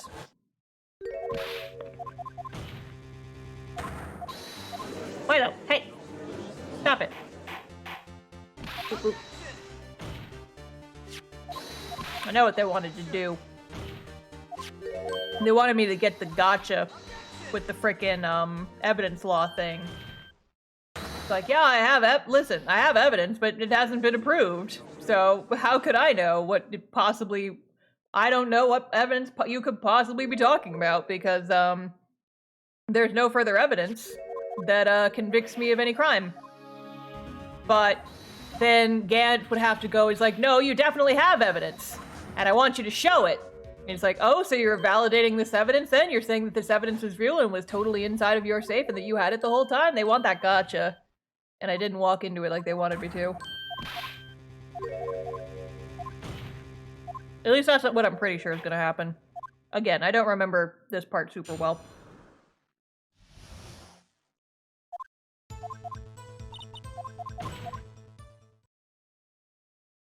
Milo, you don't need to be up on my desk, kitten.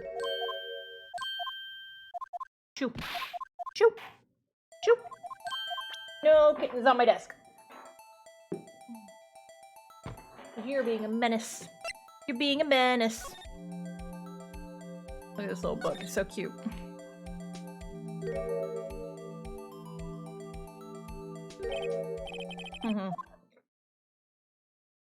Okay, we're almost there. Bit more. I should have fucking saved. Instead of wasting so much time. We all having a good time here today? I didn't think I'd be finishing this case today, but I figured we're fucking close enough.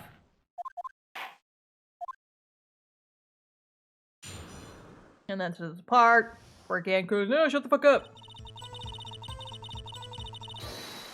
Up there it is.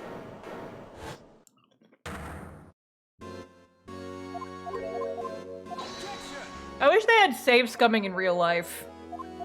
But if you think about it, if everybody had the ability to, like, save and then go back if a conversation didn't go their way, it would be a fucking disaster. Because time would literally never move forward. Everyone would always just be, like, resetting time constantly. There'd be a bajillion timelines and it'd be a whole fucking mess. Cannot show evidence. Your Honor, I don't have any evidence that I can present at this point in time. What? You lie. Chief Gant? You opened my safe! I know you took what was inside! The conclusive evidence! I don't know what you're talking about. Mr. Wright, why don't you show them? We found it together. Oh, I see. It's because you know the truth, don't you? You know whose fingerprints are on it. That's why you won't present it. What are you talking about, Chief Gant? Can't you figure it out? Take a good look at this picture. See the victim's vest? Notice anything odd about the chest area? It looks like part of it's been cut out for some reason. You mean you had this in your safe? What? That means you, the chief of police, have been concealing evidence. This is going to be the biggest scandal in the history of the police department.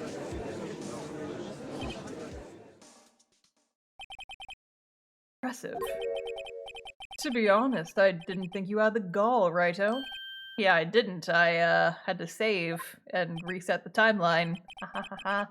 Well, I can't just let you pin me up as the murderer. I'll tell you what really happened. What? You mean you admit to it? Case is so freaking long. He just does not give up, this fucker. I was the first person to arrive at the crime scene that day. It then occurred to me that I could use the situation to control Lana. So you really were manipulating her? Save, please. Good idea. Good idea. I knew Lana. If I made it look like the blame lay with her sister, that when she saw the scene, she would ask me for my aid. So you assisted Miss Skye. I told her to arrange all the evidence. I had her plant the knife tip in the victim's body and move the body across the room. I ended up using that evidence to get Joe Dock convicted. When I tampered with the crime scene, I hid 2 pieces of evidence. This was before Lana arrived at the scene, mind you. 2 pieces of evidence? You mean those items in your safe? But why? For insurance, of course. Insurance? I was sure my plan would work, but it's always best to be prepared for the worst. I wasn't about to let anyone blame me for a murder that girl committed. You mean you were calculating that far ahead while forging the evidence? What do you take me for, a fool? I didn't make police chief by dumb luck. You see this jar fragment? I hid the most legible part of Emma's name. I didn't expect Lana to go and wipe the blood off all the pieces. But if you fabricated all the evidence, what's to say you didn't fabricate the message on this jar, too? Oh. Some people just don't know when to quit, do they? That's why I kept one more item for insurance. You mean that piece of cloth? Come on, Righto, cough it up already. I know you have it. What are you waiting for, Mr. Wright? So you admit to it then, Chief Gant? That you were hiding the cloth you cut off the victim's vest in your safe? Yes, I admit it. I didn't want to have to do all that, being chief and all. But it's a lot better than being portrayed as a murderer. Well, Mr. Wright, what do you have to say for yourself? Just a moment ago, you said you didn't have any evidence you could present. Foolish move, Righto. You should have shown it then before it was too late. A long battle. But the moment of truth has finally arrived. I literally can't pause to save. As long as I don't mess up here, victory is mine. Dave! No. Oh, it's too late to show the evidence now. Besides, even if I did, it'd just expose that poor girl's fingerprints. Right? Think hard over the circumstances. Circumstances? I'm talking about then and now. There's one major difference between the two. Weren't you waiting for that difference? Oh, I just figured out my plan. And yeah, I'm doing great. I'm doing great over here, guys. Mr. Wright, this is your only chance. Your Honor, I do have evidence to present now. I had a feeling, but I was still feeling coy, because fuck this guy. I don't want to do anything he wants. There it goes. Let me verify this once more. On the day of the crime, you personally cut out this piece of the victim's chest, or vest. Oh, yes. At last you finally brought it out into the open. There's a handprint on this piece of cloth. Your Honor, the prosecution requests that immediately be sent to the lab for analysis. This handprint on the leather. There must have been a strong impact for it to be left so clearly. You mean? It could not have been forged. This must be authentic, conclusive evidence. Edgeworth, what are you doing? Oh, you're as slow on the uptake as ever, Worthy. What? Think about it. Righto had all this time to present this evidence. Yet he was reluctant to do so. Why would that be? You mean you already know? You know whose fingerprints are on that? Mr. Wright? Do you really know? Whoever the fingerprints belong to must be the real murderer. Whose fingerprints are they? Very well. I'll tell you.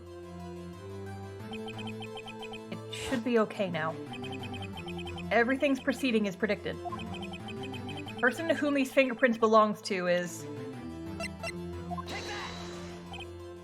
Emma. Emma Skye. What? They're mine? Sorry, Emma. But why? Why didn't you tell me? Yep. Oh. You're really something, righto. You knew this girl did it all along, and you still tried to pin the murder on me. So it's true. Tragic, but true. This girl really did shove Prosecutor Marshall to his death. How could you? You monster! Miss Skye, you knew whose fingerprints those were all along, yet you acted like she really didn't. Miss Skye, it's not over yet. What? I said this trial isn't over yet. Ha! But I'm afraid it is over, boy. Not only this trial, but your career, too. Stone cold, Phoenix. You purposely concealed this conclusive evidence. That, my friend, is a serious offense. Stone cold. Ice cold! Look at this man.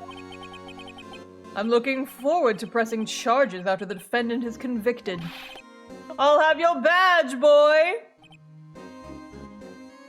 Ice cold. What's the matter? Cat got your tongue? Aren't you going to tell us how it feels? How it feels to be the one who single-handedly turned a poor little girl into a murderer. Before I do that, there's just one little thing I have to clear up. Oh, and what's that? Who really killed Prosecutor Neil Marshall? What? Chief Gant, you are absolutely right. This piece of cloth proves who the real murderer is.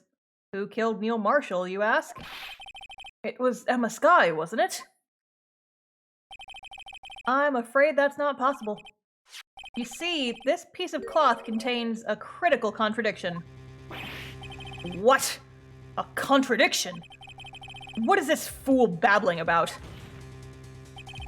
I'm talking about a contradiction, one that proves who the real killer is. Mr. Wright, this piece of cloth, what could it possibly contradict? Chief Gant, your tyrannical reign ends here. Behold, the piece of evidence that contradicts this cloth. The fucking crime scene photo. And what exactly is this supposed to be? This is the picture Miss Skye took. Take a good look at it. See where the pieces of his vest was cut out? Yes. His shirt is showing underneath. It's hard to make out with all the blood on his vest, though. Exactly my point. His chest is soaked with blood. That's only natural. His lungs, no doubt, were punctured. Blood poured out of his mouth. Oh, but that piece of cloth! Wait. There's no blood on it. Ugh. Since Emma Skye's fingerprints are on this cloth, there's no doubt that she shoved the prosecutor aside. However, Mr. Marshall was not impaled on the sword at that time. No, this is nonsense! And now then, Chief Gant, let me ask you something. Prosecutor Marshall was not impaled when he was shoved aside. He most likely hit his head on the ground and was knocked out. If so, then tell me, who could it have been? Who could have arrived at the scene before Miss Lana Skye, picked up the unconscious prosecutor, and impaled him on the armor's sword? Ugh. Then, to make it look like Emma was responsible for the prosecutor's death, the said person proceeded to write her name on the jar with the victim's blood. A jar that they then broke on purpose to leave behind a clue and make Lana believe her sister did it. Remember when you admitted only moments ago that you personally cut out this bloodless piece of the victim's vest? Ironic, isn't it? Though the very act of creating insurance, you prove that you were the actual murderer. No! Get his ass. It's finally all over. No, it isn't. Fucking called it. Look at this sad, stupid man. Haha, get wrecked! Oh, that was close, Raito. You almost had me. Sorry, but you'll have to do better than that. I refute your allegations. What do you mean you refute his allegations? You see, that piece of cloth is illegal evidence. Hi, Yazu. Order, order! What nonsense is this? Illegal evidence cannot be used to convict a suspect. Remember, Unji? Earlier, old Raito here concealed that piece of cloth. So then, what's your excuse, Raito? You do have some conclusive evidence, don't you? Your Honor, I don't have any evidence I can present at this point in time. Well, that's true. The defense did refuse to present evidence. At that moment, that piece of cloth ceased to be legal evidence. But that's not fair! Did you actually think you could best me in court? It looks like the last laugh's on you, son! Get shit on!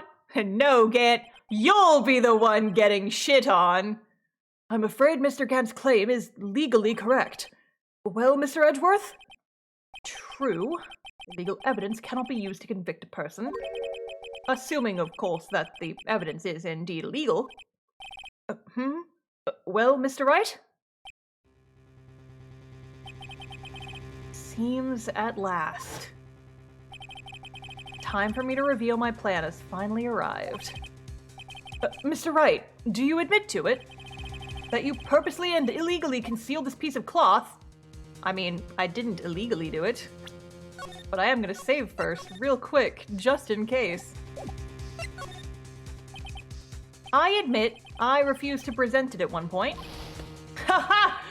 So the evidence is illegal! No, it isn't, Mr. Gant. Huh? It's not that I didn't present evidence then. It's that I couldn't.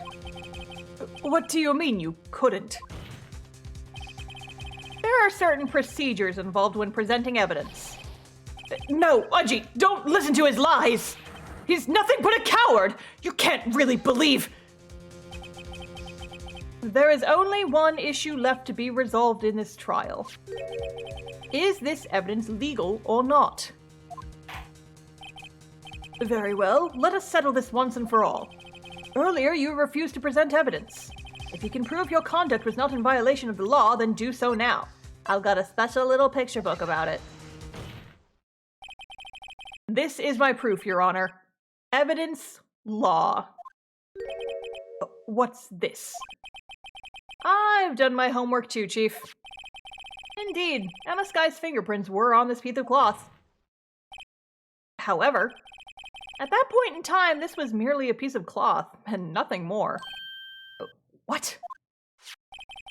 You see, it's written right here in this book. The second rule of evidence law. Rule 1, no evidence shall be shown without the approval of the police department. I found this piece of evidence myself, inside your safe. It goes without saying I did not have approval from the police department. Rule 2, unregistered evidence presented must be relevant to the case on trial. And here's the crux of the matter. You see, at the time it was impossible for me to prove the relevance between the cloth and the SL9 incident. What? What kind of nonsense is this? You want relevancy? Just take one look at this picture and... Sorry, but can you recall when was that picture presented? That was shown only a few moments ago. No. He's right. at the beginning of today's trial, that piece of cloth was still meaningless. The person who gave it value as evidence was you, Damongant. You yourself confessed to a certain truth. Let me verify this once more. On the day of the crime, you personally cut out this piece of the victim's chest. Vest, God, every time. Oh, yes. No! It was then that you approved this cloth as conclusive evidence. Yes, you, the chief of police, personally approved this cloth. The only person who could have cut this from the victim's vest is the one who stood before Prosecutor Marshall in his final moments. In other words, the real murderer. And there's only one person who that could be. Damongant, the killer was you!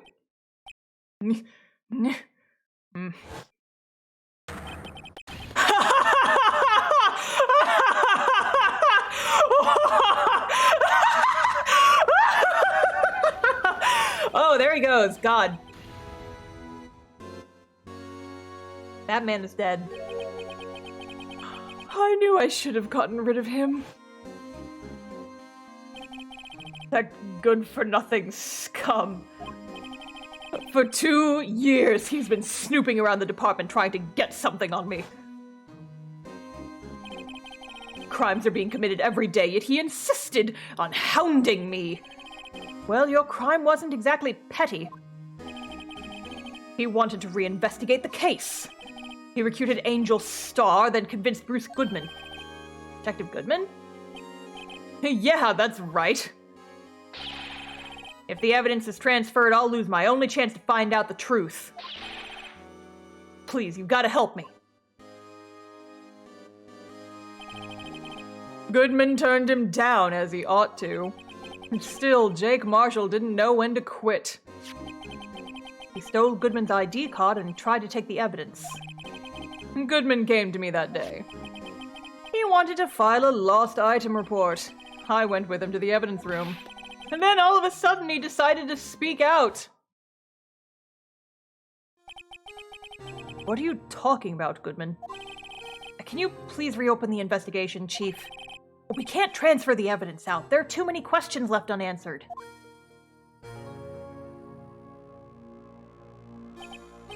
He opened his evidence locker, and as he was taking the evidence out, he said, "It's not too late. I'm gonna hand all this over to Marshall."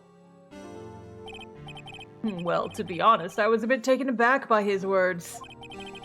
I had a bad feeling when he came to see me, but I never thought he'd bring up SL9. That's when I saw it. That accursed knife. Cover up your murder with another murder. Couldn't just pull it out. Doing so would have only led to more blood, making it near impossible to hide your crime. Even so, the blood was just pouring out. I didn't know who might stumble in, so I hurried to wipe it up. I was worrying so much about the floor, I didn't realize my fatal mistake. The bloody handprint on Detective Gumshoe's locker. I used to be known as the crime computer, but everyone has to start somewhere, I guess. I was too nervous. I had no business doing any of it. Then you put the body in my car? I'm sorry, I couldn't think of any other way to move the body. I broke your trunk, but what's the big deal? You make a lot more than us detectives ever will. Ugh. Leaving the prosecution's car aside, how? How could you get Miss Skye involved in all this? Well, she had as much to lose as I did if the truth came out. So you took the evidence from Detective Goodman's locker. I felt bad for having to do it. I also didn't have the time to pick and choose what to take. So, you left the jar fragments in the glove. Yeah. It looks like I was better off being an investigator of crimes than a committer.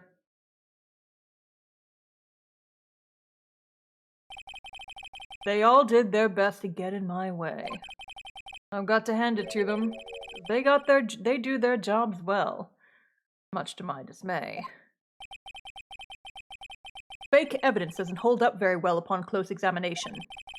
You must have known that. Tell me, Worthy, why do you stand in court? Me? You despise criminals.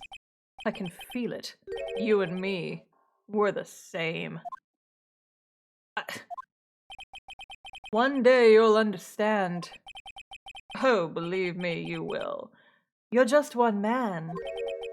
You'll see what it really takes to bring them down once you try to go it alone.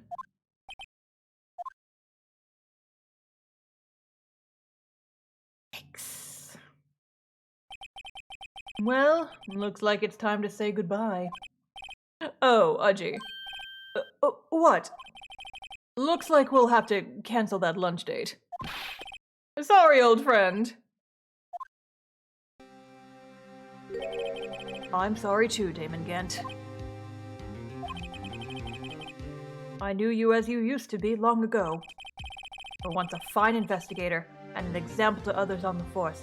And smoking hot. And then you started wearing creamsicle orange and it was the start of your downturn, I swear. I'm sorry to learn that you are no longer that person. Those days are gone now, Udgy. Thanks for all the memories, though. Don't worry, you'll be fine. Now you have Raito here. And Worthy. With these two around, you can't go wrong. In fact, I can hear them already. The melodious sounds of a new beginning. Get your sick face out of my sight, fuck. We'll always have Paris, Udgy. There are two things I want you to understand. Yes? First, your sister never hurt anyone. Second, Damon Gant betrayed you from the beginning. You see, Miss Skye, you no longer have any reason to keep silent. You're right. When this trial is over, I'll tell everything. All that I've done these past 2 years. From the time I had Gant help me forge evidence up until today. So, it seems all the questions raised in this trial have been answered. I'm sorry, Miss Skye. I couldn't get you out of all your trouble. My. What high standards you have for a rookie. I can see why Mia thought so highly of you. Who knows? A few years from now, you just might make it to the top. Aww, she smiled! I owe you my thanks, Mr. Wright. Miss Skye. And to you too, Mr. Edgeworth. You've suffered every bit as much as I have over these past few days. Believe me, I know how much of an ordeal it's been for you. It was nothing. A liar. You almost resigned over this shit, Edgeworth! Sheesh! I was worried the pressure might break you. And yet, you rose above it all and guided Mr. Wright to victory. You've done well, Mr. Edgeworth. Stop it. I only did my job. In light of this case, it seems a good self-examining is in order for all of us. How dare you show me in an endearing light, right? Miss Skye? Yes, Your Honor. You are innocent of murder. However, although the chief blackmailed you, the fact is you still acted as his accomplice.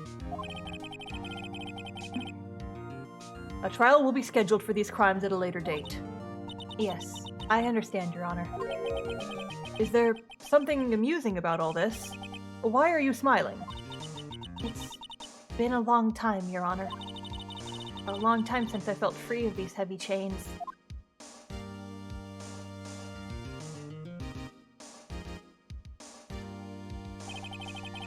Well, this trial has gone on far too long already. You said it, my man! We've been here almost 4.5 hours. Jiminy Christmas.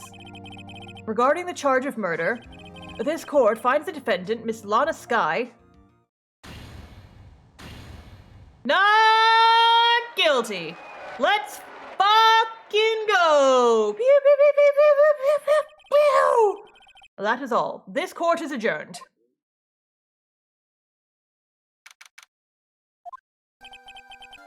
Long last. Finally over. Emma?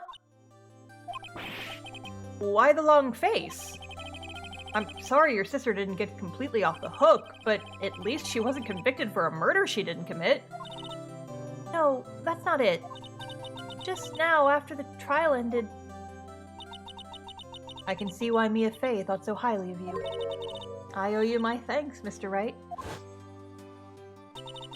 And to you too, Mr. Edgeworth. You've suffered every bit as much as I have over these past few days. Yeah, we just saw this. You've done well.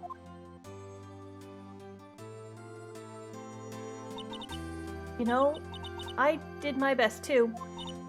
But Lana didn't say a single word to me. Hope I'm not interrupting anything, pals! Hello, Gumshoe. Oh, I guess I am. Got a bad habit of doing that. I'll come back later. Wait, Detective Gumshoe, what is it? I want to believe that Mia and Lana's a thing. It is a popular ship, I've heard. You're doing this on purpose, aren't you? Making a detective run around while on duty. And to top it all off, you call me here. I've seen happier people at funerals. Hey, lighten up, pals. I'm only kidding. Oh, are you here because of my sister again? Nope, not this time. I came today because of you, pal. Me? That's right. I thought you'd like to see someone.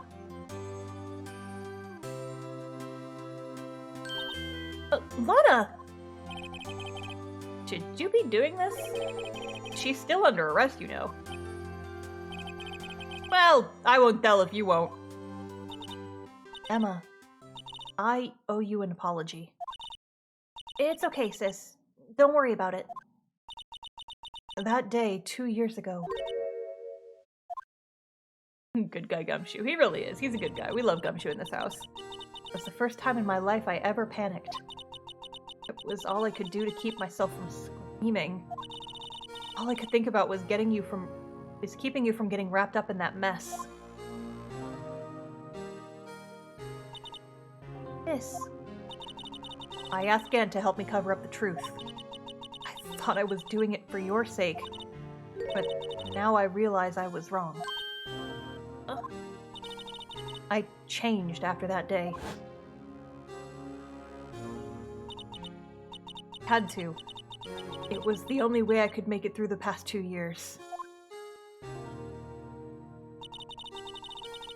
I knew how much I was hurting you by distancing myself. I couldn't bring myself to tell you what I did. I was scared. Scared that you'd look at me with those eyes of yours. I was scared of how you'd react if you knew. But sis, you were only doing it for me! No. Huh? I turned my back on you that day. In hiding what I believed to be the truth, I was deceiving you. Sis. I'm such a fool. It took me all this time to realize it. Emma, I am so sorry. But sis, you don't have to apologize. I'm happy now. You're happy? Of course. You know, sis, I always knew that one day you'd come back. And now you have. Oh, Emma. Emma.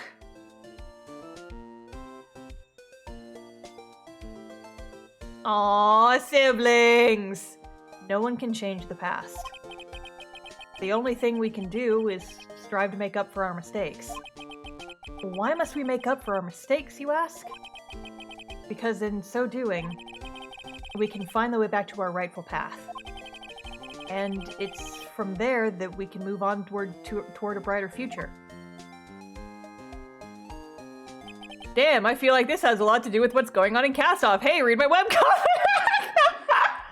Listen, I told you guys that this game had a big impact on my writing, and I was not lying.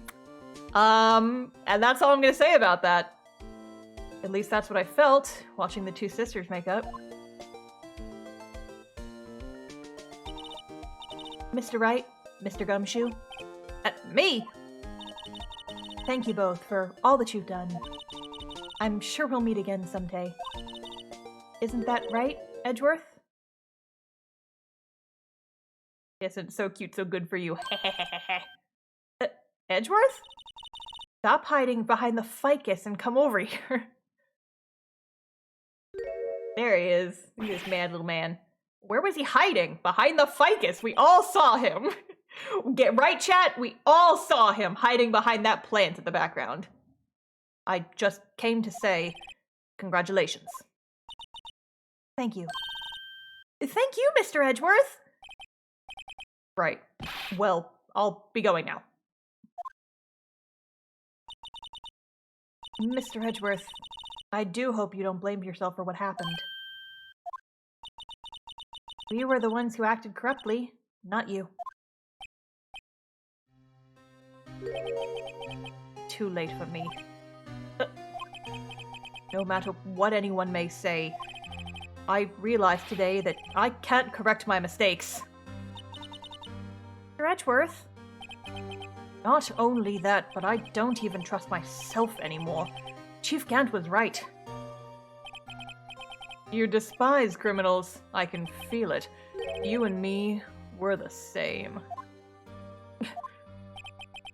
One day you'll understand. Oh, believe me, you'll understand. You're just one man. You'll see what it really takes to bring them down once you try to go it alone. I do despise criminals. I plan to dedicate my entire life to fighting them. In order to fight crime on my own, I'd need a weapon. Scary, but I've known that to be true for quite some time now.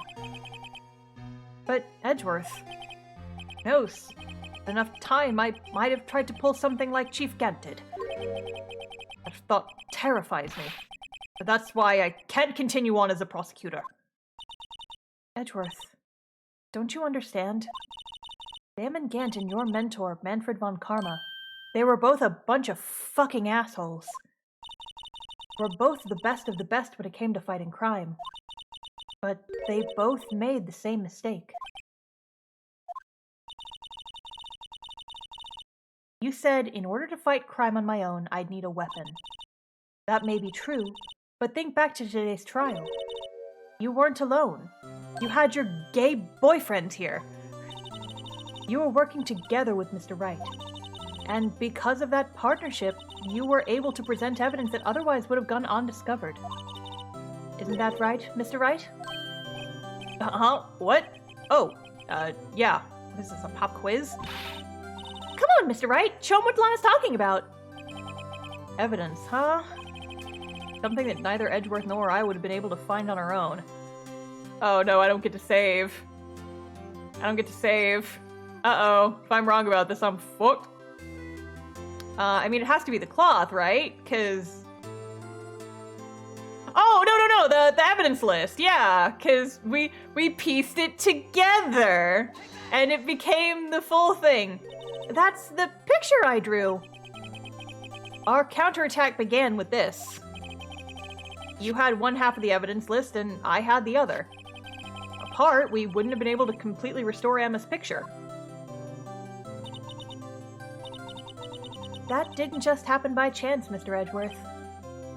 She looks so unconvinced. I love him. It's time for me to go. Mr. Edgeworth? You'll excuse me. There are still some loose ends that need wrapping up. Take care, Chief Prosecutor. Edgeworth, what'll you do now? Well, whatever you do, just remember. You can let what happened kill the prosecutor in you, or you can let it help you grow. In the end, it's up to you. I know. Seems I owe you my thanks too, right? But what I face now, my problem. Edgeworth, I'll be waiting for you in court. Farewell.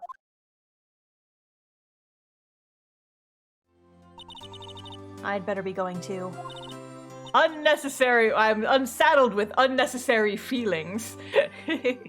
Okay, but I'll be by to visit soon. It seems we both have a lot to learn and catching up to do. Here, this is a little something for you. Scientific investigation?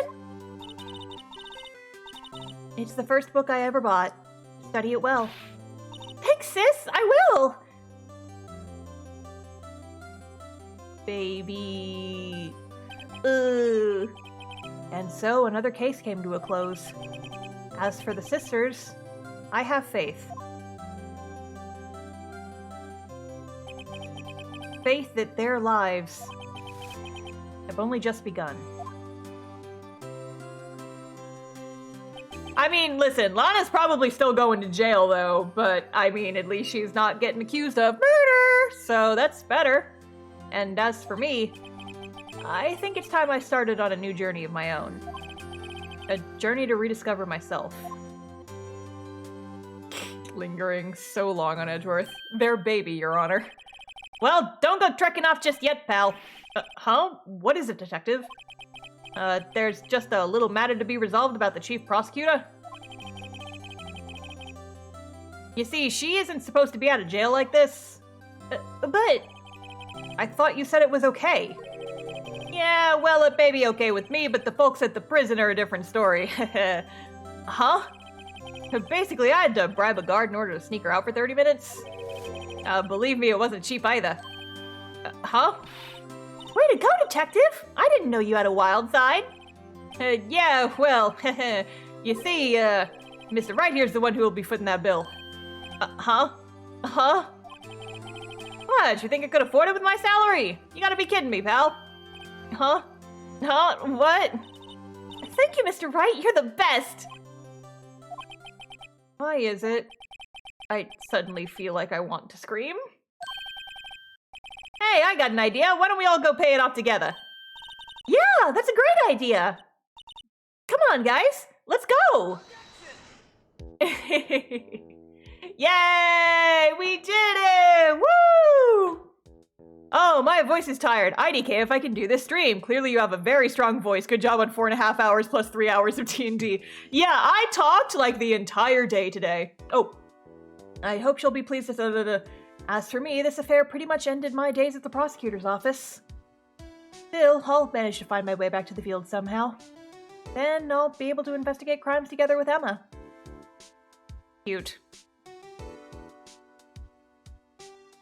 Yeah, Gumshoe also just got fired. Are we just gonna brush over that? Where are my Pringles? Oh, I've only got a couple left.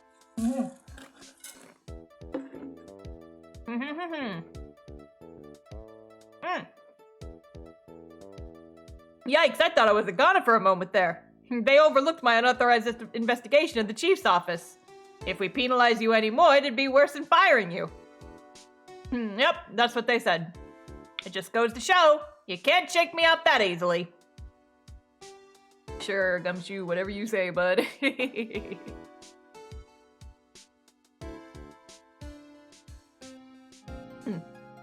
But yeah, I've always had a very strong voice. Would you believe me if I said that my voice hurts less now than it did a couple hours ago? It's honestly less sore. I don't know how that happened. And my new mission is to guard the main entrance and take care of Billy. Can you believe it? I've been demoted to a security guard. And my partner's keeping an eye on the entrance for me today. I'll show them, though. Someday I'm gonna make detective. Yes, sir! Then I can be just like that dick Gumshoe!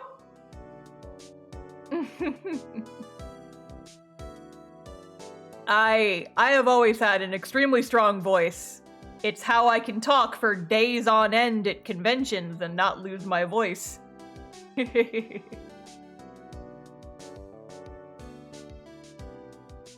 There's the badger.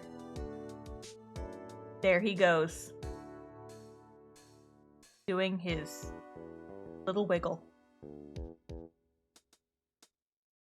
Such a beautiful boy. Oh no, he's dead! I'm a teacher, it's my job to talk all day. Same things happen to me sometimes. You get it, you get it, you get it. Wait, I used to be a teacher too. It's just how it works sometimes. What is it? Can't you see I'm having me a showdown with a steak lunch partner? Miss Star managed to sneak this one to me. She's been seeing one of them guards. Well, cowboy, looks like you did it. You even gave Bambina back her smile. And can you make sure Billy and the gang get their water? I will do no such thing, sir. Get Meekins to do it. He'll do it. He'll take care of your frickin' cactuses. Old Long Cutlasy's got something to say, but he's just wiggling. He's just wiggling. He's just vibing. Looks like we won't be seeing each other for a while. As a farewell gift, I put a new meal on the menu. The Right Way Lunch. The top layer tastes as bitter as defeat, but the bottom layer is as sweet as victory. Kids seem to dig the turnabout theme. It's a hot seller around exam time. Just make sure not to eat it backwards. It'll fuck you right up if you do that one. Oh boy. I was not planning on finishing this case today, but I mean, if you think about it, if we had stopped midway, next Friday's stream would have only been like an hour and a half. It would have been like 2 short streams. I'll never forget what that young defense lawyer said after the trial. Let's see, what was his name again? Mr. Left? Bruh! Anyway, he said he's been doing something or other for, how many years? Well, anyway, I've got another trial to go to, so I'd better be... Huh? Oh, no, I forgot my gavel. Sorry, gotta go. How does it ruin it to eat it backwards? Because if it's sweet on the... If you eat the sweet part first, and then you eat the bitter part, then the bitter part is what's stuck in your mouth for hours afterward, and that's not what you want. You want to have the sweet taste. You want to have the sweet taste. Oh, what's your next game? So we're gonna be continuing Ace Attorney, but not right away. Maya! Ah, nothing soothes the soul like fresh country air. Still, sometimes I do miss hearing you and your objection. Still, I can't go back until I'm a full-fledged spirit medium. Mystic Maya, afternoon training's about to begin. Coming! Well, see you around, Nick. I wonder if that's the place we'll be going next time on Ace Attorney. Curious. But yeah, as for next game, we are going to be continuing Phoenix Wright. I want to play at least through the full trilogy, and I want to play the others later. But I'm going to be taking a break from Phoenix Wright Fridays for a couple weeks, just because otherwise I would go absolutely insane playing all of the games in a row. I would get burnt out on this game so quickly.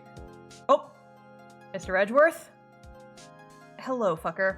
Mr. Edgeworth, I brought you your tea. What's going on?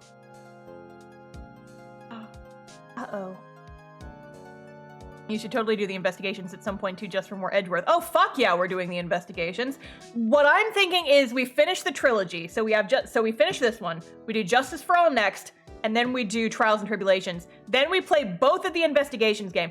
Thanks for coming to see me off. Can't believe I'm going to Europe. Thank you, Mr. Wright. Thank you so much for everything. I'm a little sad, but I'll be all right. Whenever I want to see Lana, all I have to do is open this book. Oh, I guess I'm going to open this book.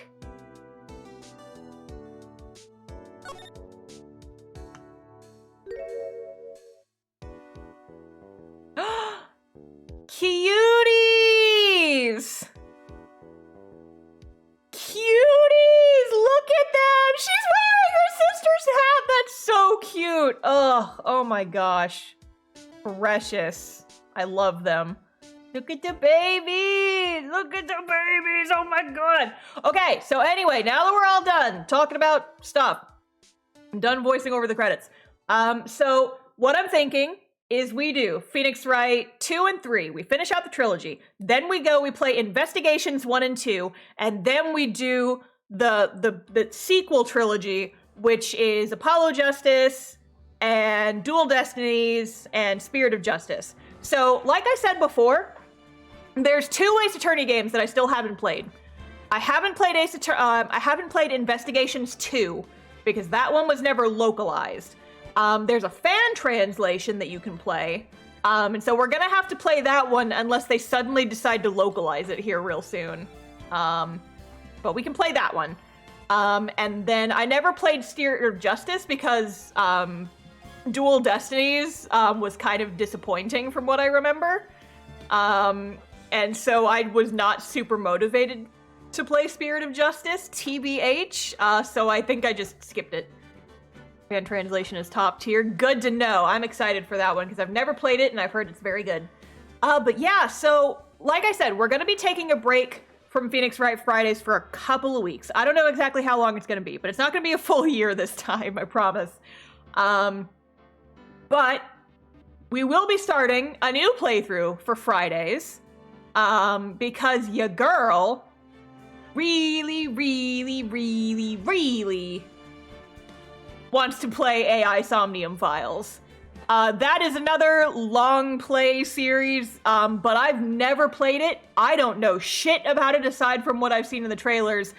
I know it's written by the same guy who did Zero Escape, which is a very buck wild visual novel series that I love very much. So, another reason I wanted to finish this game tonight is because that way we can start that next week. So next Friday, we're starting AI Somnium Files, baby. I'm going in completely blind. I don't know shit. And that's going to be a hell of a lot of fun. So come back next Friday for that journey. I'm excited to finally play another game blind again because I feel like my issue with playing Ace Attorney is I love the games, right? They're very beloved games for me. I love them to pieces, and getting to replay them on stream has been a lot of fun. I already know what happens. I already know. I already know all the plot twists. Aside from the 2 games that I haven't played and the holes in my memory from just not playing the games in a long time, I know all the plot twists. I know what happens. And so I feel like watching me play them is not as interesting as it could be. So I'm excited to get into a game that I can play blind again because I feel like my Great Ace Attorney playthrough was so much fun and it did so well because I was going in fully blind, and so all my reactions were really genuine. And so, like, I love playing these games on stream. It's just the problem is, like, I know everything that happens already. And if you guys are okay with watching that, then I'll gladly keep doing it because I enjoy it a lot. But I'm excited to get into a game that I can, like, be feral about for a little bit and not know what's going on, and we can all, like, solve all the puzzles together and stuff. I think it'll be a lot of fun. And I'm excited that we get to start that next Friday! So, come back on... When is that? November 4th. God, it's almost... October's almost over. What the fuck happened? But the game carries itself and you're an entertaining voice actor. Oh, well, thank you. I'm glad. I've been trying my best. I know that, like, doing it all in one take, some of the lines come off a little awkward. And I was like, oh, I wish I could redo that. Well, I already said it and I don't want to say it again. And I stumble over my words a lot, but I'm doing my best to make it entertaining. Yeah, and I'm glad you guys are enjoying watching. So, folks are gonna have a couple of weeks to catch up, before we start Justice for All, which only has 4 cases in it. However, the last case is of, if I remember correctly, the last case in Justice for All is of a similar length to this one, because it just goes forever. The last case in Justice for All is very long. I'm honestly happy with either. You make playthroughs very entertaining. Well, I'm glad. I am glad that you guys like it, because if you weren't entertained, I wouldn't want to keep doing it, so I just play the games on my own time instead of streaming them, but yeah. Also, I'll go ahead and do my usual shilling here at the end, but I'm not going to find someone to raid just yet, because I want to sit here and talk with you guys for a little bit. So, if you're here, if you stuck around this whole time, and you haven't joined my Discord already, there's a link in the chat if you're on Twitch. If you're on Discord, there's a link in the video description. I'm going to be taking suggestions for future games to stream, because here's the thing. Art is pretty much always going to be, or Monday is always going to be an art stream pretty much, because that's my comic work days, Monday and Tuesday. Friday streams are going to be my long play games. That's like Ace Attorney, AI Somnium Files, all that nonsense. I'm still always a little bit up in the air about what I want to do on Wednesdays. So if you guys want, I would love some suggestions for other games that I could play. You guys know me, I love games that are like story-based, that I can go crazy about.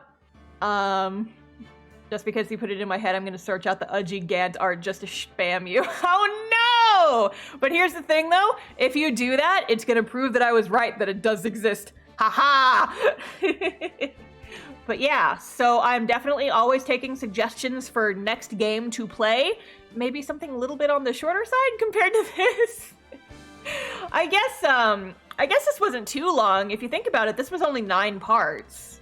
It's still 9 weeks of my life, but we finished it relatively quickly, all things considered.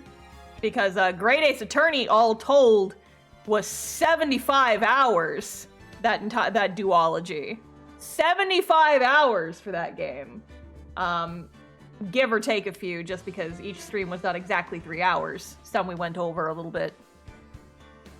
I also played more games like Phasmophobia. Those are fun to watch. Yeah, the thing with Phasmophobia is it's I've played Phasmophobia solo a couple of times. It's boring. It's boring to play by it's one of those games where you can play it by yourself. It's boring to play by yourself. Therefore, I had no desire to play by myself. I definitely want to call up my brother and see if he ever wants to do like a continuation of Bloodborne. Because I'm sure he'd be into that. I'm gonna see him on Sunday, so I'll ask him then and we'll figure out a possible schedule next time he's free. Because I think that would be fun. Folks seem to really enjoy that playthrough. So we could do that. And there's a couple other games that I have in mind. I've been wanting to replay Okami for a long time. I bought the Switch version and I haven't played it yet. And I haven't played that since the Wii was a thing. So that could be fun to replay. Bloodborne will be one of the best possible ones. Yeah, I had a lot of fun with Bloodborne. I had more fun with Bloodborne than I thought I was going to. So that was a lot of fun. But yeah, I'd love to play more Phasmophobia and just like little one-off games. Oh, and I gotta go back and I gotta play more Zorldo. I want to replay Twilight Princess. It's been so long, and I have the Wii U version that I can play. And I haven't played that game in a long ass time, so I want to go back and play that. So I might do a poll, but I would still get final say just because it's what I find the most entertaining, you know? I think Okami and Twilight Princess would be fun to play back to back because Twilight Princess was directly inspired by Okami if you actually listen to what the developers had to say. And I like running around as a woof. It's fun. I don't think you play shooters, but the Borderlands games are great too and have good stories. I've never played those. I've heard about them. I've heard a lot about them, but I've never played them myself. So yeah. Oh, also, I'll go ahead and put this out there for the folks who are still sticking around. If you haven't already, we played the 10th session of our D&D show today, and shit got a little crazy for my poor girl. And I'm going to be doing a lot of art. Like, I was kind of hoping we could finish the stream earlier so I could go and draw a bunch of stuff, but it's fine. I have all day tomorrow to draw. I have all day tomorrow to draw cursed emo art of Emery just fucking shit up and feeling really sad about it afterwards. But yeah. I've also started doing some back-end stuff with the D&D streams, so I'm gonna be like going back and making new thumbnails for everything, getting it to look all pretty. I might be editing some like clips and highlights to post as shorts and TikToks and stuff, so be on the lookout for that. And if you haven't watched it already, now's a great time to catch up because we just had our 10th episode and we don't have another episode until November. Like end of November. We only stream once a month, so you got plenty of time to catch up before the next one. So... Oh, and also, if you're watching on Twitch, go subscribe to my YouTube channel, because streaming on YouTube, you don't have to watch ads, and it's a lot better for you, probably. Anyway, I'm gonna find someone to raid now, because I am tired. Bastion and Transistor and maybe the Dishonored games. Yeah, I've heard good things about all of those. Let's find someone to raid. We can continue the conversation in the Discord. Okay. There's a couple people live right now, but... Okay, not all of them show in my thing, though. Let me find someone to raid. God, fucking Twitch. Ever since I switched over to, like, streaming on both YouTube and Twitch at the same time, Just the fucking Twitch ads are starting to get so much more on my nerves. Why do I have to watch a minute of ads every fucking time that I log in to watch a new stream? I just want to see, and now it's gonna show me another minute of ads. God fucking damn it. All right, look, you know what? I trust Melanie not to be doing any sus shit, so we're just gonna go ahead and rate her, because she's playing Resident Evil 7. And that'll be a lot of fun. That's spooky. That's spooky. It's spooky times. But yeah, if you're watching on YouTube, you cannot participate in the raid, but you can, like, switch over to Twitch real fast if you want, but, you know. You know how it is. Anyway, I will see you guys next time. Thanks for sticking around with me even to the Zatsudan portion at the end where we're just shooting the shit for a while. I kind of want to do more just like shooting the shit streams. It's kind of fun to just like sit and talk for a bit, but I'm not super good at like keeping conversations up for long periods of time. So we'll see. We'll see. Anyways, I'm going to go ahead and skedaddle. You guys go be nice. I will see you all on Monday for more art stream. Fare thee well, my friends. Have a good rest of your night. I'm going to go eat some dinner. Goodbye.